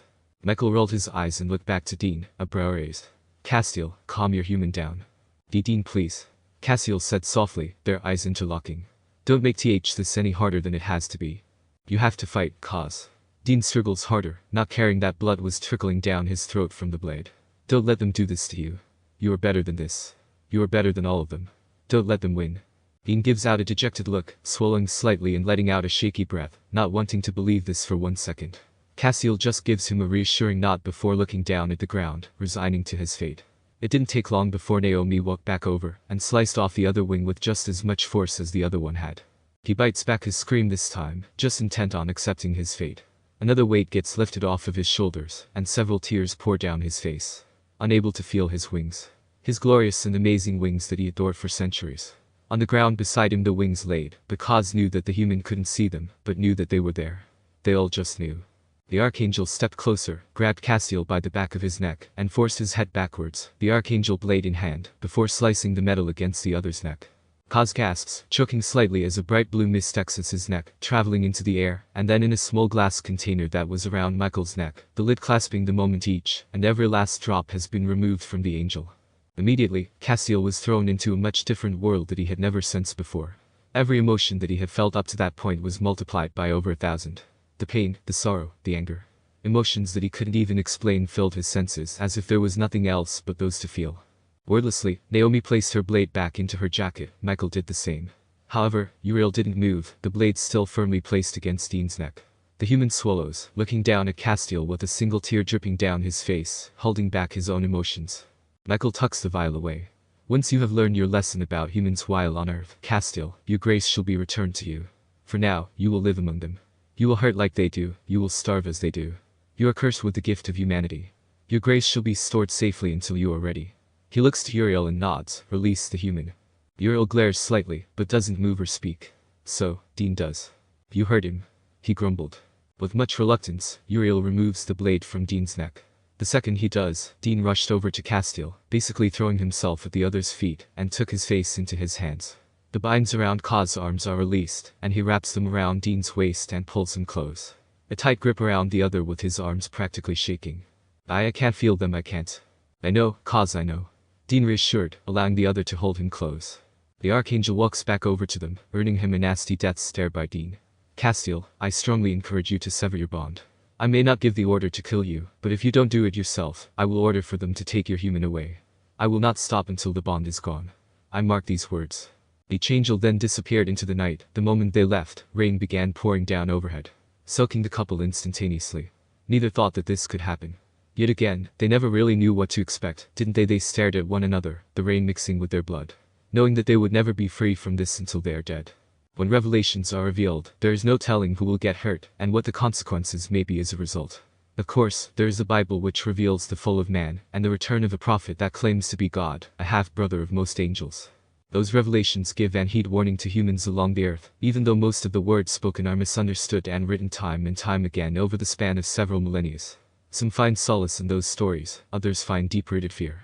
There was no one for one telling on how the world would receive it. However, the current problem had to do with the fact that Sam was currently had an old-school pistol aimed directly at Castiel's head, hands shaking with fear, while the rest of his lanky frame trembled. Castiel knew that once Sam found out that he was an angel, or at least, a former angel, things were going to get hairy. But he didn't expect for him to be trying to kill him. You're one of them. Sam shouts, his voice cracking. No, Sam. Lower the gun, please. Just allow me the chance to explain. Castiel pleaded, his steps echoing in the cold dark night, but he flinched as Sam released the safety from the barrel. Did Dean know? Did he know that you betrayed him right before he died? The human yelled, his fear was morphing into anger as he started staggering forward, which resulting in Castiel quickly taking steps backwards, his hands raised high in defense, trying to show that he wasn't a threat. Was everything a lie? You told me to trust you, to believe in you. We are finally getting somewhere close to bring my big brother back to life, but now I find out you hid this all from me. What else are you hiding? Of course, he knew. That isn't something you can keep a secret. Castiel responded, swallowing thickly as he moved behind Hannah's corpse, using her as a mock shield in a way. By now, Castiel could feel himself shaking, his own terror rising within him. The emotions that he was forced to feel now that his grace had been removed, it was something he hated more than the rest of humanity. Fear on human level was one he much rather live without. I never betrayed him. I never lied to you. I just left out some details. Which is nothing better. Sam growled, his hands stopped shaking and trained in on Castiel's skull, having the perfect aim if he decided to pull the trigger, which by the way his digit was traveling, he was ready to fire if Castiel made one wrong move. You are a fallen angel. Nothing better than the serpent who beguiled Eve in the garden. You plot and steal, drag human souls down to hell and curse them for all eternity. Castiel couldn't help but roll his eyes. Yes, he understood he was in a high probability of mortality at the moment, but seriously, is this what humans actually believe? Someone that betrayed heaven wants everyone to be doomed as well? Certainly, that's what Satan wanted. If anything, Castiel wanted to help and serve people. Technically he is still allowed into heaven and to serve it, he would just need to bow and swear allegiance to Michael, which is something he will never do. Especially now. He had to rectify the situation, had to control Sam and get him to calm down. However, Hannah did not make these matters easy. Taking a deep breath to calm his nerves, Castiel lowered his hands and dropped the angel blade that was in his grasp. Immediately, Sam tilted his head, confused, brows knitted together and shook his head within that confusion. Sam's lips quivered like a fish, trying to figure out how to respond, but Castiel beat him to it. Hopefully the former angel would be able to talk the other off this murderous cliff. Sam, the decision that Dean and I made that made us be hunted by angels, was for us to be together. One of heaven's most sacred commandments that I broke after being warned of my transgressions. They hunted us for years and only stopped once I died. If they knew that he was dead, then they would alert Michael and hunt your brother down. I knew that if I told you the truth, you wouldn't understand. We can't be in relationships with humans because it weakens heaven's power and gives that celestial power to the human companion. It also prevents Nephilims from coming into existences, but I am not opening the can of worms. Castiel mumbled that last part under his breath. He could see the look of confusion in Sam's face, much more powerful than what it looked before. Guess Castiel's explanation only muddied the waters as opposed to filtering them out. The positive, however, was Sam lowering the gun down to his waist, both palms still grasping it firmly and ready to be raised at any second. So, Dean was killed because you two loved each other, Sam asks for clarification, which Castiel nodded. No, that can't be it. You are just one angel, surely that couldn't be the only reason why they wanted to kill you. You must have assaulted another angel or stolen the Ark of the Covenant. Castiel swallowed, his eyes slowly falling downcast. That was what he was trying to tell them, what he and Dean had tried to tell them their entire relationship. However, it would be ignorant to assume that was the only reason. It may be what the angels kept reiterating, the biggest reason, but it was what he knew Dean could have with Castiel. The information at his fingertips, how he could become strong by having a bond with Castiel. Which, he was. Dean was one of the best hunters that remained to stay anonymous yet well known amongst monsters and demons and angels alike. There were things that I shared with Dean that no human had known before. Secrets that once spoken, could have destroyed heaven if he decided to do so. Most angels are unable to even tell another being, another angel for that matter. But, our bond was so strong that I was easily compelled into doing so whenever he asked a question. Things that I couldn't barely think came out as if I was under a spell. Even then, Michael has always loved control. He couldn't allow one angel out of line, out of place. He made me an example, he made Dean his ultimate prize. The prize Sam pondered aloud. He couldn't help but nod. Looking up, he could see that Sam no longer considered him a threat. The gun that was in his hand was now out of view and his arms were folded across his chest, brows knitted together as if he was trying to understand a difficult math equation. His side leaning up against the wall, staring back at Castiel. Yes, that means it was safe enough for him to walk out from behind Hannah's corpse and back into the middle of the living room. Yes. Castiel spoke, a human who had celestial knowledge that most angels couldn't disclose to one another, who had the skills to fight and kill most anything in creation. What better pet for him to have? He swallowed, his mind traveling back to the last time he saw Michael face to face, slitting his throat and removing the grace that made Castiel himself. The amount of joy and evil behind those eyes made him run cold. Either he was to be dead, or a relationship revoked. He took pride in wanting to see Dean's head on a spit, another reason why he being in heaven is just as dangerous as him being in hell. He paused for a moment, huffing slightly. Even without my help, he managed to learn more than even myself. But you're a fallen angel. Just the Bible says you're evil. Sam rebuttals, I understand that you love Dean, and that angels aren't exactly as they appear to be in the scriptures, but that doesn't excuse the fact that you're worse than them. What exactly do you honestly believe is a fallen angel? Castiel asked, now not being at gunpoint. It started to make him feel more annoyed. Just as annoyed as he's felt these past few weeks working with Sam to get Dean back. Your Bible that you keep referencing is filled with such hypocrisy and counterclaims that it makes my head spin. Am I shunned by the hosts of heaven? Yes. Though I no longer have grace and have had my wings ripped from my body, that is also true. That doesn't make me any less capable of caring for humans and making them my priority. Just as God intended angels to do. Sam bites his bottom lip, letting out an exasperated sigh as his whole thought process is being shaken and trembled. Castiel knew the stories that Dean would tell him. How Aunt Kate and Uncle Mike would take the two brothers to church every Sunday, and that Sam would excel with honor and high praises, knowing each page in and out, understanding the symbolism in every parable. Knowing that his upbringing about celestial beings was false, just as believing that there were no such things as monsters, must have also been shaking him up. Eventually though, he did speak, something that Castiel deemed a bit random, but he understood in the end. I suppose that makes sense as to why I've never seen an aura around you. There is no soul to detect, I just thought I was rusty. Makes a hell lot of more sense now. Castiel paused for a moment before cracking a small smile, the first one he's had since being resurrected. But he quickly shunned it away as he looked out past Sam, noticing how the rising sun was now peeking through the curtains, giving a soft orange glow in the room as it began to grow. He sighed as he turned back to Hannah. The vessel hunched over, and giant black soot marks formed around her body. If he were taller, he would have been able to see the detail of her wings, something he hasn't been able to see in years. I never was able to ask her my question. He muttered, walking over to the chair and gripping the vessel's shoulder, pulling her head back, seeing the terrified brown eyes staring back at him. Castiel closed them and allowed the corpse to lay back in a natural position. He may hate his fellow brothers and sisters, but he never thought their human forms should be disrespected. Fucking emotions. Well, that's okay. You don't have to know. Sam tried to be encouraging, but Castiel wasn't at all amused. Whatever it was, we can figure it out. Doesn't matter who, what, where, or why you needed the answer. The Harvells have been helping, well, everyone expects Joe, but that's still my fault, but we can figure it out. It was about my grace. Castiel said simply, turning back to Sam, his voice somber. Shoulders slumped, defeated. He was so done, he was just so freaking tired and he didn't know what to do anymore. He needed Dean, he needed his love back, he needed his human. He needed to see his smile, his goofy grin, his excitement for the world, once he had the freedom to seek it. Every day, every hour, every minute away from Dean was another torturous existence in hell for Castiel. What's the point of knowing the gate to heaven is currently in Maine if I am unable to pass through? Is there truly no other way to get into heaven? Sam asks gently, folding his arms across his chest. It was clear Sam was trying to make the situation better than it was, holding on to some strand of hope to help Castiel feel better. However, it felt too foreign and disingenuous. Even if that words came from a good place, the problem is, Castiel and Sam weren't close. Castiel had nothing of worth invested into Sam, and if something were to happen, he would only save Dean's brother due to the fact that Dean would save him. So, when Sam is trying to be helpful, it felt forced. Thankfully, Castiel did appreciate the sentiment. No, there isn't. Castiel said simply, besides dying, but then, there wouldn't be a way to come back with angelic assistance. If there were, I wouldn't have scoured the past year in finding another way. We should go back to the Harvells, Sam suggested, walking a bit closer to Castiel, still keeping a safe distance. Clearly still put on edge about finding out Castiel's true origins. They can help us figure it out. Perhaps Ash has a navigational system about locating angelic grace like he did with demonic omens. Dean and I used something similar when we were trying to find the demon brook. Castiel glanced back out at the front of the house, a million thoughts swirling in his head.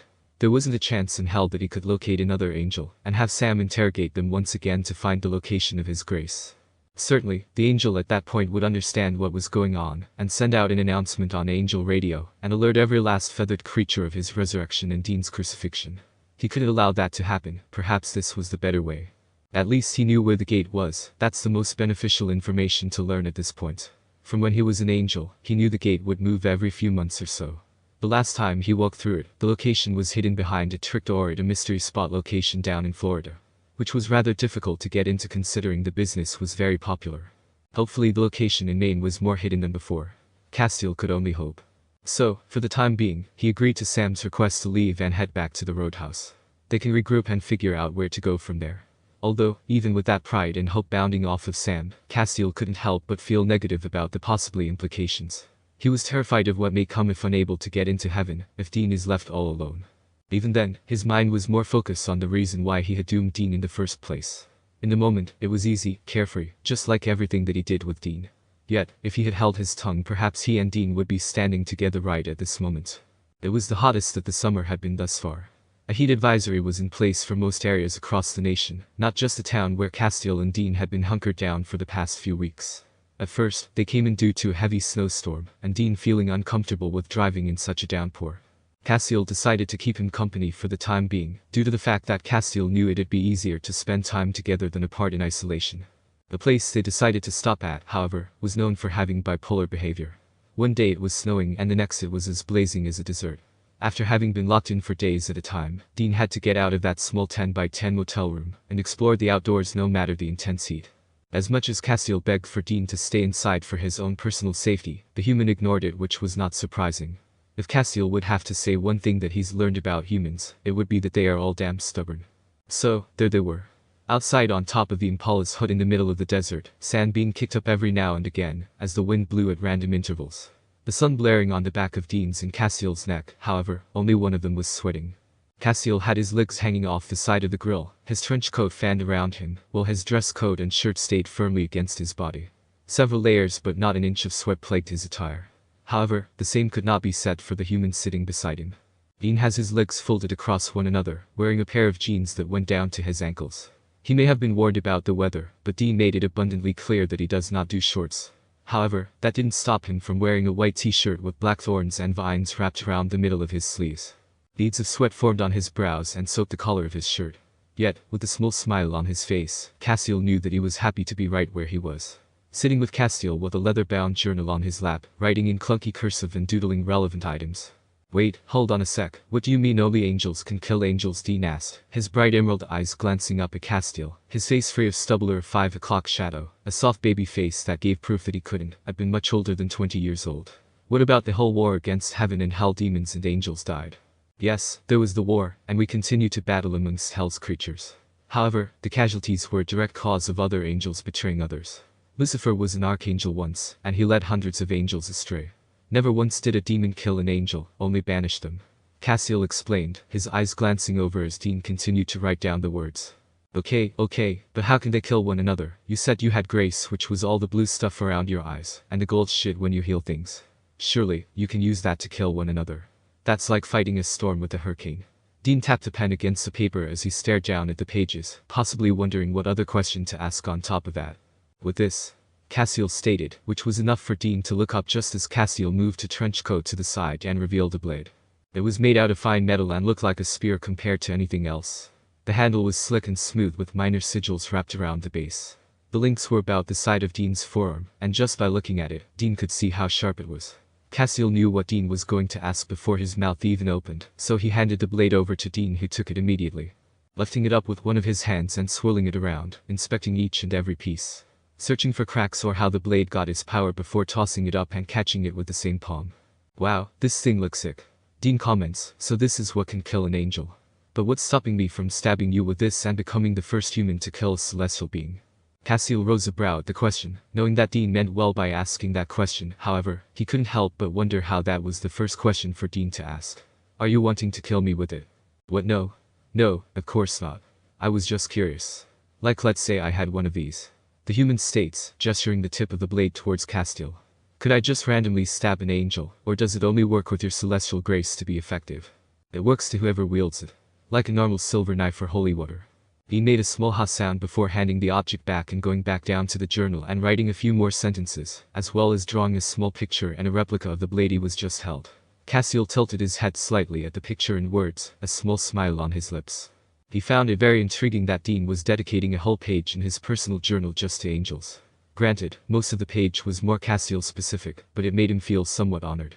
He knew that most don't even know about angels. Come to think of it, Dean may be the only hunter in existence to encounter and speak with an angel and know about it. Eventually, Dean looked back up from his book, small pieces of ink smeared across his knuckles and the side of his hand, which indirectly was transferred to his forehead as he wiped his dirty blonde bangs out of his line of sight. Okay, so let's see if I got everything down so far. God made angels to serve heaven, but also protect humans. Angels' power source is the grace which can heal, super strength, smite, and manipulate human souls. Their grace can also be known as a bond that is attached to heaven, and the only way to kill them is with that angelic blade. Anything else am I missing? Not that I am aware of. Castiel admits with a small shrug, not sure what else he could tell Dean to add to his book. There just weren't a lot of things that humans needed to know, let alone what Castiel thought could be important. Maybe the fact that he can't really taste food properly, and that he didn't need to sleep or anything along those lines. What about your allegiance and orders? Dean asks, carting his fingers through his hair. Castiel tilted his head. What do you mean? You said that God made angels to protect humans, right? Then for battle you were told to protect heaven as much as possible. So clearly you have orders and an allegiance to heaven. Which means it could be programmed. I know you mentioned in the past that angels can communicate to one another telepathically, but there must be a way that makes you follow them if the only well-known angel to follow is Lucifer. Dean asks, unaware of the danger that was just released from those few simple words. Neither he nor Castiel could possibly know that they had just released. At first, Castiel didn't know how to answer. There wasn't a way to answer because he didn't know. That wasn't a thing. Nor was it something that was made privy to. However, as the two of them sat there in silence, which couldn't have been more than a few seconds, Castiel felt something. Something that he could only describe as a lock being opened, or a pull towards Dean that wasn't there before. It wasn't there before, but for the past 6 months that he's known Dean, it was faint like a flicker. Yet, as he stared back, their eyes mixed and mingled into one, words just fell from his mouth, as if someone else was speaking for him. We are pre-programmed certain protocols and ways of thinking. If we are deemed out of line or inappropriate, those in charge are able to grab a hold of us and rewrite in any way that they so choose. In the process they are able to erase our memories, and we are unable to access those memories without help from those who took them away in the first place. Castiel explained, but as the last word left his lips he paused. Programmed rewritten? What the hell was he talking about? He didn't know about that. Why would he be reprogrammed for something and have his memories taken away? That's never happened to him before. Nor does he know anyone that would know that information. Never has he even discussed that before. He wasn't aware that was something that an angel could do. Was there a time in his life that something like that happened to him? However, before he could even process where that information came from, Dean spoke. A hand on his chin, eyes wide with fascination and admiration. That seems a bit strange, but what's the process on how that occurs? And who would be considered in charge of handling that sort of information? Is there a criteria that makes an angel have the need to be reset? There are 2 methods, a headgear spike and celestial drill. One is placed onto our head, and the spike is placed into separate parts our brain and grace, whereas a drill is more manual through our eye. It all depends on one's alliance and if someone is disillusioned to heaven's goals. That is decided by the Archangel Michael who runs heaven in God's absence. If the angels are able to capture the wayward angel, that is when the process occurs. Typically, that is a last resort, however. Castiel said simply. What, he's never even seen those things before? How did he know about those? Castiel swallows thickly and glances off to the side, chewing on his inner cheek and bottom lip. His eyes going heavenward, up at the sky. Those can't be real. Perhaps it was a nightmare that he was recounting, not actuality. Yet, again, angels can't sleep or turn off their brains in that regard.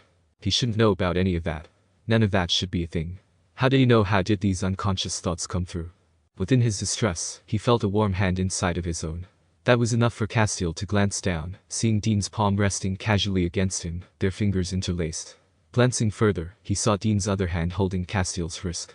Dean's face was filled with concern and worry, his brows together with soft eyes that led to his soul, soft and gentle expression about him. Hey, are you okay? I don't enjoy how I know about this information. Castiel admits, giving a gentle squeeze to Dean's hand. Well, I appreciate you telling me that. I'm sure it's not pleasant to know about, but hey, you love heaven, right? You're loyal and help out wherever you need to, and you listen to them. So, there's no need to worry about all of that. Even if you do something wrong, I'm sure they'd be understanding. They're your brothers and sisters after all. Dean assured. Castiel gave a small smile, but he held his tongue.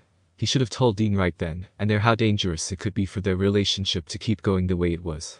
Up to this point, they have done pretty much everything under the sun besides actually falling in love, but Castiel knew that it wasn't too far away. If they did fall in love, he knew how his bond would shift. Where its allegiance will then rely on and what could happen to him. What could happen to Dean? Yet, he didn't care, at least not right now. In the millions of and eons of years that Castiel had existed, he has never met a human that connected with him more than Dean. Never has been able to feel his bondage towards heaven shake more than with Dean. He should have told him that them being together was forbidden, no matter the gray area that Castiel was seeing through. Call Castiel selfish, call him an idiot, but he couldn't stop. He couldn't help being so desperate to be near Dean. On top of that, if Dean's soul and muted thoughts were to be believed, he felt the same exact way. Yes, the whole angelic part was something Dean was still trying to figure out, but it didn't matter. At least it didn't seem to be that way. Thank you, Dean. Castiel finally spoke, moving a tad bit closer so the distance wasn't as far away.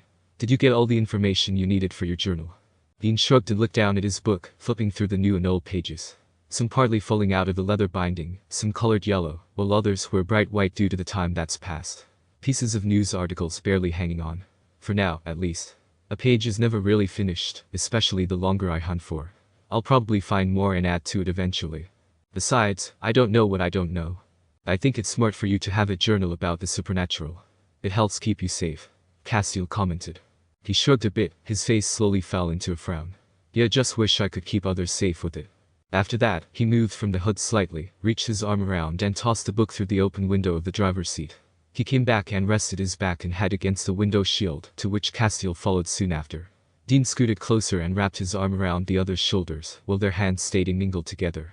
They must have stayed on that car for hours as the sun began to set, and it turned cool and dark outside, finally cooling down after a long summer day. The stars came out not too long after, shining brightly in the sky without contest. For most of the time there, they stayed in silence. Talking every once in a while, but nothing too strange. Castiel kept rethinking everything that he spoke about. It was so clear in his mind for something he didn't know belonged there. It scared him, but what scared him more was knowing that it Dean who brought about those memories. He tried his best to ignore it, but there was one thought that he just couldn't shake from his mind. The pull, what made him speak in the first place. He felt it for the first time when he saved Dean all that time ago, but now he felt it all the time. Dean was changing him, Dean was changing his bond from heaven and transferring it to Dean without contest. Castiel knew from now on, from this very moment, that Dean will always be his first priority, no matter what happened. Dean was his human, and Castiel would rather die than let a single awful thing happen to Dean. What is heaven like? Dean asked, glancing over at Castiel. One of the best places in the entire universe. Castiel said with a smile, and I'll tell you all about it. There are times in life where you must consider how badly you want out of a situation. A situation created by your own hands or by someone you know. Being left in the crossfire is never easy, certainly it is an action that most would pray to avoid at the end of the day. Sometimes, however, there is no need to get involved. Sure, if someone has an emotional connection to step in the way of a trust friend from making a grave mistake, then, by all means, help them out. Yet, Castiel was still forming that sort of relationship with Sam, and being distracted with his own problems, he didn't know how to stop the inevitable from happening. No, Jess, it is not what I just listened to me for 1 second. We are getting close. I can come by for a few days next week. If I left right now from where we are at, the drive would take 40 hours, not counting in stops and sleeping. I understand what I'm doing and no. No, I'm not doing that, it's just chess. Hello, goddammit. Castiel looked over from where he was sitting, on top of one of the bunk beds in the hunter's room at the back of the roadhouse. They had been back for a little less than a day, and Jessica has been blowing up Sam's phone non-stop. The amount of verbal cursing and toxic banter that came from the device was enough to make Castiel leave the room on more than one occasion. Probably leading to the reason he's been shut in this room full of maps and markings, lore of every kind, while wearing an old white shirt with thorns and vines on the sleeves that belonged to Dean that was a bit tight on himself, but it brought him a familiar scent of joy and happiness that he needed to escape the sheer abuse coming from Jessica. He also wore a pair of beige joggers because he found them to be mighty comfortable. However, it didn't matter how comfortable he was, the real one being affected was Sam, who looked like he was being punched with each insult that was hurled his way. There were bags under his eyes and his hair pulled in different directions due to how often he was self-soothing himself. He didn't even have enough time to change out of his hunting clothes before his wife was calling again and again, sending text after text. Non-comforting, non-gentle and peaceful, all vile and hatred. It was hard to believe that these two were once in love. Yes, Castiel and Dean had their fights, but nothing like this. Sam eventually placed his phone into his pocket, pinching the bridge of his nose as he sat on top of one of the many tables in the room. Thankfully, he picked one that didn't have any maps or ruins of that nature on top of it. He let out a heavy sigh and carded his fingers through his hair. His face contorted with sadness and distress, fear and anger all at once. Towards the end, Jessica was quiet while speaking, and those seemed to be the words that affected him the most. "Everything okay?" Castiel finally asks. The question had Sam raise his head to look at Castiel, seemingly forgetting that the other was in the room at all. He gave a sad nervous chuckle with a shrug of his shoulders. "Yeah man, everything's fine. Jess is just overwhelmed with the baby, just needed someone to vent to." Didn't sound like venting. Castiel comments before turning his face back to the laptop that he had on his lap, an older device that Bill had given him once they came back to speed up the process on finding omens or oddities to help with the search of his grace. Just because they knew where the gate wasn't, doesn't mean that their work and research was through. Apparently, Sam did not like that comment and took it offensively. With a scoff he shook his head and mumbled, "Some of us actually have emotions to deal with, we aren't all angels who are stunted." Find repeating that, Castiel asked, glancing back over with a glare in his eyes. All he was doing was to sound nice and put some investment into Sam. He is Dean's brother after all, and they should have a decent enough of a relationship. No matter how annoying and irritating Sam has been, but now he gets insulted for, "What a bad comment, last I checked, I have emotions just as much as you." Sam rolled his eyes and hopped off of the table before grabbing something that was beside him and tossing it over to Castiel. Thankfully, Castiel caught it without much of a thought and examined the item. It was Dean's journal. According to that, most angels don't have emotions. Only replications that help them follow orders and keep strong to their allegiances. So, don't go about telling me how humans deal with their feelings. Castiel rose a brow at the other's actions. Why was he acting this way? Yes, Dean would have a couple of anger fits, and he'd throw things, but never at Castiel. It would make sense that this is how Sam may react after being yelled at by his wife. Yet, even then, Sam didn't need to be so aggressive. He was making it exceedingly difficult for Castiel to actually care about him and what he does with his life. If it weren't for his connection with Dean, he would have kicked Sam to the curb by now. This little coupling of working together was a pure resentful relationship. Out of spite. "Sorry I asked," Castiel mumbled. That also seemed to be an insufficient apology. Because Sam let out another harsh huff, his mouth opening and closing quickly before just turning on his heels and stomping out of the room, and slamming the door shut behind him. The door slammed with a loud smack, loud enough that it caused Castiel to flinch. He waited a few moments, waiting to see if Sam would rush back in. When he didn't, Castiel let out a sigh of relief and set the laptop to the side before getting down from the bunk bed. In his left hand, he held Dean's journal and carefully runs his fingertips across the leather, a sad smile on his face. Slowly, he opened up the book and looked at the words and drawings. Castiel could easily remember the first few times he saw Dean writing it in. At first, Castiel thought it was strange and didn't stand the reasoning. Yet, now, it was one of the closest things he had to the love of his life. He gently rubbed his thumb across the words on an obscure page, speaking of Wendigos and local hunts. Well, not so local. Local as in 5 years in the past. As he read some of the words and entries, it was almost like Castiel could hear Dean's inner thoughts, the commentary he had while writing it down. Even now, he felt like he could feel Dean's presence. Even with death, their bond is as strong as ever. His eyes made their way up, looking at the ceiling in the small room that they were in. He wishes he could see into heaven, see Dean at this current moment. He didn't mind if the memories Dean was shrouded in were of he and them together, but just to see if he was happy, see his smile, and safe away from the claws of Michael. He would pay anything, sell any soul, or kill any man or woman to make it a reality. Yet, he knew that he couldn't. Taking in a deep breath, Castiel gripped the journal tighter as well as the laptop from the top bunk before leaving out the doors that Sam had stormed out of not too long ago. Carefully, he pushed through, made his way past the kitchen and back pantry, before making it into the main tavern of the roadhouse. It was in the middle of the day on a less than stellar week. There were not customers yet, which Castiel appreciated. He really didn't want to see anyone else right now besides those he considered family. Family who was willing to accept him at least. However, he did raise a brow at the scene that he witnessed while setting down the laptop on top of a stool and bar table near the room he had just emerged from. I think maybe you just need to have a break. I don't think a woman who loves you would treat you that way. Joe spoke, while tucking a strand of blonde hair behind her ear that left her ponytail. I could probably help if you'd like. Maybe Sam mumbled, or maybe just a drink will help. Across from him over at the bar where an old-school video game unit resides, both Sam and Joe were sitting there with drinks in their hands, speaking and talking about random things. At first, Castiel was happy that Joe was finally speaking to Sam again, after having given him the silent treatment for the past few weeks. Yet, it was how close they are, the gazes that Joe and Sam gave one another that made him uncomfortable. Castiel may not be the best at reading social cues, but those few items are definitely something that he recognized that he and Dean did. Castiel just looks away for now, not wanting to read into things and not rock the boat any more than what it already had. So, he keeps his head down, and continued to search on the laptop for any more clues that would lead him to where his Grace would be. Which, he doubted they'd ever be able to find. Why would they keep his Grace on Earth when they could keep his stored safely in heaven? At least that was what he was curious in. The only clue they had towards his Grace was a simple drawing in Dean's book, only decorated in a vial with a glowing essence. However, as he continued to look at the picture, he spotted something on the page that he hadn't noticed before. Something that looked like a grid system, which could easily be explained as doodling, but Dean never would have doodled anything that didn't have importance to the page. Castiel tilted his head as he looked closer. One of the lines looked to have a question mark within next to 3 wiggly lines. Easily mistaken for ink scratch marks, but they were too symmetrical to not be deliberate. Sam, can you look at this? Castiel asked, looking back up from his laptop. Yet, he was gone. So was Joe, their drinks left on the bar countertop.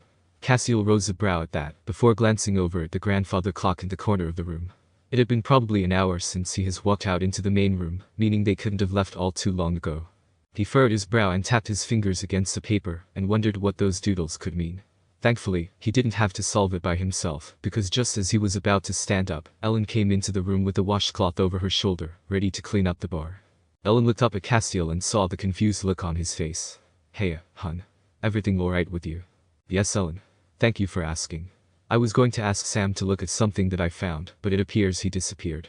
Must still be mad at me, he said with a shrug. Well, I can help you out. Ellen considered before walking over to Castiel's table with her arms folded one over the other. Castiel didn't waste any time before swirling Dean's journal in the direction that Ellen could see. As he did so, he pointed out the drawings that caught his attention earlier. Ellen leaned in close and lifted the book up to look at it a bit more carefully. Although, Castiel had to bite his bottom lip to suppress the urge of having her hand it back. Yes, the journal wasn't Dean, but it felt right having it closer to his body than to anyone else. Looks like a river. Does your Grace come from the earth at all? Ellen asks, handing the book back.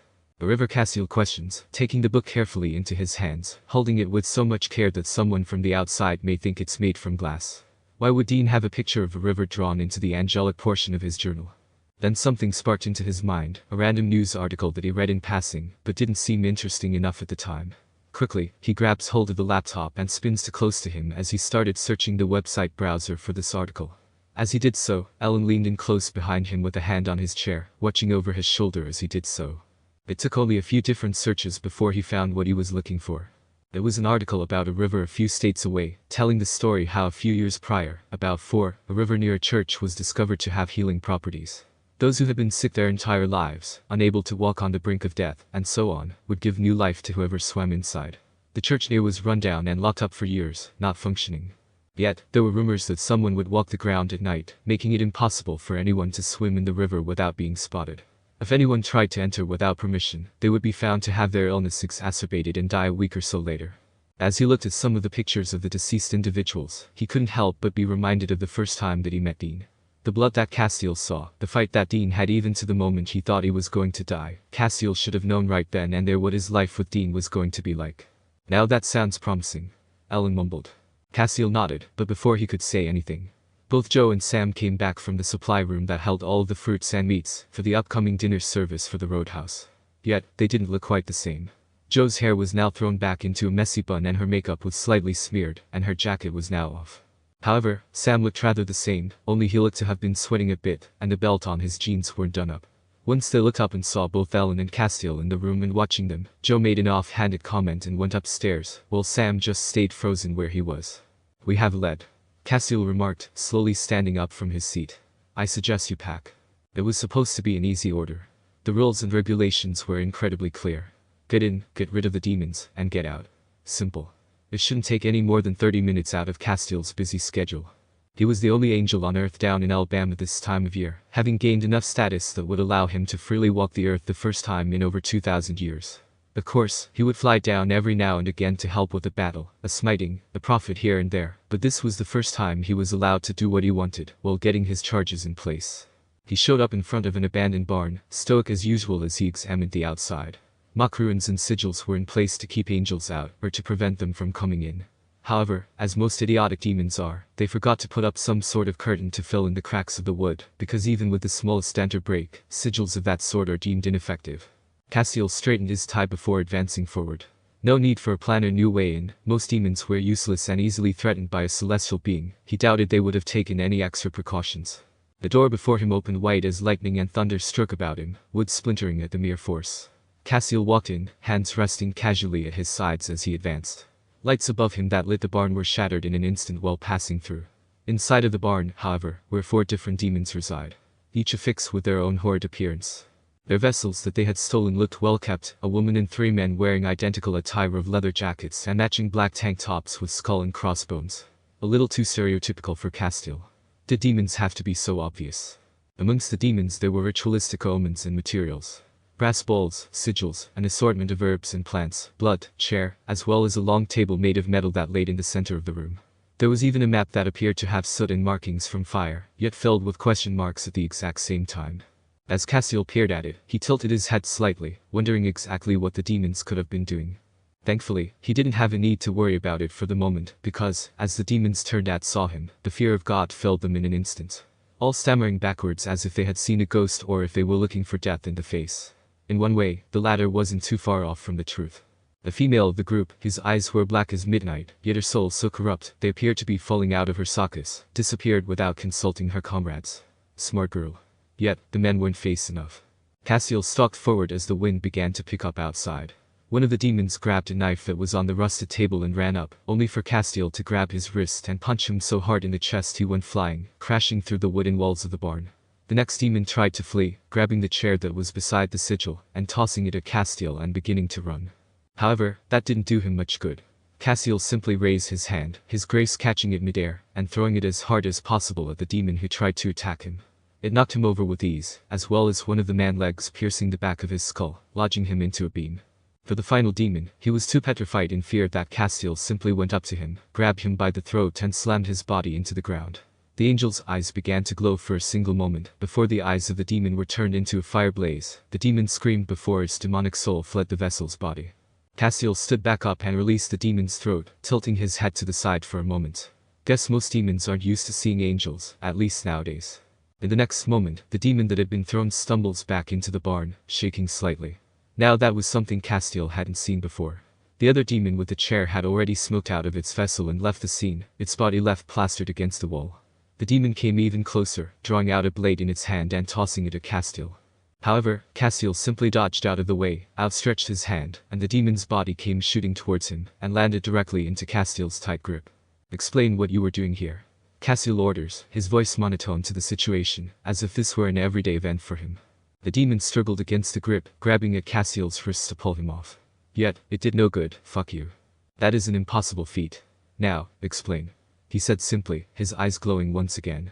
"Or I will send you to hell, if not worse, the empty." However, the demon did not take the threat too nicely, and spat at Castiel. The angel glared and wiped the salvia from his brow before choking the demon out, burning its eyes with his grace like he had done a minute prior. Then, without much more of a care, he tossed the corpse to the ground without a second thought.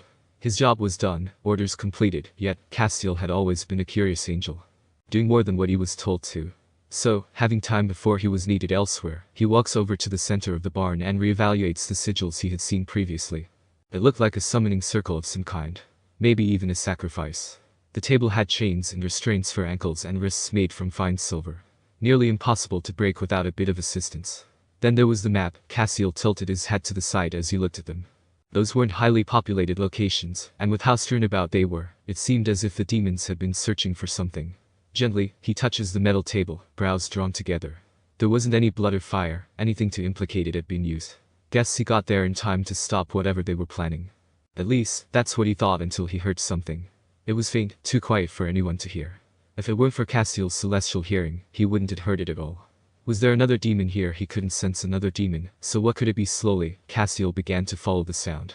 Steps light to not scare off whatever the creature may be. As he continued to walk, the sound got louder and louder. Castiel narrowed his eyes slightly, gazing at where the sound came from. It was a barn door near the back. If he knew his architecture correctly, that would be considered a slaughterhouse for animals. What was back there? However, he knew that whatever it could be, it couldn't harm him. Without regard for his safety, he walks over and opened the barn door. However, he was unprepared for what he would see. The light from the barn barely illuminated the darkened room, and in the very middle, there was a man. He looked young, barely older than 20 by the looks of it. Chains were wrapped around his wrists and hooked around a hook along the ceiling. His feet were barely able to touch the ground, the tips of his feet barely scraping the dirty floor. Castiel swallowed thickly as he looked at the human. He's seen worse injuries in combat, however, he's never seen such wounds on someone so young. His hair was flattened against his face, and dried blood stained his forehead and ran down the side of his face. Bruises stained his neck and eye. The mahogany brown long-sleeved shirt that he wore was covered in dirt and straw. His shoulder had gashes that ran down to his wrist. The jeans were also covered in blood and dirt, holes in his knees and the bottoms filled with torn-out strings. Castiel tilted his head slightly, his eyes examining the human before him up and down. His soul was bright, almost overwhelming. A part of him wanted to leave. After all, this wasn't part of his orders. However, he could see how injured this human was. If he left, he would surely die. He glances behind himself for a moment, double-checking that there weren't any demons nearby before walking forward. Quickly, he walks over, his feet making soft noises in the dirt. Just enough that the human began to stir slightly, eyes opening barely. The angel's eyes widened as he saw the human's eyes. Bright green, they reminded him of emeralds with flecks of gold to act as accents. However, as Castiel got closer, the human began to slightly struggle, trying his best to get away from Castiel. Calm down, it's alright. I'm here to help. Castiel spoke simple and brisk, getting only a foot away from the human. Only to be kicked right in the stomach. He let out a soft sigh prior to flinching. Stay still. He reaches up beside the human and grabs hold of the chain, and with one simple shift, breaks the chains without much effort. Immediately, the human fell to the ground, landing on his arms and shoulders, letting out a harsh cough as he stayed sort of huddled in a ball. Castiel frowned slightly, a bit concerned that the human may be more hurt than what he had witnessed. The angel walked a bit closer, crouching down beside the human with a hand outstretched to help lift him up. Yet, that was his first mistake. As he gently grabbed the human's shoulder, the man suddenly swung around, a knife in hand, gashing a harsh cut into Castiel's cheek. Castiel stumbles back, holding a palm against his face, feeling blood creep between his fingers. He barely had time to react before the human stood up and crawled on top of Castiel, the blade raised high with both hands, before swinging it down towards Castiel's heart. But the angel had enough time to recoup, grabbing hold of the human's wrist and shoving him off. The human rolled off, let out a harsh hiss as he stood back up quickly, Castiel following suit. Not even having time to explain himself, the human came chasing after him again. Blade raised high as he lunged forward, but Castiel stammered out of the way. With the change in momentum, the angel fell down, hands scrapping into the ground. Yet, he wasn't going down without a fight. He turned around, his blade raised as he slowly scooted back and away from Castiel. His bright green eyes filled with fear and anger all at once. The angel raises a brow while walking forward. This human sure was a fighter. I'm not here to hurt you, just calm down. I'm not a demon. The man stood back up and flung himself forward again. This time, Castiel grabbed his wrist and pinned him against the wall. He struggled harshly, and Castiel was shocked by his sheer amount of strength. Castiel was having a challenging time keeping him still, which was a shock for him. He's never had a hard time keeping a human pinned before. Prove it, Constantine. The man growled. Castiel sighed and rolled his eyes and spun the man around, but kept him pinned to prevent the man from hurting himself. Drop the blade. At first, the human didn't do anything, his glare only deepening further. However, when Castiel returned the glare, the man swallowed and dropped the knife to the ground. Yet, the glare never left him. What's your name? It took a moment before the man spoke, looking hesitant to even open his mouth. Dean. Dean, I'm going to let you go. Do not try and run, your injuries are too severe, and you won't get far. Castiel warned. Dean continued to glare but nodded. Slowly, Castiel removed his grip from the human, to which Dean kept his word. He didn't run, but he also didn't stay quite still. Letting out a shaky breath, he moved slightly to the side and looked out of the big doors that led into the slaughter room. His eyes going back and forth as he saw the demons' corpses, as well as the makeshift altar that was in the middle of the barn. Fucking undead assholes. However, as he took a couple steps further, he suddenly collapses to the ground, legs shaking as he had tried to stay up. Castiel quickly dived beside him, grabbing hold of Dean's arms and cushioning his head, so he didn't hurt himself. In those few moments, the human managed to pass out. The exhaustion and sudden rush of adrenaline thinking he was about to be attacked by demons must have been too much for his soul. Castiel lets out a panicked breath. Dean, are you alright? There wasn't a response. Dean must have truly been out. As quickly as possible, Castiel brought Dean back into the main area of the barn, where there was a lot lighter and more laid him down on his lap. He placed his hand onto Dean's chest and forehead, a golden light emitted from his hands. Within moments, the wounds on the human's scalp slowly knitted together, and the blood on his cheek and clothes disappeared easily. Once the injuries were healed, Castiel removed his hands and immediately, Dean woke up again. Eyes wide as saucers, his first reaction was the same as when he first awoke, to throw a punch at Castiel's face, yet Castiel was able to grab it once more and stop the attack. Dean, you're safe. Castiel reassured. Dean let out another shaky breath as he slowly sat up from the ground, quickly taking in his surroundings, as well as looking down himself. A hand gently patting down his forehead and chest, his eyes large and wide in confusion and fear before looking back up at Castiel. What happened? Who are you? My name is Castiel, and I saved you from the demons. You're not the only one who hunts down demons. So, you're a hunter? Dean asks. In a way, Castiel mumbled. However, he did give pause to himself at that comment. Why didn't he just say he was an angel? He's never been shy about that fact before. Well, thank you, Dean said softly, his voice shaking slightly as he looked over his shoulder. I appreciate it. However, as their eyes made contact once again, Castiel felt something. Something that he hadn't noticed before. Maybe this was the first time he's noticed it. Yet, it was strange, nonetheless. It was strong and impossible to ignore. It felt like a pull, like a string was moving him in another direction that has always been pulled. It was being pulled towards Dean. Castiel's eyes slowly softened, his gaze less intense than before. The human he was looking at, his expression also changed. Going soft and calm, the fear and anger that was there before had melted away into one similar to Castiel's. They didn't do anything for a long while, just staring at one another with the soft expressions. Nothing tense nor strange, just peace. Nor Castiel or Dean knew how their lives would be affected by this one simple glance. Maybe if they did, they would have just stayed in that spot for the rest of their lives. For people pleasers as well as those who are conditioned to follow a certain set of rules, it may be exceedingly difficult to take something for themselves. To allow oneself to be selfish for once in their entire lives. Yet, even then, they feel so much guilt for doing something for themselves, be gaslit into believing that they are evil and narcissistic, for even considering to do something that would help themselves as opposed to the masses. That was the current emotion that was coursing through Castiel's veins, as he and Sam drove to the middle of nowhere to identify if this unnatural healing from this river could possibly be Castiel's stolen grace. However, the atmosphere was rather awkward. Sam and Castiel had hardly spoken since getting in the car and driving off, which was almost immediately after Castiel got that lead from Dean's journal, with some assistance from Ellen. Even from beyond the grave, Dean was still helping him out. In either case, Castiel had been driving and every now and again he would make a comment about the road or turn on the music to fill up the atmosphere. He hated long drives without some sort of noise, a handicap that Dean instilled into him. Sam refused to meet Castiel's gaze. Even when he had an added comment to say something, he would close his mouth and look away, filling the car with silence once more. Castiel didn't put two and two together after he first saw Sam walking out from the back room. However, when he saw Ellen's expression of seeing Joe and Hugh walking out together, the possibly implication was planted in his head. Yes, he had an idea on what could have happened, yet he couldn't find it in himself to stay quiet. Did you have intercourse with Joe? Castiel asked bluntly, glancing over his shoulder for a fleeting moment to gauge the other's reaction. What? Sam shouted, looking back over at Castiel with wide eyes, all color flushing from his face in a split second. Why the fuck would you ask me that? Because infidelity is something that shouldn't be taken lightly, he said simply. I understand that you and Jess have been going through a rough patch recently, but that isn't an excuse as to cheat on her. Look, I appreciate your concern, but nothing happened, he huffed, glancing out the window. Eleanor, I believe you. Castiel shrugged. The human let out a soft sigh, his head shaking slightly. Nothing happened. Maybe I thought about it or I wanted to act on it. But I didn't, so that's all that matters. Are you telling me the truth? Yes, I am. Why are you being so nosy? I personally don't like Jess, and I'm not the one in a relationship with her.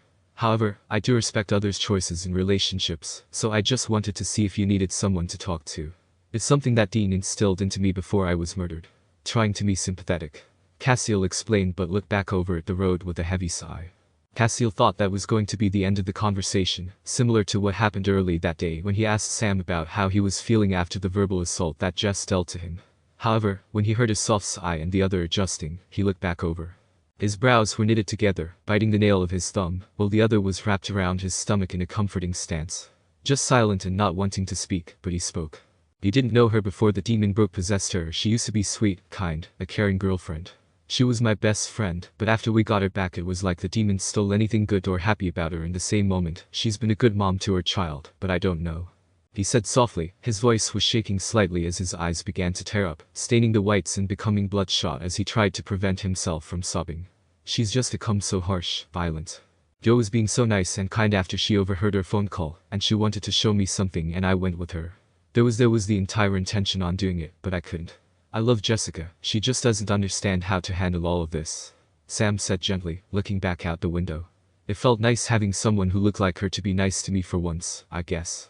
Castiel slowly nods, his fingers tapping against the steering wheel that he held in his hands. He didn't know how to respond to that comment. The only experience he's had with relationships were minimal. As much as he wanted to say to Sam leave her, he knew it's not that simple. People do crazy things when they're in love. Yet, it doesn't feel like Jess loves Sam anymore. It wasn't his relationship. He didn't know how she was before, so he couldn't have stake in it. There was only one line he could think of to say, and that was, "You don't deserve to live in fear every day on what she may do to you. You deserve to be happy, Sam." It only took a few more hours of driving before they arrived at the aforementioned river. Slowly they got out of the car and took in their surroundings before even attempting to advance forward. It was in the middle of a forest, large oak trees hung above them to the point that the sun or the sky was visible. Well, maybe in certain parts of the forest there was very few bits of rays that made it through. The ground was moist, and the road that they drove in on was more so padded down dirt that was wide enough for two cars to pass one another. The sound of a river in the distance followed by a waterfall was heard. Both Castiel and Sam looked at one another before moving forward. It was incredibly warm, so much so that Castiel felt like taking off his upper layer of clothing. Every now and again the two of them would have to jump over random roots spiking up from the ground, having to jump across streams and pushing aside branches from overgrown trees. After a bit more of traveling, following the map of the local area that Sam had printed off before traveling, Castiel kept glancing up and around before finding a familiar object. The church from the article. It was proud standing and in semi-good presentation. It was made out of fine wood and was splintering away from the edges. Holes were in the doors and the roof was caving in. However, between the cracks, Castiel was able to see that the inside had furniture put together and an altar underneath a painting of the Archangel Gabriel. Yet, a little past the church was exactly what they were looking for. A river that was running directly behind the abandoned church. There wasn't much to add to it, it just seemed like water running down the rocks, and eventually to a minor waterfall, about what sounded to be a mile away. Castiel tilted his head at it, biting his bottom lip. Was this a mistake? If the river had angelic properties, he should be able to at least see something of worth. Feel some sort of power. Yet, there was nothing. Was this not a lead after all? Fuck, this was a waste of time. Castiel mumbled, carting a few fingers through his hair. This should have been easy, a get in a get out. The first break that they've had in weeks. Yet, it did nothing. Nothing was working. Why didn't he just keep Hannah alive and ask where his grace is? He's hurting up in heaven without Castiel, yet Castiel can't even save him, find a way to get to him.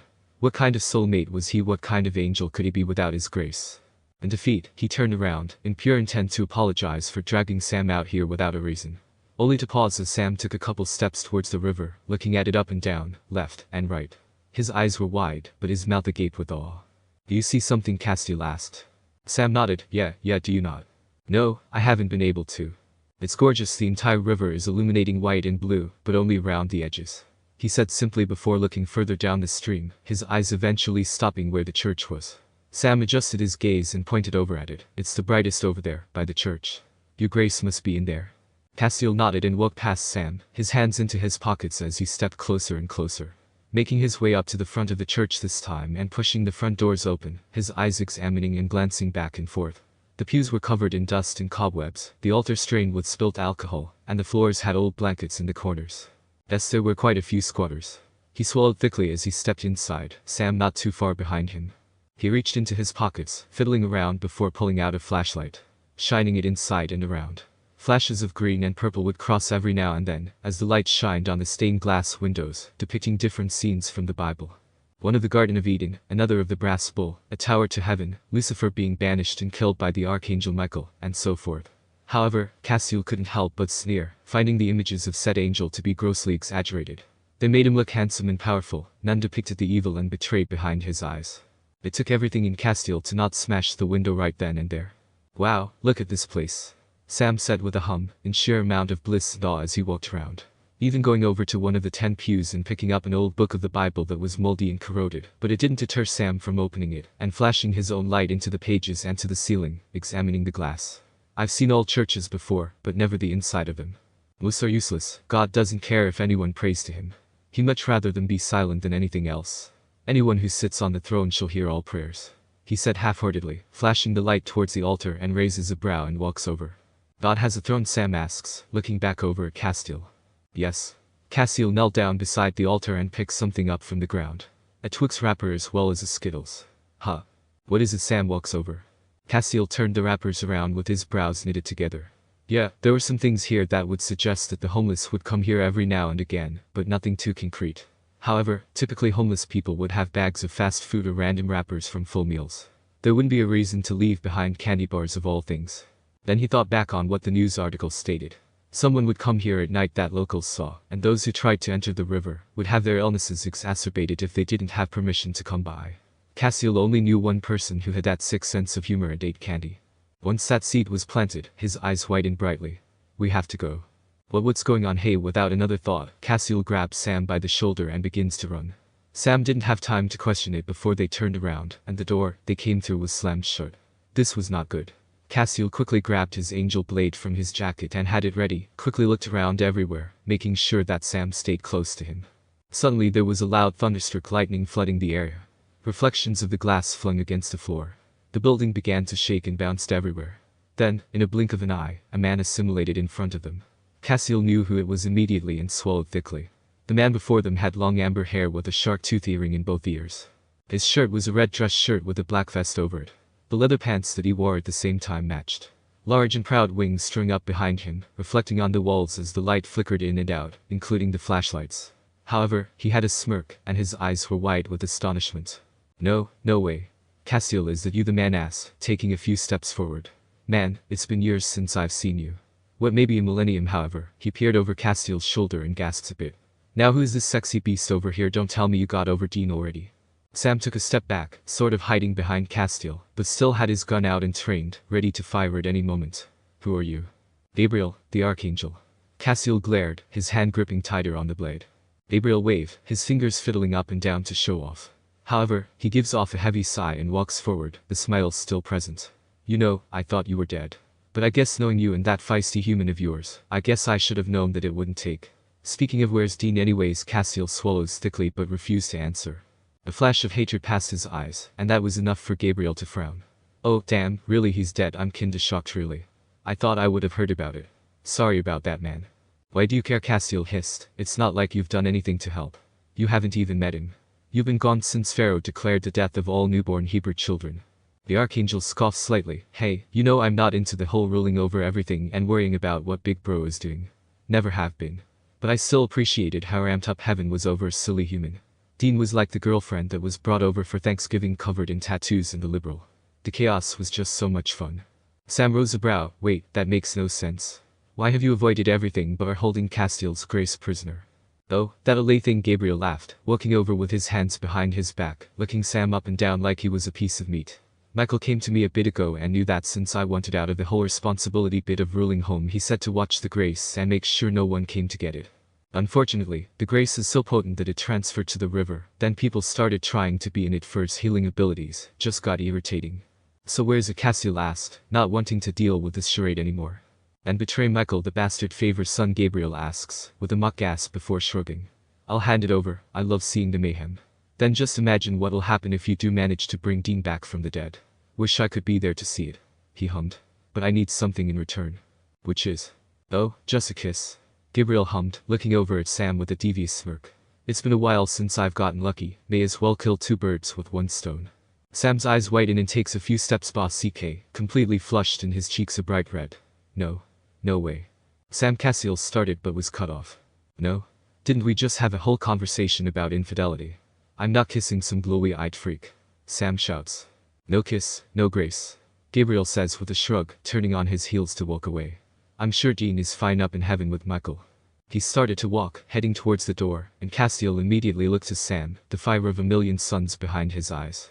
He was not going to lose Dean over Sam not wanting to act gay for a few moments. After a long hard stare, Sam glaring back, he sighed and shook his head. Probably not believing he was about to do this. Fine. Fine, just get it over with. Fireworks weren't something that Castiel truly understood. Bright lights caused by explosives that had been shot into the night sky always appeared to be reckless and dangerous.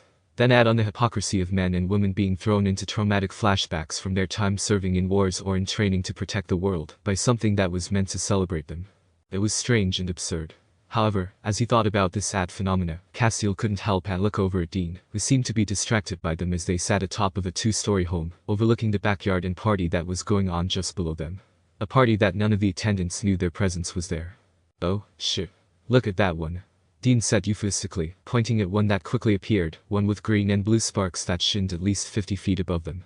Thankfully, Castiel's angelic gaze was fast enough to catch it before it disappeared. However, he flinched slightly at the sheer volume of the firework, sounding like a booming cannon that went off right beside his ear. It didn't affect him too much from the other fireworks.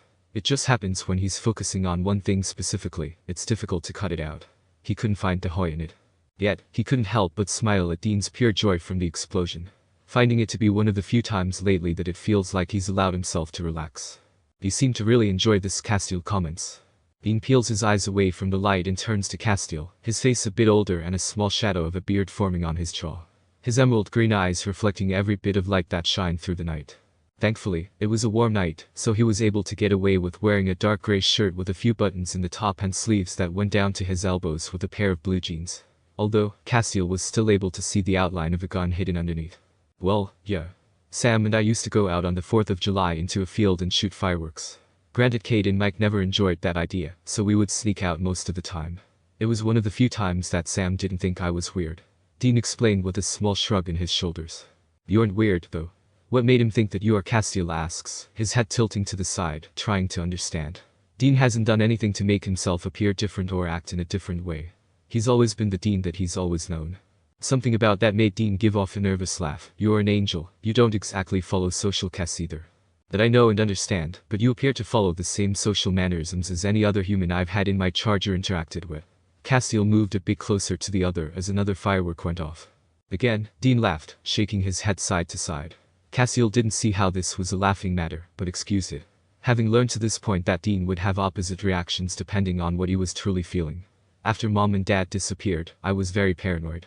Castiel made a look and Dean swallowed. I am paranoid, so I wouldn't really sleep, and at school, I always had to be seated in a place where I could see the door or window, and know how long it would take me to grab Sam and get out. Never really talked to anyone and I would disappear on hunts, but not tell anyone where I was going and showed up randomly. Rumors started, and that was that. Sam believed a lot of them, unfortunately. I can understand that feeling. Lots of angels, especially those in my garrison, found me odd. Castiel explained, gaining Dean's eyes to land on him, their eyes making contact.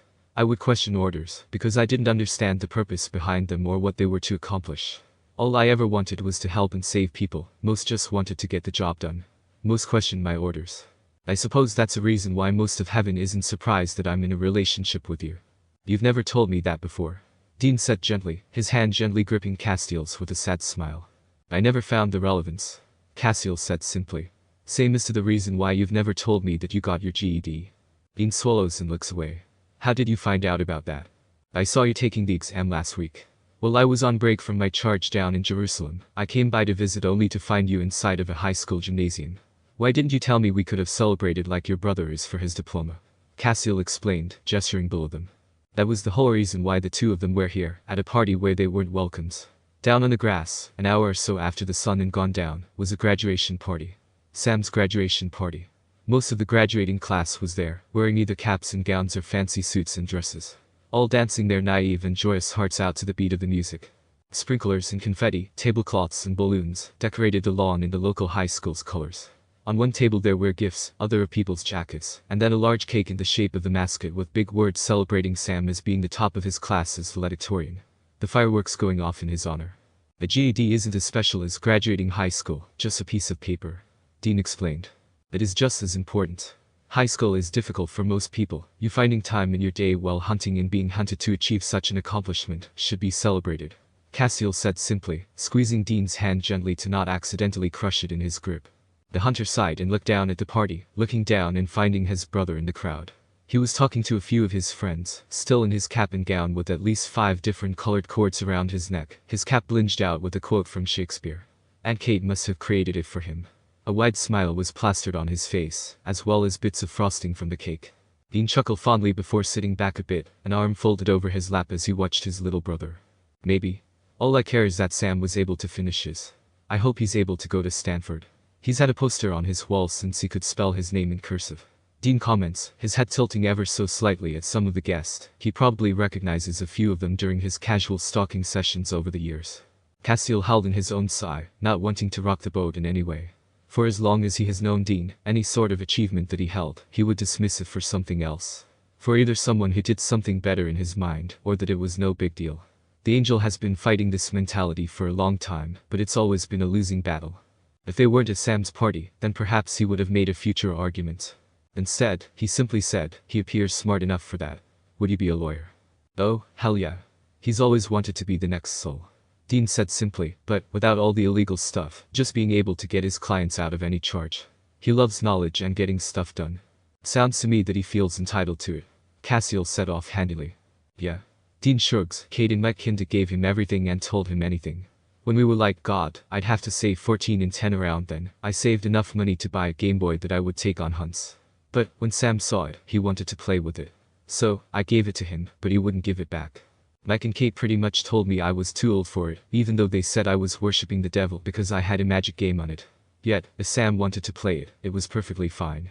The Angel frowns, biting his inner cheek. He couldn't understand how much Dean loves Sam.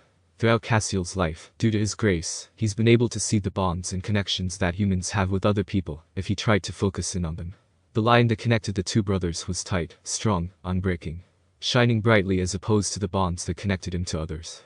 Granted, Castiel could see the one connecting the two together, shining brighter than anyone else there, but the one between he and Sam was astonishing.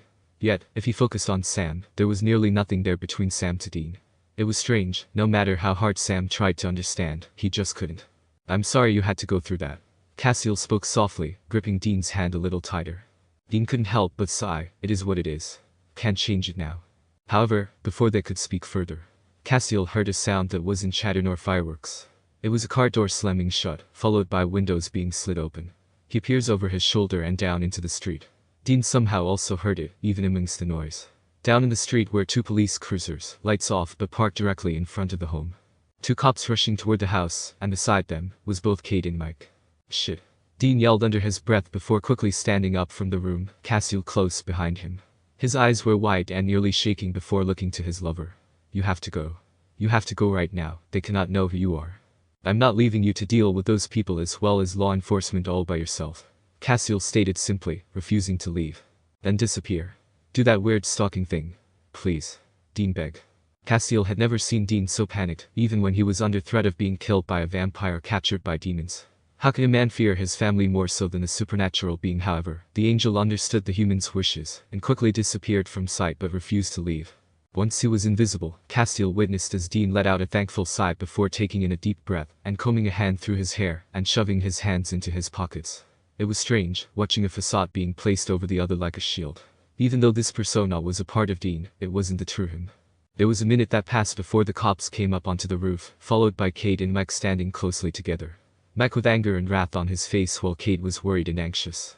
The cops remained neutral and seemed rather calm, given the situation that the pair may have told them. Sir, you are trespassing on private property, the male cop stated. Dean rose a brow, turned around in a circle once or twice before looking back to the cops. I don't see how the party is going on, and there was an open invitation on the front door. Dean, you know that you aren't welcome here. Mike huffed, taking a step forward. No, you said if I forgot about everything that is actually hiding in the dark and pretend to be ignorant that I was allowed back. But given the party, I thought I could mend the agreement. Dean smirked. You can't be here. Aunt Kate said simply, her voice gentle and calm, but that was just who she was. Even though deep down, she hated that Dean was there just as much as Mike. Don't make this any harder than it has to be. What you mean you don't want me to cause a scene and have Sam see me for the first time in years? How about I go over here, Dean said, walking over to the side of the roof. Immediately, the cops stepped into action and took a couple steps forward, hands outstretched and on their guns, as Dean stood on the very edge of the roof. And step right off, I'm sure that would cause a scene, right Kate? Castiel swallowed thickly and made sure to stay as close to Dean as possible, his own hand laying purchase on Dean's shoulder. The comfort was noticed immediately, as his shoulders relaxed a bit more, knowing that he wasn't truly alone. Sir? The female cop stated, taking another few steps forward. Please move away from the edge. Whatever is going through your mind, I'm sure we can work through it. Work through? What? I'm perfectly okay. All I wanted was to see my baby brother on his big day. You didn't have any fear when I showed up to the ceremony and watched his speech, Dean said with a proud smirk, looking over the edge of the roof before glancing back over to his aunt and uncle. There's already blood painted all over this house, hidden within the bleach stains and walls of paint. Might as well cover the front lawn. The angel sighed, knowing exactly what was about to happen next. Dean gives a smirk, kisses his palms, and flips off his cane and mic with the middle finger, before stepping off the side of the roof. The officers and older couple froze in place, awaiting the sound for a body to hit the ground. However, that sound never came as Dean grabbed onto the vines crawling up the side of the house, before even getting close to the ground. However, Castiel was flying beside him just in case he didn't make it. Soon, the four of them ran to the side of the house to see what happened, only to see Dean safely crawling down the side of the house, waving at them with a cheeky grin. As he made it to the ground, he takes one last glance at the backyard, a sad smile as he saw Sam speaking to friends, unaware that Dean was even there. However, he knew what was best for his younger brother, and ran off and didn't stop running until he was out of breath and then some. Far enough and hidden to where the police couldn't find him, stopping beside a house at the end of a road. Once he caught his breath, he turned to the side and saw Castiel standing there, a frown on his face. What? Dean laughs. You always have to do anything with theatrics, don't you? Castiel asked. Oh, come on. You know you love it. Castiel just rolled his eyes before gently grabbing Dean by the wrist and pulling him in close, and gently kissing the other on the lips, to which Dean returned almost immediately, laughing softly to themselves, and holding each other close. Knowing that no matter what happens, no matter the situation, or the distance, that neither of them will ever be alone again. Sacrifices are always made to reach the truth, or to correct a wrong being made. In some cases, even just loving someone with your entire heart can put you at risk of doing something so evil and vile, that you are unable to look at yourself the same way ever again. Castiel has already made those sacrifices. He has drank from the bitter cup that was put on his mantle, and told to do so or risk the lives of everyone he loves and cares for, including his own. For the past year and a half of his life, he had made it his goal to find Dean and bring him back home. He'd be damned if anything stops him now. After they left that small little church, swam in the river to be certain that the grace was no longer powering it, Sam and Castiel left for a motel to stay the night in. However, Castiel couldn't bear the thought of knowing just how close he was to being reunited with the one who made him full, the one who changed thousands of years of programming and rebuilding, to become the man that he now was. On top of that, he knew that anything could happen once he absorbed his grace. He couldn't risk hurting Sam in the process. So, he went into the middle of the forest, the exact same one that they had just fled from, and sat atop of a rock. The wind wrestling past his ears as the moist and humid atmosphere made his shirt and jeans stick to his frame. There were a few moments of pause as his eyes stared down at the clear vial in his fingertips, the soft pastel blue glow illuminating the small space between the two of them. A chain wrapped around the cord to keep it close to his keeper's chest. This was it. This was the moment he had been leading to. To become an angel again. To have all of his emotions dampened to where they may have once been. Have his abilities to save anyone once again. He may not be able to regain his wings or ability of flight, but everything else about being a celestial being was to be his again. However, did he enjoy all of it? Yes, there were things about being a human that were tedious and annoying. Such as eating, drinking, and the stupid intense emotions that seemed to come off and on at a whim. Yet, enjoying music, physical touch, knowing good from evil, difference of pleasure and pain. Being able to enjoy comfort. Could he give that up? Dean was the one who made life as a human enjoyable. He's never regretted giving up his grace while within his presence. At the end of the day, Castiel was doing this for Dean. He was going to get him back, no matter what it took. With a deep breath, Castiel gripped the cork and popped it off. A soft gentle mist floated from the glass container and assimilated above for a long second before dragging closer to him. The light began to invade his mouth and slip into his body. A second later his eyes shined a bright and familiar blue glow, then a bright light exploded from his chest, firing high in every direction. Trees within a 5-mile radius were ripped from the ground and tossed 100 feet in the other direction. A pulse of yellow fire shot up into the night sky, being seen for miles to come. Once the light was shed from existence, Castiel slowly stood up from the ground, his eyes hyper-focused in front of him before shutting them tightly. The power that surged through his veins was nearly intoxicating. He forgot how strong he used to feel. His entire body was vibrating with the possibilities in his palms. Yet, he let out a shaky breath as he opened his eyes, able to see the world as he had his entire existence. Shades of rainbows forced into different objects. Being a celestial being makes him see every little molecule, atom, things of that nature. He already missed the beautiful greenery of the forest. He had to let it go, as fast as possible. No time to dwell. He had to get moving. Yet, here is the problem in the current moment. Go back to the motel, tell Sam that he reabsorbed his grace and go from that point. However, that would just be wasting time. He knew where he needed to go, he had to find the gate. Knowing the state, all he had to do was find a way over there and rely on his grace to get him the rest of the way. He's traveled with Dean thousands of times, he knows how to get there. He has a car, he has everything that he needed to get there. Sorry Sam. He can't wait any longer. Castiel picked himself up and went on his way, stealing a car from the closest store that he could find, and starting his drive. It took him the entire night to drive all the way up to Maine. Even when he did get there, he had to drive even longer. He's never enjoyed cars, always found them confiding beyond belief. Even without his wings taking up the space. Much rather walk for days on end, if not months, than to drive. The only problem is that a car was his fastest option, besides a plane, but he didn't feel ready to steal a jet. He also didn't know how to drive one, so that was also a problem. Once he did get into the state, he pulled off the side of the road, turned off the car, and got out. His eyes examining the scenery. The men and women around him going about their everyday lives. They weren't angels, demons, nor monsters of any kind from what he could see. Even if they were, he was going to avoid them at all costs. Then there was a pull. It was a small one, almost as if someone had yanked on a piece of his clothing with their fingernails. Looking over his shoulder, he noticed the pull getting stronger in the opposite direction. So, he began to walk. Alright, he didn't walk, he ran as fast as possible. Gaining a few looks from those around him as if he were a crazy person. Which, they weren't full of. People do crazy things while in love. Running for what felt like hours, which was probably only 50 minutes before stopping inside of a park that he knew was definitely where the gate was located. The park had trees, a massive jungle gym, swings, slides, etc. There was also a walking trail around a big lawn with ultimate frisbee attached. However, standing in the middle of the lawn was a sandbox with two little girls playing inside of it. Yet, beyond the human eye, was a large door made of clouds as white as snow, cherubim statues on the top of a wooden door, still matching the color aesthetic. It shimmered and glittered with every turn of the head possible. All he had to do was step through them, and he'd be in the same realm as Dean. However, the two girls playing weren't normal little girls, they were angels. He could see their grace flying around them like wisps of wind, and he knew who they were. They were high elite guards that always guarded the jail cell of evil angels or demonic forces that couldn't be trusted to be killed.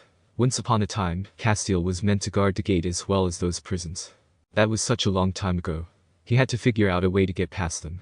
Before he even had a chance to figure out a plan, the phone in his pocket began to buzz. Castiel looked down and removed the object and opened it up. Hello. Cause. Where the hell are you, man? I've been looking for you for hours and I've texted you like 50 times.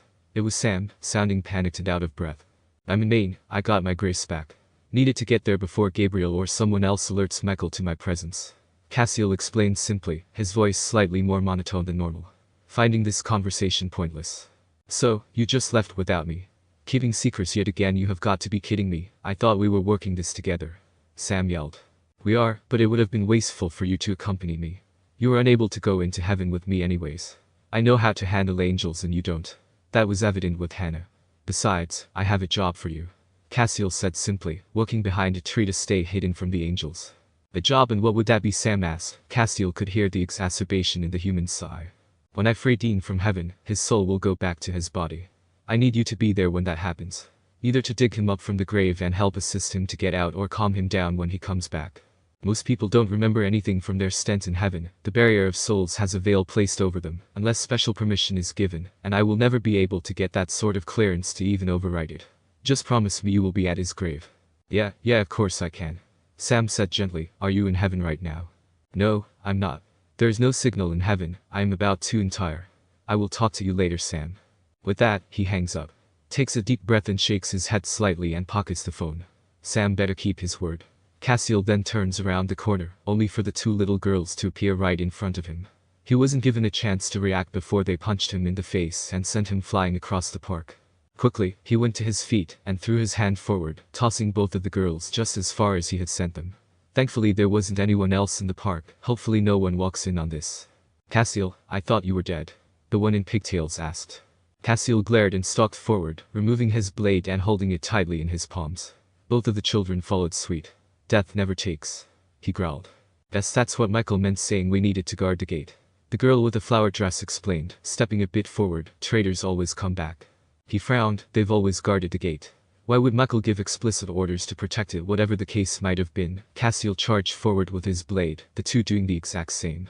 It was a wicked battle. 2 against 1 is never easy. Even with the smaller stature of vessels, they were powerful angels, able to access more abilities of their grace that Castiel was allowed to due to his severance from heaven. The amount of blood split from the slices and dodges, the bruises formed from being slammed into the ground and against trees. The earth splitting in two due to the force was unimaginable. When it was all said and done, Castiel was panting heavily. Blood poured from his forehead and dripped down his nose and to his lip. Some barely stopped at the cuts, while other drips of scarlet stained his eyes, making it a bit more difficult to see. However, at his knees, the 2 bodies of the angels laid before him. Their wings 5 times the size of their vessels, burned into the ground beneath him. Slowly, he stood up, hissing the cut stung on his face. His eyes made their way over to the gate, wide and open, ready for him to go through. One last deep breath, and Castiel using his grace to heal his wounds, he stood up, slowly making his way over, hands gripping the blade even tighter. Time to find Dean. Castiel didn't know what this memory was, or at least, from what it was from. The amount of stories and telltales that Dean had given him over the years, none of them matched what he was seeing, nor does what he was seeing seem like it would have been a positive memory from the human. How can a place soaked in rain with a storm overhead, lightning crashing every 10 to 15 minutes, be considered a happy memory, a memory that heaven had decided for Dean to live in? The world was dark as he passed through the night. Lampposts on the side of streets barely were able to illuminate a small radius around themselves. Trees were putting up a fight against the wind, leaves swirled up into the night sky to never be seen again. His head ached, the atmospheric pressure being a bit too much for a celestial being. He couldn't imagine what the inhabitants on this street could have been feeling during such chaos. The street, however, looked familiar. As if a distant memory of his own was being unlocked, but not quite. Actually, to come to think of it, wasn't this the street that Dean lived on before the Grigori showed up? Dean had brought Castiel around a few times in their years together, but never long enough to form real attachments to it. Taking a deep breath, Castiel walked forward, his shoes squishing in the mud and grass, as he found the house he was looking for. A 2-story townhome with a Chevy Impala in the driveway, hanging on for dear life to not be blown away. As he got closer, he could see a light coming through one of the windows. A soft orange light that gave peace to the rest of the outside world. Once he was close enough to look inside, he finally understood what memory this was. Christmas of '83. A whole year before Dean and Sam had to move in with Mike and Kate Gunther. A simple modest tree was in the middle of the living room, filled with random D projects from either school or crafting time with Mary and John. An angel stood tall on the tree, however, Castiel couldn't help but grimace at. Never understanding why people thought angels looked like babies with bright red noses and cheeks wearing robes and holding harps. The rest of the home was decorated fairly similar for the holidays. A chocolate countdown calendar hung on the table beside a plate full of cookies, ready for Santa Claus that night. Paper circles were strung about the walls with their own countdown. Handmade snowflakes adorned the furniture and a few presents were underneath the tree. Christmas lights of green and red danced about the washboards close to the ground and seemed to burning out due to the dull light. However, in the middle of the room, there was the family. Mother Mary with her blonde hair tied up into a messy bun, Father John wearing a camouflage hat from his stint in Vietnam. Then the little child that was less than a year old, sitting in his mother's lap. Then, there was the 5-year-old little boy, messing with a toy car on the family carpet. Even now, younger than Castiel had ever seen, he knew that was Dean. His eyes never changed. Each and every one of them was wearing matching Christmas pajamas, black and white snowflakes decorating the sleeves and chests. They looked so happy and calm. Castiel glanced around for a moment behind him, making sure that there weren't any angels intruding before walking inside of the house, and closing the door behind him as quietly as possible. With a flip of his hand, his clothes dried from the stormy weather, and went to the living room. Standing in the doorway with a faint smile on his face. Watching just how happy Dean was for the first time in a while. Before the world sunk its claws into him and ruined the joyful soul. Yes, Dean was happy and excited about a lot of things, active to do whatever and find joy in it, but it was a hard ask. He should go and grab Dean, take him home and to Earth right now. Yet, Castiel couldn't just yet. He wanted to let his lover have this moment, just for a little while longer. Okay, Dean. Let's pick up the toys and get ready for bed. Mary said in a sweet sing-song voice, slowly standing up from the ground with the assistance of the couch, while holding on to the baby Sam. But what if Santa comes while I'm in bed? Dean asked, looking up from the floor. I want to see him. John chuckled and stood up as well, grabbing Dean under the arms and hoisting him up to his waist. Holding him close and moving Dean's bangs out from his eyes. Well, that's the point, little Sullider. Santa can't see you and you can't see him. If you do, then he won't be able to give toys and candy to the rest of the world. He's busy and would want to spend the whole night with you if you talk to him. We want to make sure that Santa is able to help other boys and girls, right? Dean huffed and folded his arms with an awful scowl on his face, one that Castiel had seen plenty of times in the past. Yeah, I guess so. Don't worry, hun, Mary said, walking over to John and Dean and tickling the child's neck, causing Dean to giggle and squirm in his father's arms. I'm sure one day you'll be able to see him. How about next year we go to the mall, and you can sit on Santa's lap with Sam and ask for what gifts you want next year. The child's eyes widened with pure joy as he clapped his own hands and gave out another giggle. Okay. In the next moment, Dean was set down, and he started grabbing all of his car's other toys that were laying on the ground and putting them into bins and plastic containers here and there, and into their respective cubby on the opposite side of the room. He was practically vibrating with the idea of Santa, toys, the feast that they were going to have the next day. It was all so exhilarating for a 5-year-old boy. However, in the next moment, the child turned to look back at his parents, only to pause as his eyes landed on Castiel. For a solid moment the two stared at one another. Not a word was spoken until Dean took a few steps backwards, looked scared and nervous. Quickly, Castiel knelt down to the floor, his hands shown as to not be scary to the kid. Hello, Dean. It's alright, I'm not going to hurt you. Who are you? Dean asked nervously, his eyes fanning back and forth between Castiel and his parents, who were talking to one another while bouncing Sam up and down in their arms, seemingly not even seeing the angel in their midst. My name is Castiel. I'm an angel, Castiel said simply, as if he were talking to a small child. Dean bit his bottom lip, brows furrowed together. Angel-like on the tree, he asked, pointing at the object behind him. Again, Castiel cringed at being compared to that horrid thing, but he nodded in reply. Yes, exactly. Are you working with God? Are you making sure the storm doesn't hurt us? Dean asks, looking outside. No, I am here for you. Dean, it's me, Castiel, he repeats. The child looked back at the angel with his head tilted, searching and examining the other's body, his face, and then his eyes. As they connected once more, Castiel watched as recognition flashed into Dean's mind. His mouth slightly opening as he gasped, cause. After that, the child before him changed into a grown man. Dean. It was Dean. Looking exactly the same as when he had died, wearing a black and white t-shirt with red flannel, a pair of jeans that tucked into a pair of cowboy boots that were so beyond repair, it was impressive that Dean continued to wear them. His 5 o'clock shadow ever present as he became the man that Castiel knew and loved. Without even thinking, in the next moment, the two ran to one another, enveloping one another in a tight hold, as if they let up for even a moment that they would somehow be torn apart again.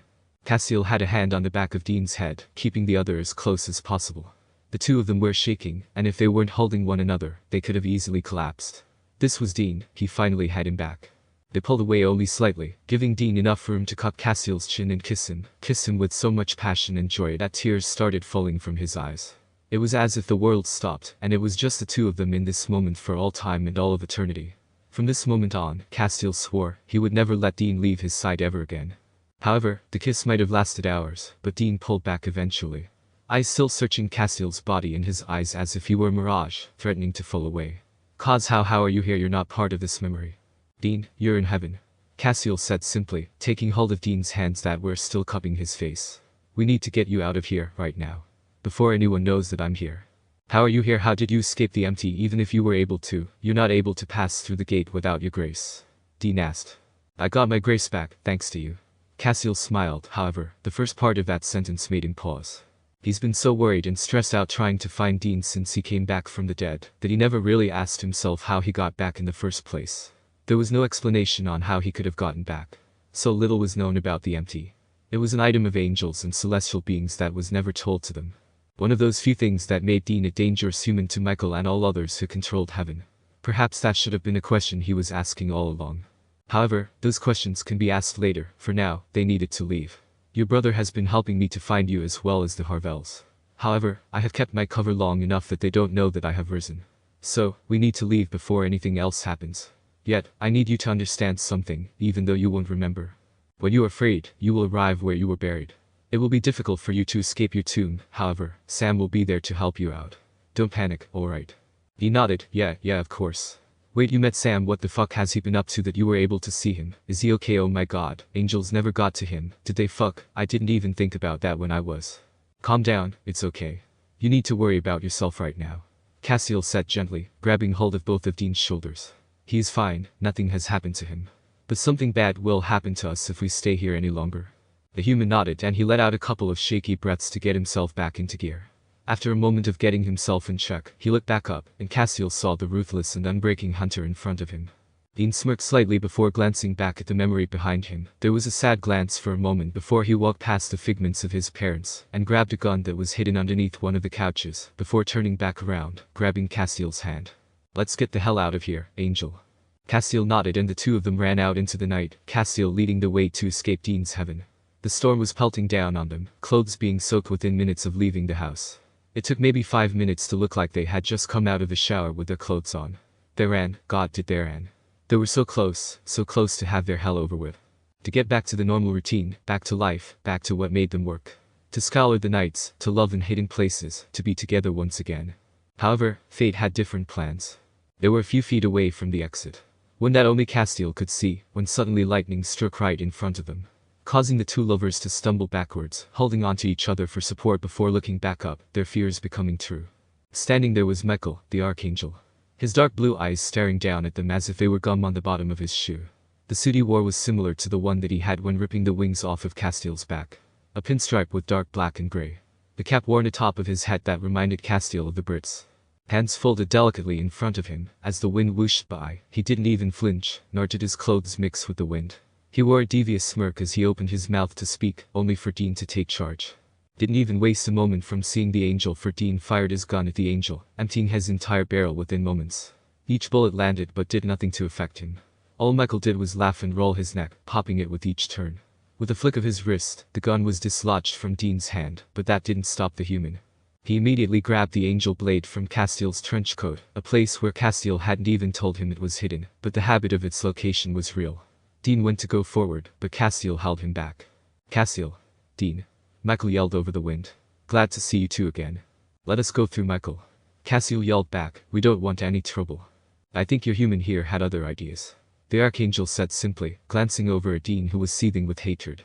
If it weren't for Castiel using his supernatural grasp, Dean would have launched another attack already. "Besides, it doesn't matter what you want. I did bring you here after all." "As if," Dean shouted, gathering both Angels' attention. "Look, Poindexter, we've dealt with your bullshit for far too fucking long. So let us through and go our own separate ways, or I'll stab you in the face and feed your body to the hellhounds." "Hush," Michael said with a roll of his eyes, waving his hand effectively before landing on Castiel. "If he keeps biting like that, I'll have him put down, again."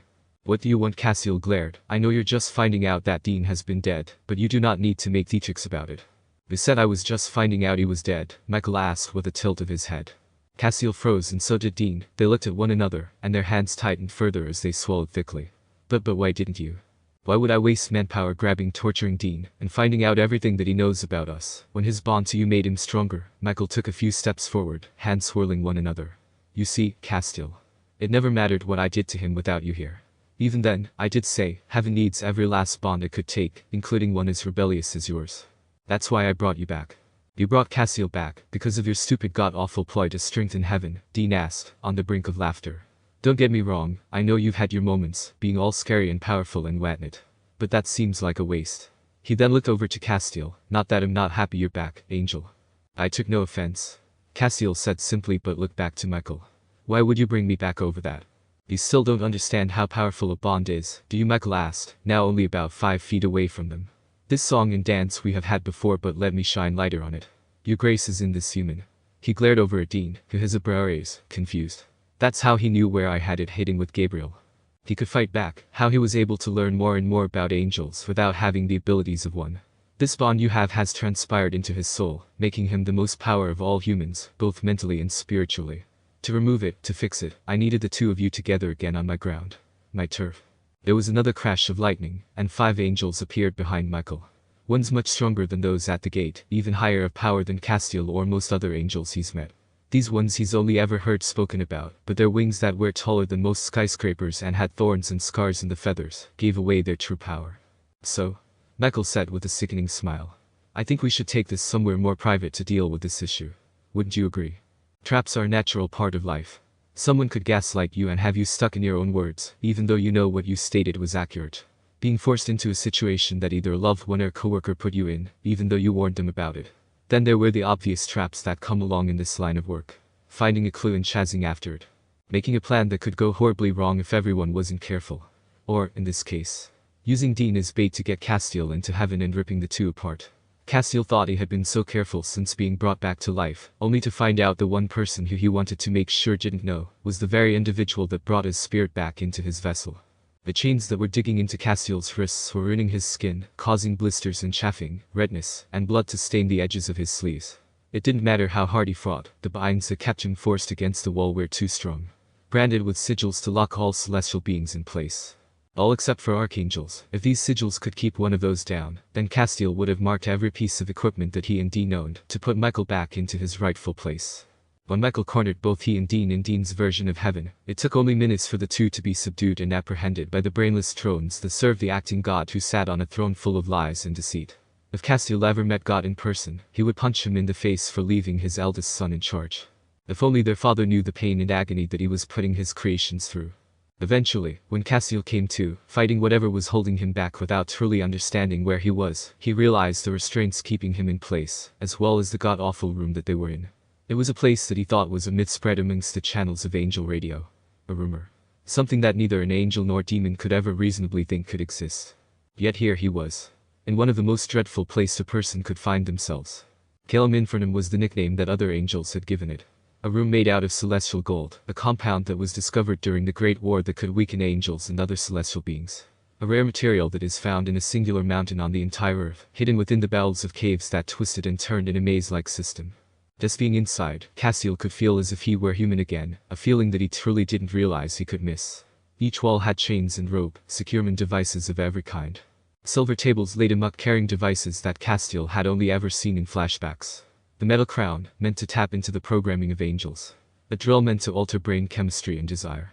Saws and knives, bats, and syringes.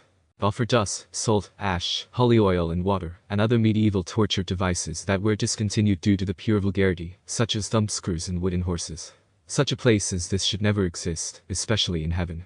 The rumor was that this room was in Michael's throne room, hidden behind the rose gold door that he never allowed anyone to have entree.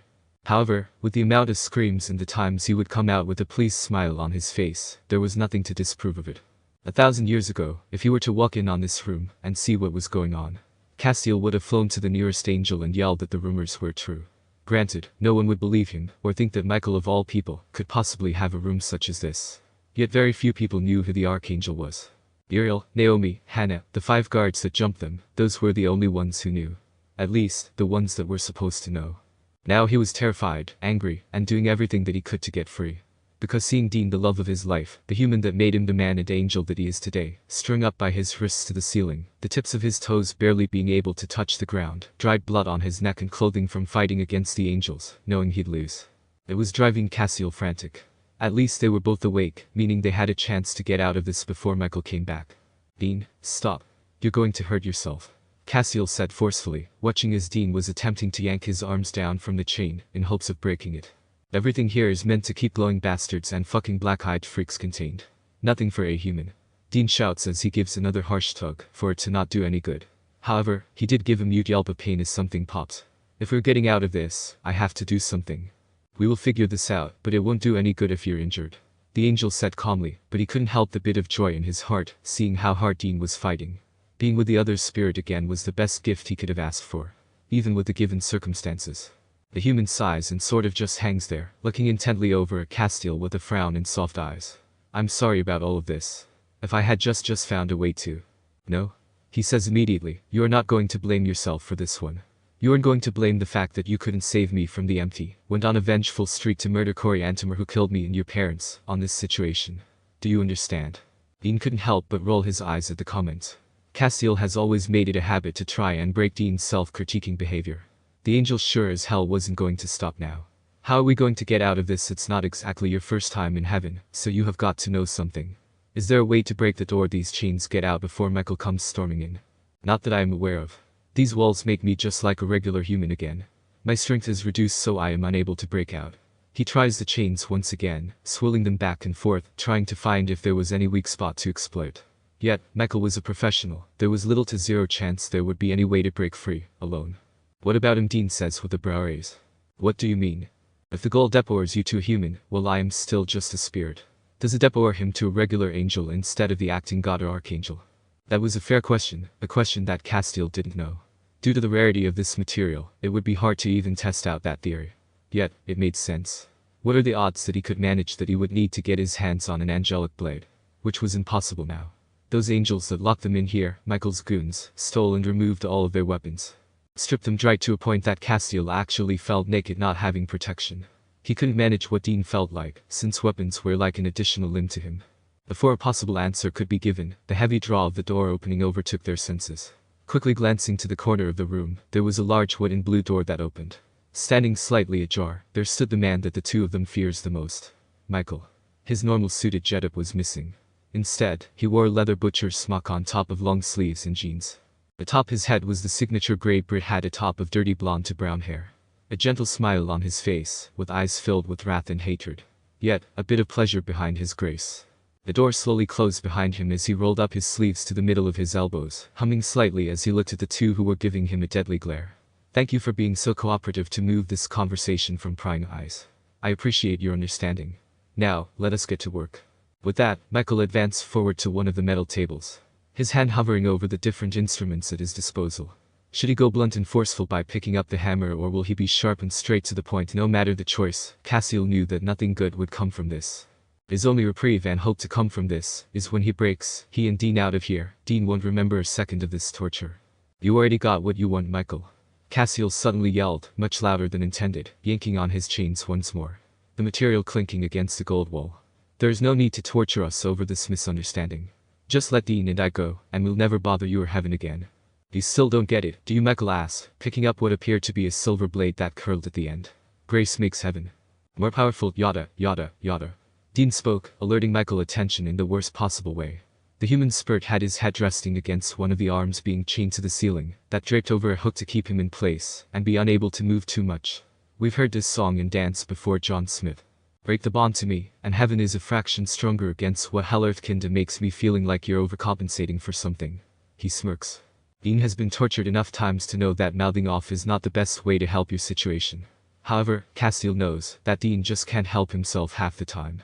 So, as Michael began to walk over to him, a pit began to form in Castiel's stomach and tugged even harder on his restraints. Michael got within mere inches Dean's face and held the blade up to Dean's throat.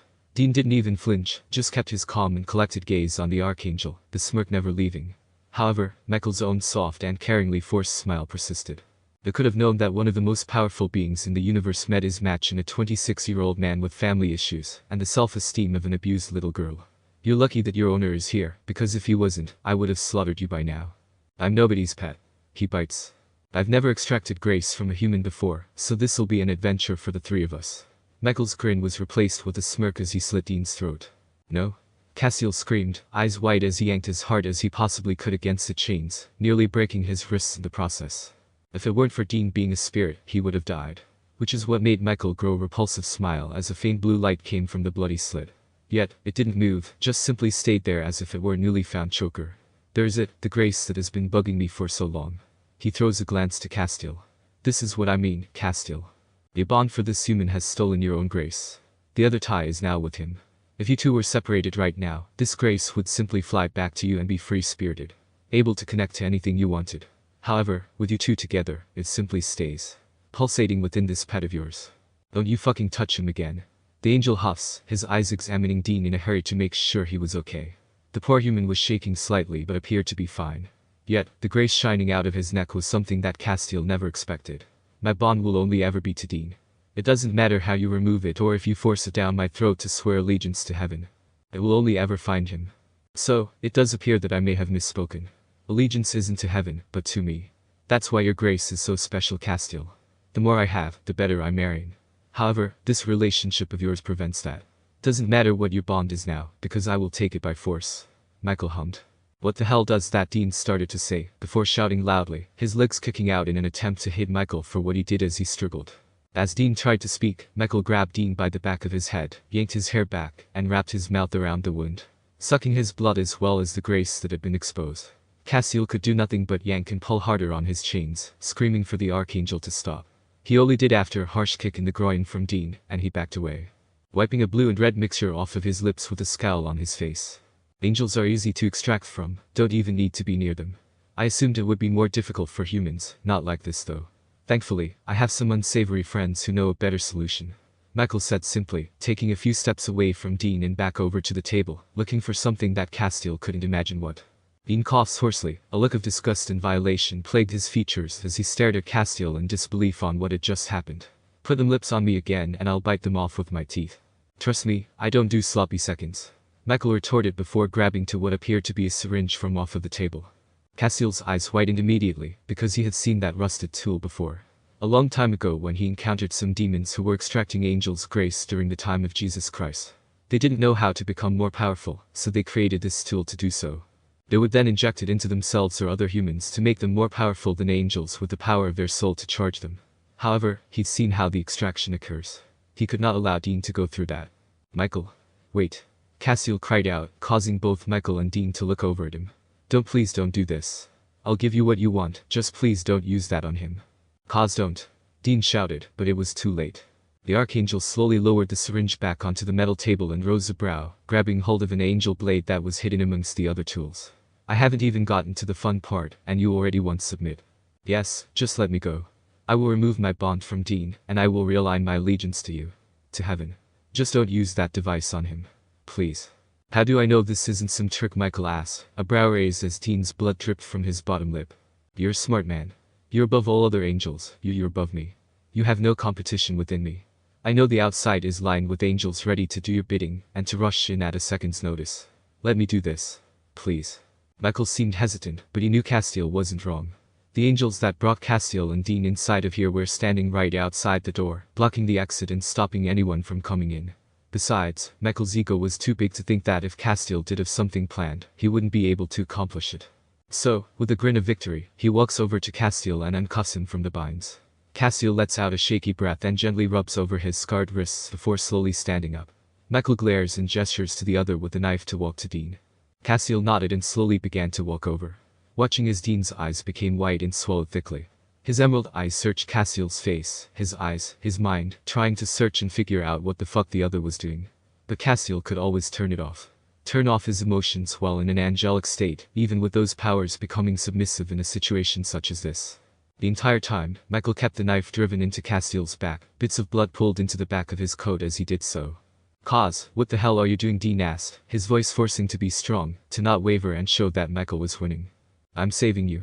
Castiel said so matter of fact, there was no emotion at all covering him. As if he was on pilot mode and didn't have a say in his own actions. This won't last longer than a minute. This bond is metaphorical, right?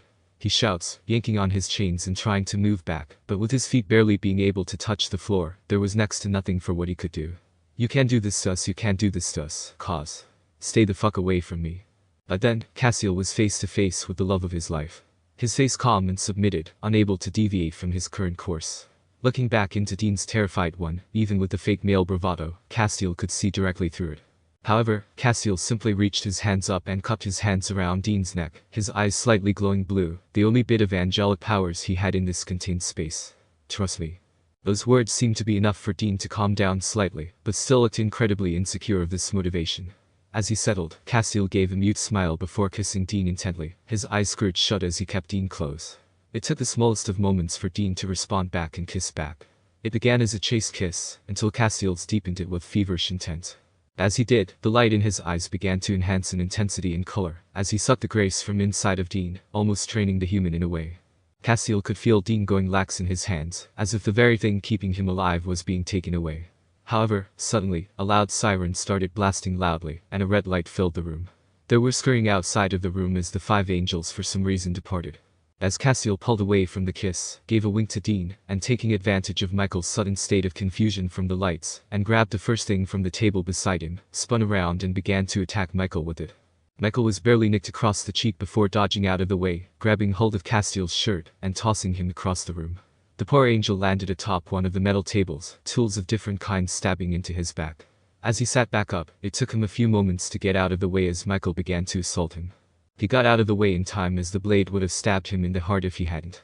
Michael was relentless and wasn't above using his angelic abilities to throw Castiel around like a rag doll, throwing him up against the walls, tables, and even at the base of Dean's feet, just for the hell of it. Eventually, it got to the point that Castiel was coughing up blood as he laid against the wall beside Dean, his back forced up against it, and the weapon in his hand laying a few feet away from him. Michael stalked over, not even having a scratch on him as he got closer, the siren blaring in their ears, getting rid of any noises that could be made. Even their words were muffled. Did you really think that was going to work? I don't know who you got on your side of the lockdown of heaven, but they won't save you or your pet. Michael knelt down in front of Castiel, who was gasping for breath. You're nothing but a human here. Castiel over Michael's shoulder, letting out shaky breaths as he watched Dean manage to swing from off of the hook in the ceiling and land on the ground. Yeah, I am but you're just an angel. Michael rose a brow at that but was unprepared for what happened next. Dean ran over to them, and wrapped the chains binding his wrists around Michael's neck and yanked him off, causing the two of them to fall backwards.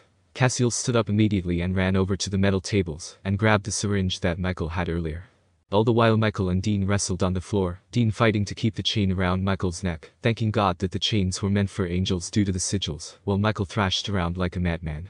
Somehow, it ended up with Dean pushed into the corner of the room, his head and back digging into the sharp corner with Michael back to chest with him, anger plaguing him as he yanked and tossed. It wouldn't have been too surprising if Dean's wrists were broken at this point from how hard the two of them were fighting. But it was enough. Castiel managed to run over and jab the syringe down Michael's throat, shoving it so far that Castiel's knuckles bruised against Michael's teeth. Quickly, Castiel began to draw the metal plunger back, and the vial was filled with a gold and shimmering light. It was difficult to draw back, like the grace itself was fighting against him. He had to grab hold of Michael's head for purchase to keep a hold of the stubborn force. It took longer than expected with Michael choking and continually fighting before the grace was fully removed. Once every last drop was removed, Michael collapsed to the ground as Dean released his hold, collapsing as well into the corner and breathing heavily to catch his breath. For good measure, the angel grabbed the angel blade and stabbed it into Michael's heart. A small burst of light emitted from the ground and a pair of large black wings stained the floor. Castiel then went over to Dean and helped him stand up, grabbing hold of his shoulder and arms to do so. Dean, are you okay? Castiel asked in a panic. Dean nodded, coughing slightly as he looked up at Castiel, barely able to keep himself standing. Next time when you have a plan, fucking warn me. Castiel let out a half-hearted laugh, always with the commentary. We have to go, I don't know how long they'll be gone for. With that, the two went over to the door and ran as fast as possible, Castiel dragging Dean most of the way to keep up. As they made it to the next room, Michael's throne room, Castiel saw a familiar face sitting atop of the frame. Gabriel. There's the 2 of the hour. Didn't think it would take you that long to kill Michael, getting rusty a bit there, baby bro. Gabriel laughed. He was wearing a much different outfit than before. He wore a suit, much like the other angels would, but it was a hot green with golden accents, bits of red flaring up the uneven color. Yet, he didn't move as he saw the two, simply stayed sitting across the throne with his legs hanging over the side of an arm, while the other his neck rested on the other side. Casually eating a bowl of grapes as the sirens and red lights continued to blare. Did you help us? Castiel asked. I told you already, Cassie. I like this little firecracker, adds a bit of chaos to the family, don't you think? Gabriel asked, glancing over at Dean, who had regained his energy a bit more. What did you do? Dean asked. A couple of explosions in the jail tends to get people up in arms. I think a few hundred prisoners escaped, but I think if you two hurries, you should be able to as well. Gabriel shrugged. The pair did not need to take another hint before running out of there. Just as fast. There was so much chaos, other angels flying about like a flock of scared birds, running from one place to another, that no one even saw the two of them booking it to the gate of heaven. They made sure to hold on tight to one another, not daring to let go and be separated again. That happened once, it will never happen twice. By the time they made it to the gate, it was almost in lockdown as 2 cherubim were in the process of locking it up. The two glanced at one another, nodded, and knew they were on the same page as they ran faster. Practically jumping over the stairway to heaven and landing right at the gate's doors. With one last finally push of energy, Castiel and Dean managed to make it through the smallest crack within the gates, as it slammed shut behind them, falling to the earth in mere seconds. Castiel let out a couple of heavy breaths as he slowly looked up from where he fell. It was the park. The park where the gate had been. It was dark outside now, as if midnight had just barely fallen. The bodies of the vessels that he had killed had been removed, and there was now police tape at the scene, blocking off all access to the park. Who knows how much time had passed? Couldn't have been more than a day, perhaps only 12 hours. It didn't matter, they were free. They were safe. However, he looked to his side, but Dean wasn't with him. At first, he was about to panic, until he felt a warmth in his hand. A familiar warmth. Slowly, he looked down and uncurled his fingers. A white wisp of an orb stayed in his hand, a bright light amongst the darkness. Dean's soul. As the last finger unfurled, the light began to rise from his palm and rise to the sky. With a blink of an eye, the soul departed, leaving Castiel's gaze. He slowly stood up and followed after the path the soul had gone. It would take nearly a day for him to make it back to Dean's grave. He could only hope that Sam would beat him there. When someone comes back to life, there are 1,000 of diverse ways they may return.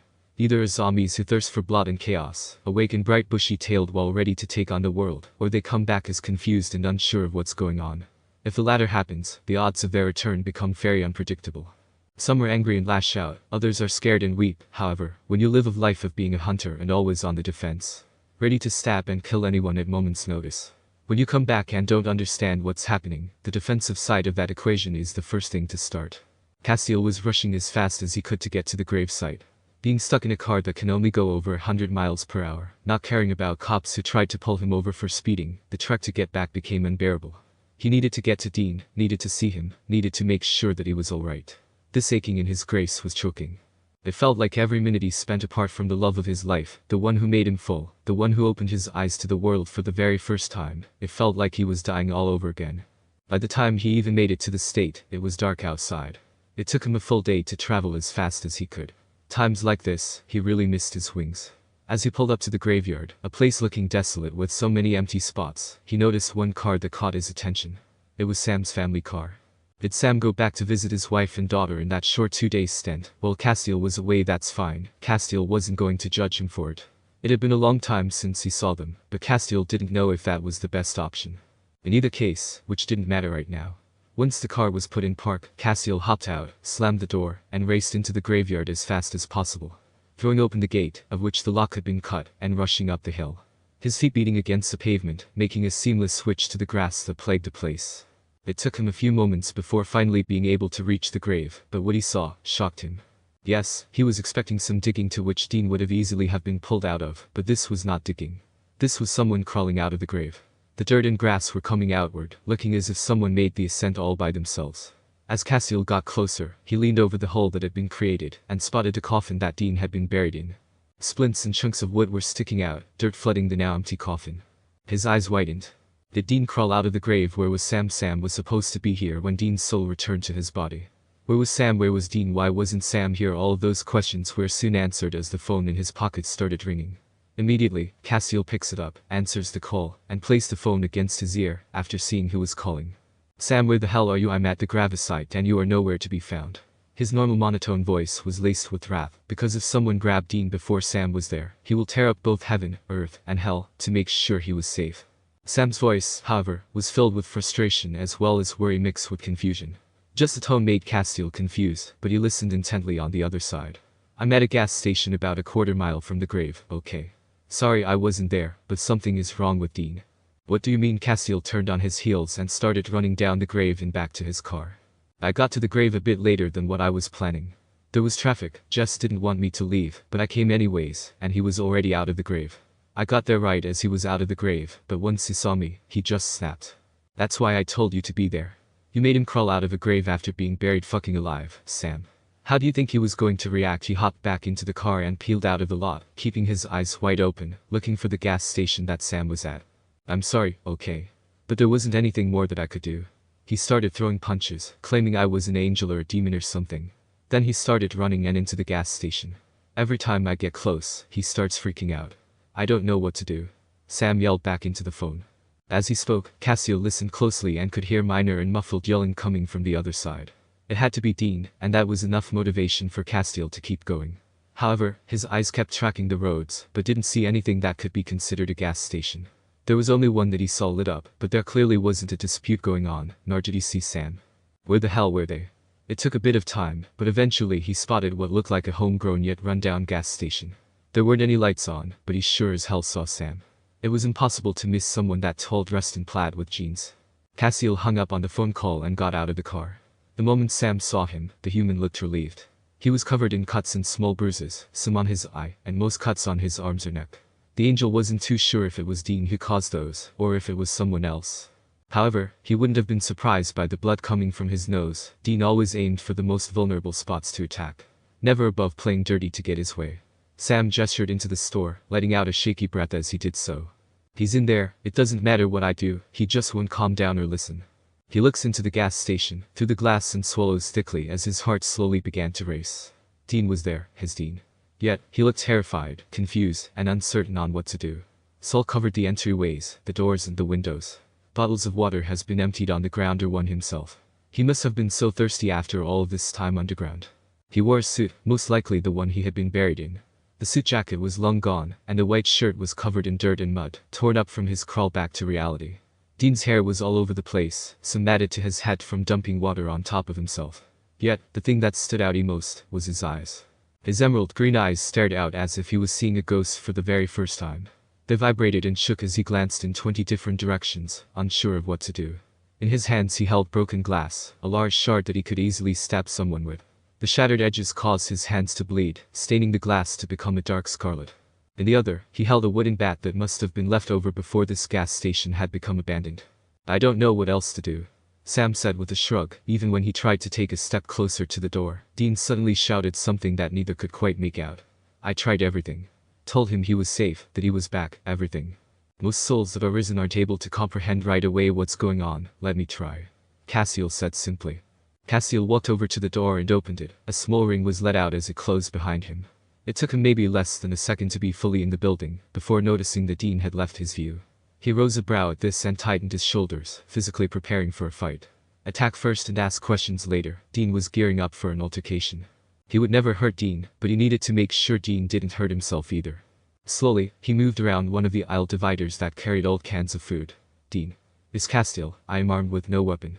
Will you come out?" He felt a split moment of air shifting behind him. That was all he needed before Castiel quickly spun around and caught Dean's wrist midair, the tip of the shard mere inches from Castiel's face. Dean then swung with the hand with the bat, but Castiel was able to grab that one too. Grabbing both objects, he shoved Dean off of him, causing the human to stumble backwards, barely able to catch himself before standing back up. Castiel started walking closer, but Dean raised his shard yet again and lunged forward. Castiel dodged as Dean swung back around, slashing and dicing as best he could. On one final throw, Castiel managed to swing Dean, using his own momentum, and pin him up against one of the walls. Dean's cheek slamming against a plastic poster. He struggled hard, just as hard as he had back when Castiel's wings were removed from his body. Back then, Castiel didn't understand how Dean was able to stand the physical strength of an angel. Even now, Castiel was having a difficult time keeping him pinned. Yet, everything just seemed to make sense now. "Dean. I need you to take a deep breath. It's Castiel." He was desperate. He didn't want to keep fighting, but if that's what it took for Dean to calm down, then he's willing to do it. "What illusion is this?" Dean shouted. Suddenly, he threw an elbow back, hitting Castiel directly in the gut, causing him to become loose. The human spun around and punched Castiel as hard as he could in the face after dropping the bat, knocking the angel onto the ground. "You're dead. I burned you. You're not real. None of this is real." "Dean, this is real. Look at me." Castiel tried to get back up, but Dean threw himself on top of the other. The glass blade raised, bits of blood dripped off the glass, and fell onto Castiel's chin and cheek.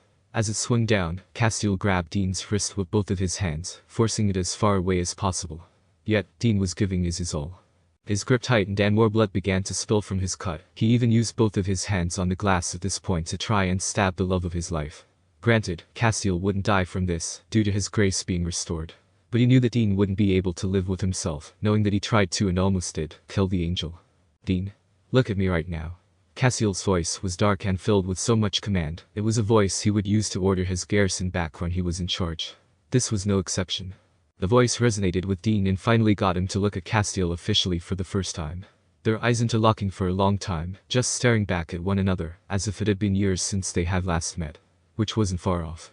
It felt like an eternity of the two just staring at one another, before the force of Dean trying to kill the other stopped, and Castiel stopped pushing back.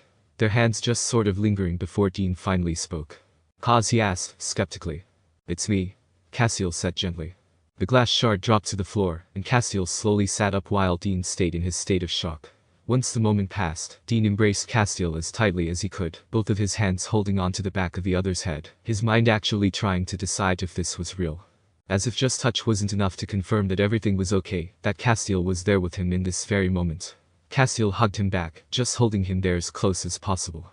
Feeling Dean's body, his soul, everything felt okay again. Like the world was finally put back into proper order. Demons and angels, hell and heaven be damned. They finally had each other back, and there was no way that they would be separated again. Castiel refused. Once Dean finally pulled away, he placed his hands on the side of Castiel's face. "How are you? How am I? I'll explain everything later, I promise. But for now, we need to get you cleaned up and out of here." Castiel slowly stood up, grabbing hold of Dean's hands to help the other up as well. "Sam's outside right now, and he'll take us back to either his home or hotel to get you reoriented." Sam, Dean asked, his eyes widened at the prospect as he quickly glanced outside of one of the many windows in the gas station, and finally seeing his brother. Castiel could visibly watch as Dean's shoulders were no longer as tight and stiff, knowing that his baby brother was okay. Castiel will never understand how a brother can care so much for another, but he wasn't going to squander that for the other. But there was a demon or an angel once I crawled out. No, there wasn't. It was just Sam. Come on, let's get you out of here. The next hour or so was kind of a blur for everyone involved, because after that short little splint of Dean actually realizing that he was safe for the time being and leaving the gas station, he went silent, dead silent. It was kind of terrifying, to be honest, how he just shut down on himself. Even after he saw Sam briefly, his eyes stayed downcast. Didn't even say hello to Sam when Sam tried to say something, he was just sort of catatonic. They did manage to get Dean into the car Castiel had stolen. They even went to a nearby motel for the time being and got him inside. Yet, when they tried to get Dean to shower and be by himself for a moment, Dean just wouldn't. Or, maybe, he just couldn't. That led to Castiel being in the bathroom with Dean, having removed the white dress shirt and taking a wet washcloth that was provided from the motel, and carefully cleaning him up from all the dirt and grime that plagued his body. At the same time, Castiel helped cover and cleanse the wounds that were on Dean's hands from the glass blade. A long time ago, Dean made Castiel promise to not heal any of his cuts or wounds, unless they were life-threatening. He hated feeling like he was either using or becoming more reckless whenever Castiel was around. So, Castiel simply stitched and covered with bandages. He spent a long time in the bathroom with Dean, not even attempting to hug or kiss him in any way. He didn't know what Dean was thinking, what words or possibilities were swarming around in his head. But Castiel knew it was best to not disturb him for the time being. After Castiel managed to clean and cover Dean's body, he left a pair of clothes for him. A simple shirt and jeans laid on the countertop. He mumbled to Dean to take his time getting ready and doing what he needed to do before leaving him in the bathroom to finish up. Once the door closed behind him, Castiel took in and let out a shaky deep breath. Sam also stood up from the bed that was in the room the moment Castiel exited. His eyes were filled with worry as he folded his arms across his chest. However, Castiel couldn't help but notice that Sam wasn't able to look at him directly. "How's he doing? Is he okay? What happened back there?" Sam rattled off. Castiel walked over to him. "He'll be fine eventually. Coming back to life is a terrifying experience. Especially with the way he had to crawl out of his grave." Sam sighed and pinched the bridge of his nose. "I told you, I didn't mean to show up late. I had a shovel in the back of my car and everything. I'm not blaming you. Even though Castiel totally was, I was just making you aware." Then, every time something bad happens to Dean, demons or angels or some other supernatural creature is behind it. After what he went through, then seeing you, add on top of the confusion, he's going to fight back to protect himself. It's a survival instinct. Is that why he attacked you as well? Yes. Castiel looked back to where the bathroom was. With the light under the door, he could tell that Dean was moving around in there. He just wasn't sure if it was him getting dressed or doing something else. To be honest, he wouldn't have been surprised if Dean stayed in there all night. There isn't much more that we can do. He then looked back at Sam, who had his eyes on the floor looking out in another direction. Castiel furrowed his brows. "What are you doing?" "Nothing," Sam mumbled, but when Castiel didn't respond he managed to look back up, although his eyes were squinting slightly. "Hannah's grace when we interrogated her wasn't as bright as yours. It's hurting my eyes to look at you." "You can see my grace?" he asked. Yes, he did know that Sam was a psychic, just not that he could see auras or celestial grace. "Yeah, it's kinda trippy. It looks like you have a halo," he admits. However, before Castiel could question him further, the door opened from the bathroom, and both brother and lover turned to that direction. Dean slowly came out, his hand holding onto the wall as he looked out at them. The black t-shirt had a Rock Band name on it, and his jeans were placed on. His hair was slightly done, but his face semi-soaked with water. He must have tried to wake himself up to see if this was a dream, and the water is just leftover residue. He looked tired, much more than he had when he was first raised. He let out a rather shaky breath as he closed the door behind himself and looked back over at the two of them with a half-smile. "Did either of you happen to grab a beer while at the station? Could really go for one right about now," Dean quips. "No, sorry," Sam said in a soft voice. "Do you want me to run out and get some?" No, it's just fine," Dean said with a fake smirk. "Couldn't hurt to have one later though." "How are you feeling?" Castiel asked, walking a bit closer to Dean, and eventually putting a comforting hand on Dean's shoulder, as the human sat down on the edge of the bed. Dean shrugged, giving a nod to sort of convince himself that he was alright. "Hanging in there. This all just I feel like I went 10 rounds with Rocky, and still managed to get beat up by a pack of vampires." Sam then walked over as well and pulled up a chair from one of the tables that had been in the motel room to sit across from Dean, keeping a distance but allowing Dean to know that he was there. "Is there anything I can get you? Burger, drink, hot towel?" "Damn Sam, if I knew I had to die to get this well of service from you, I would have killed myself while living with Mike and Kate," Dean jokes, laughing a bit at his own comment. The brother gave a pity laugh and shook his head. "Yeah, look Dean. I know I've been such a jerk to you since we were kids, and it wasn't fair. Even when you tried to help me out with Jess. No, stop right there, Sammy. We don't need any deathbed confession. Dean stopped him. Why are we all mopey and depressed? Let's just get out there. Smile.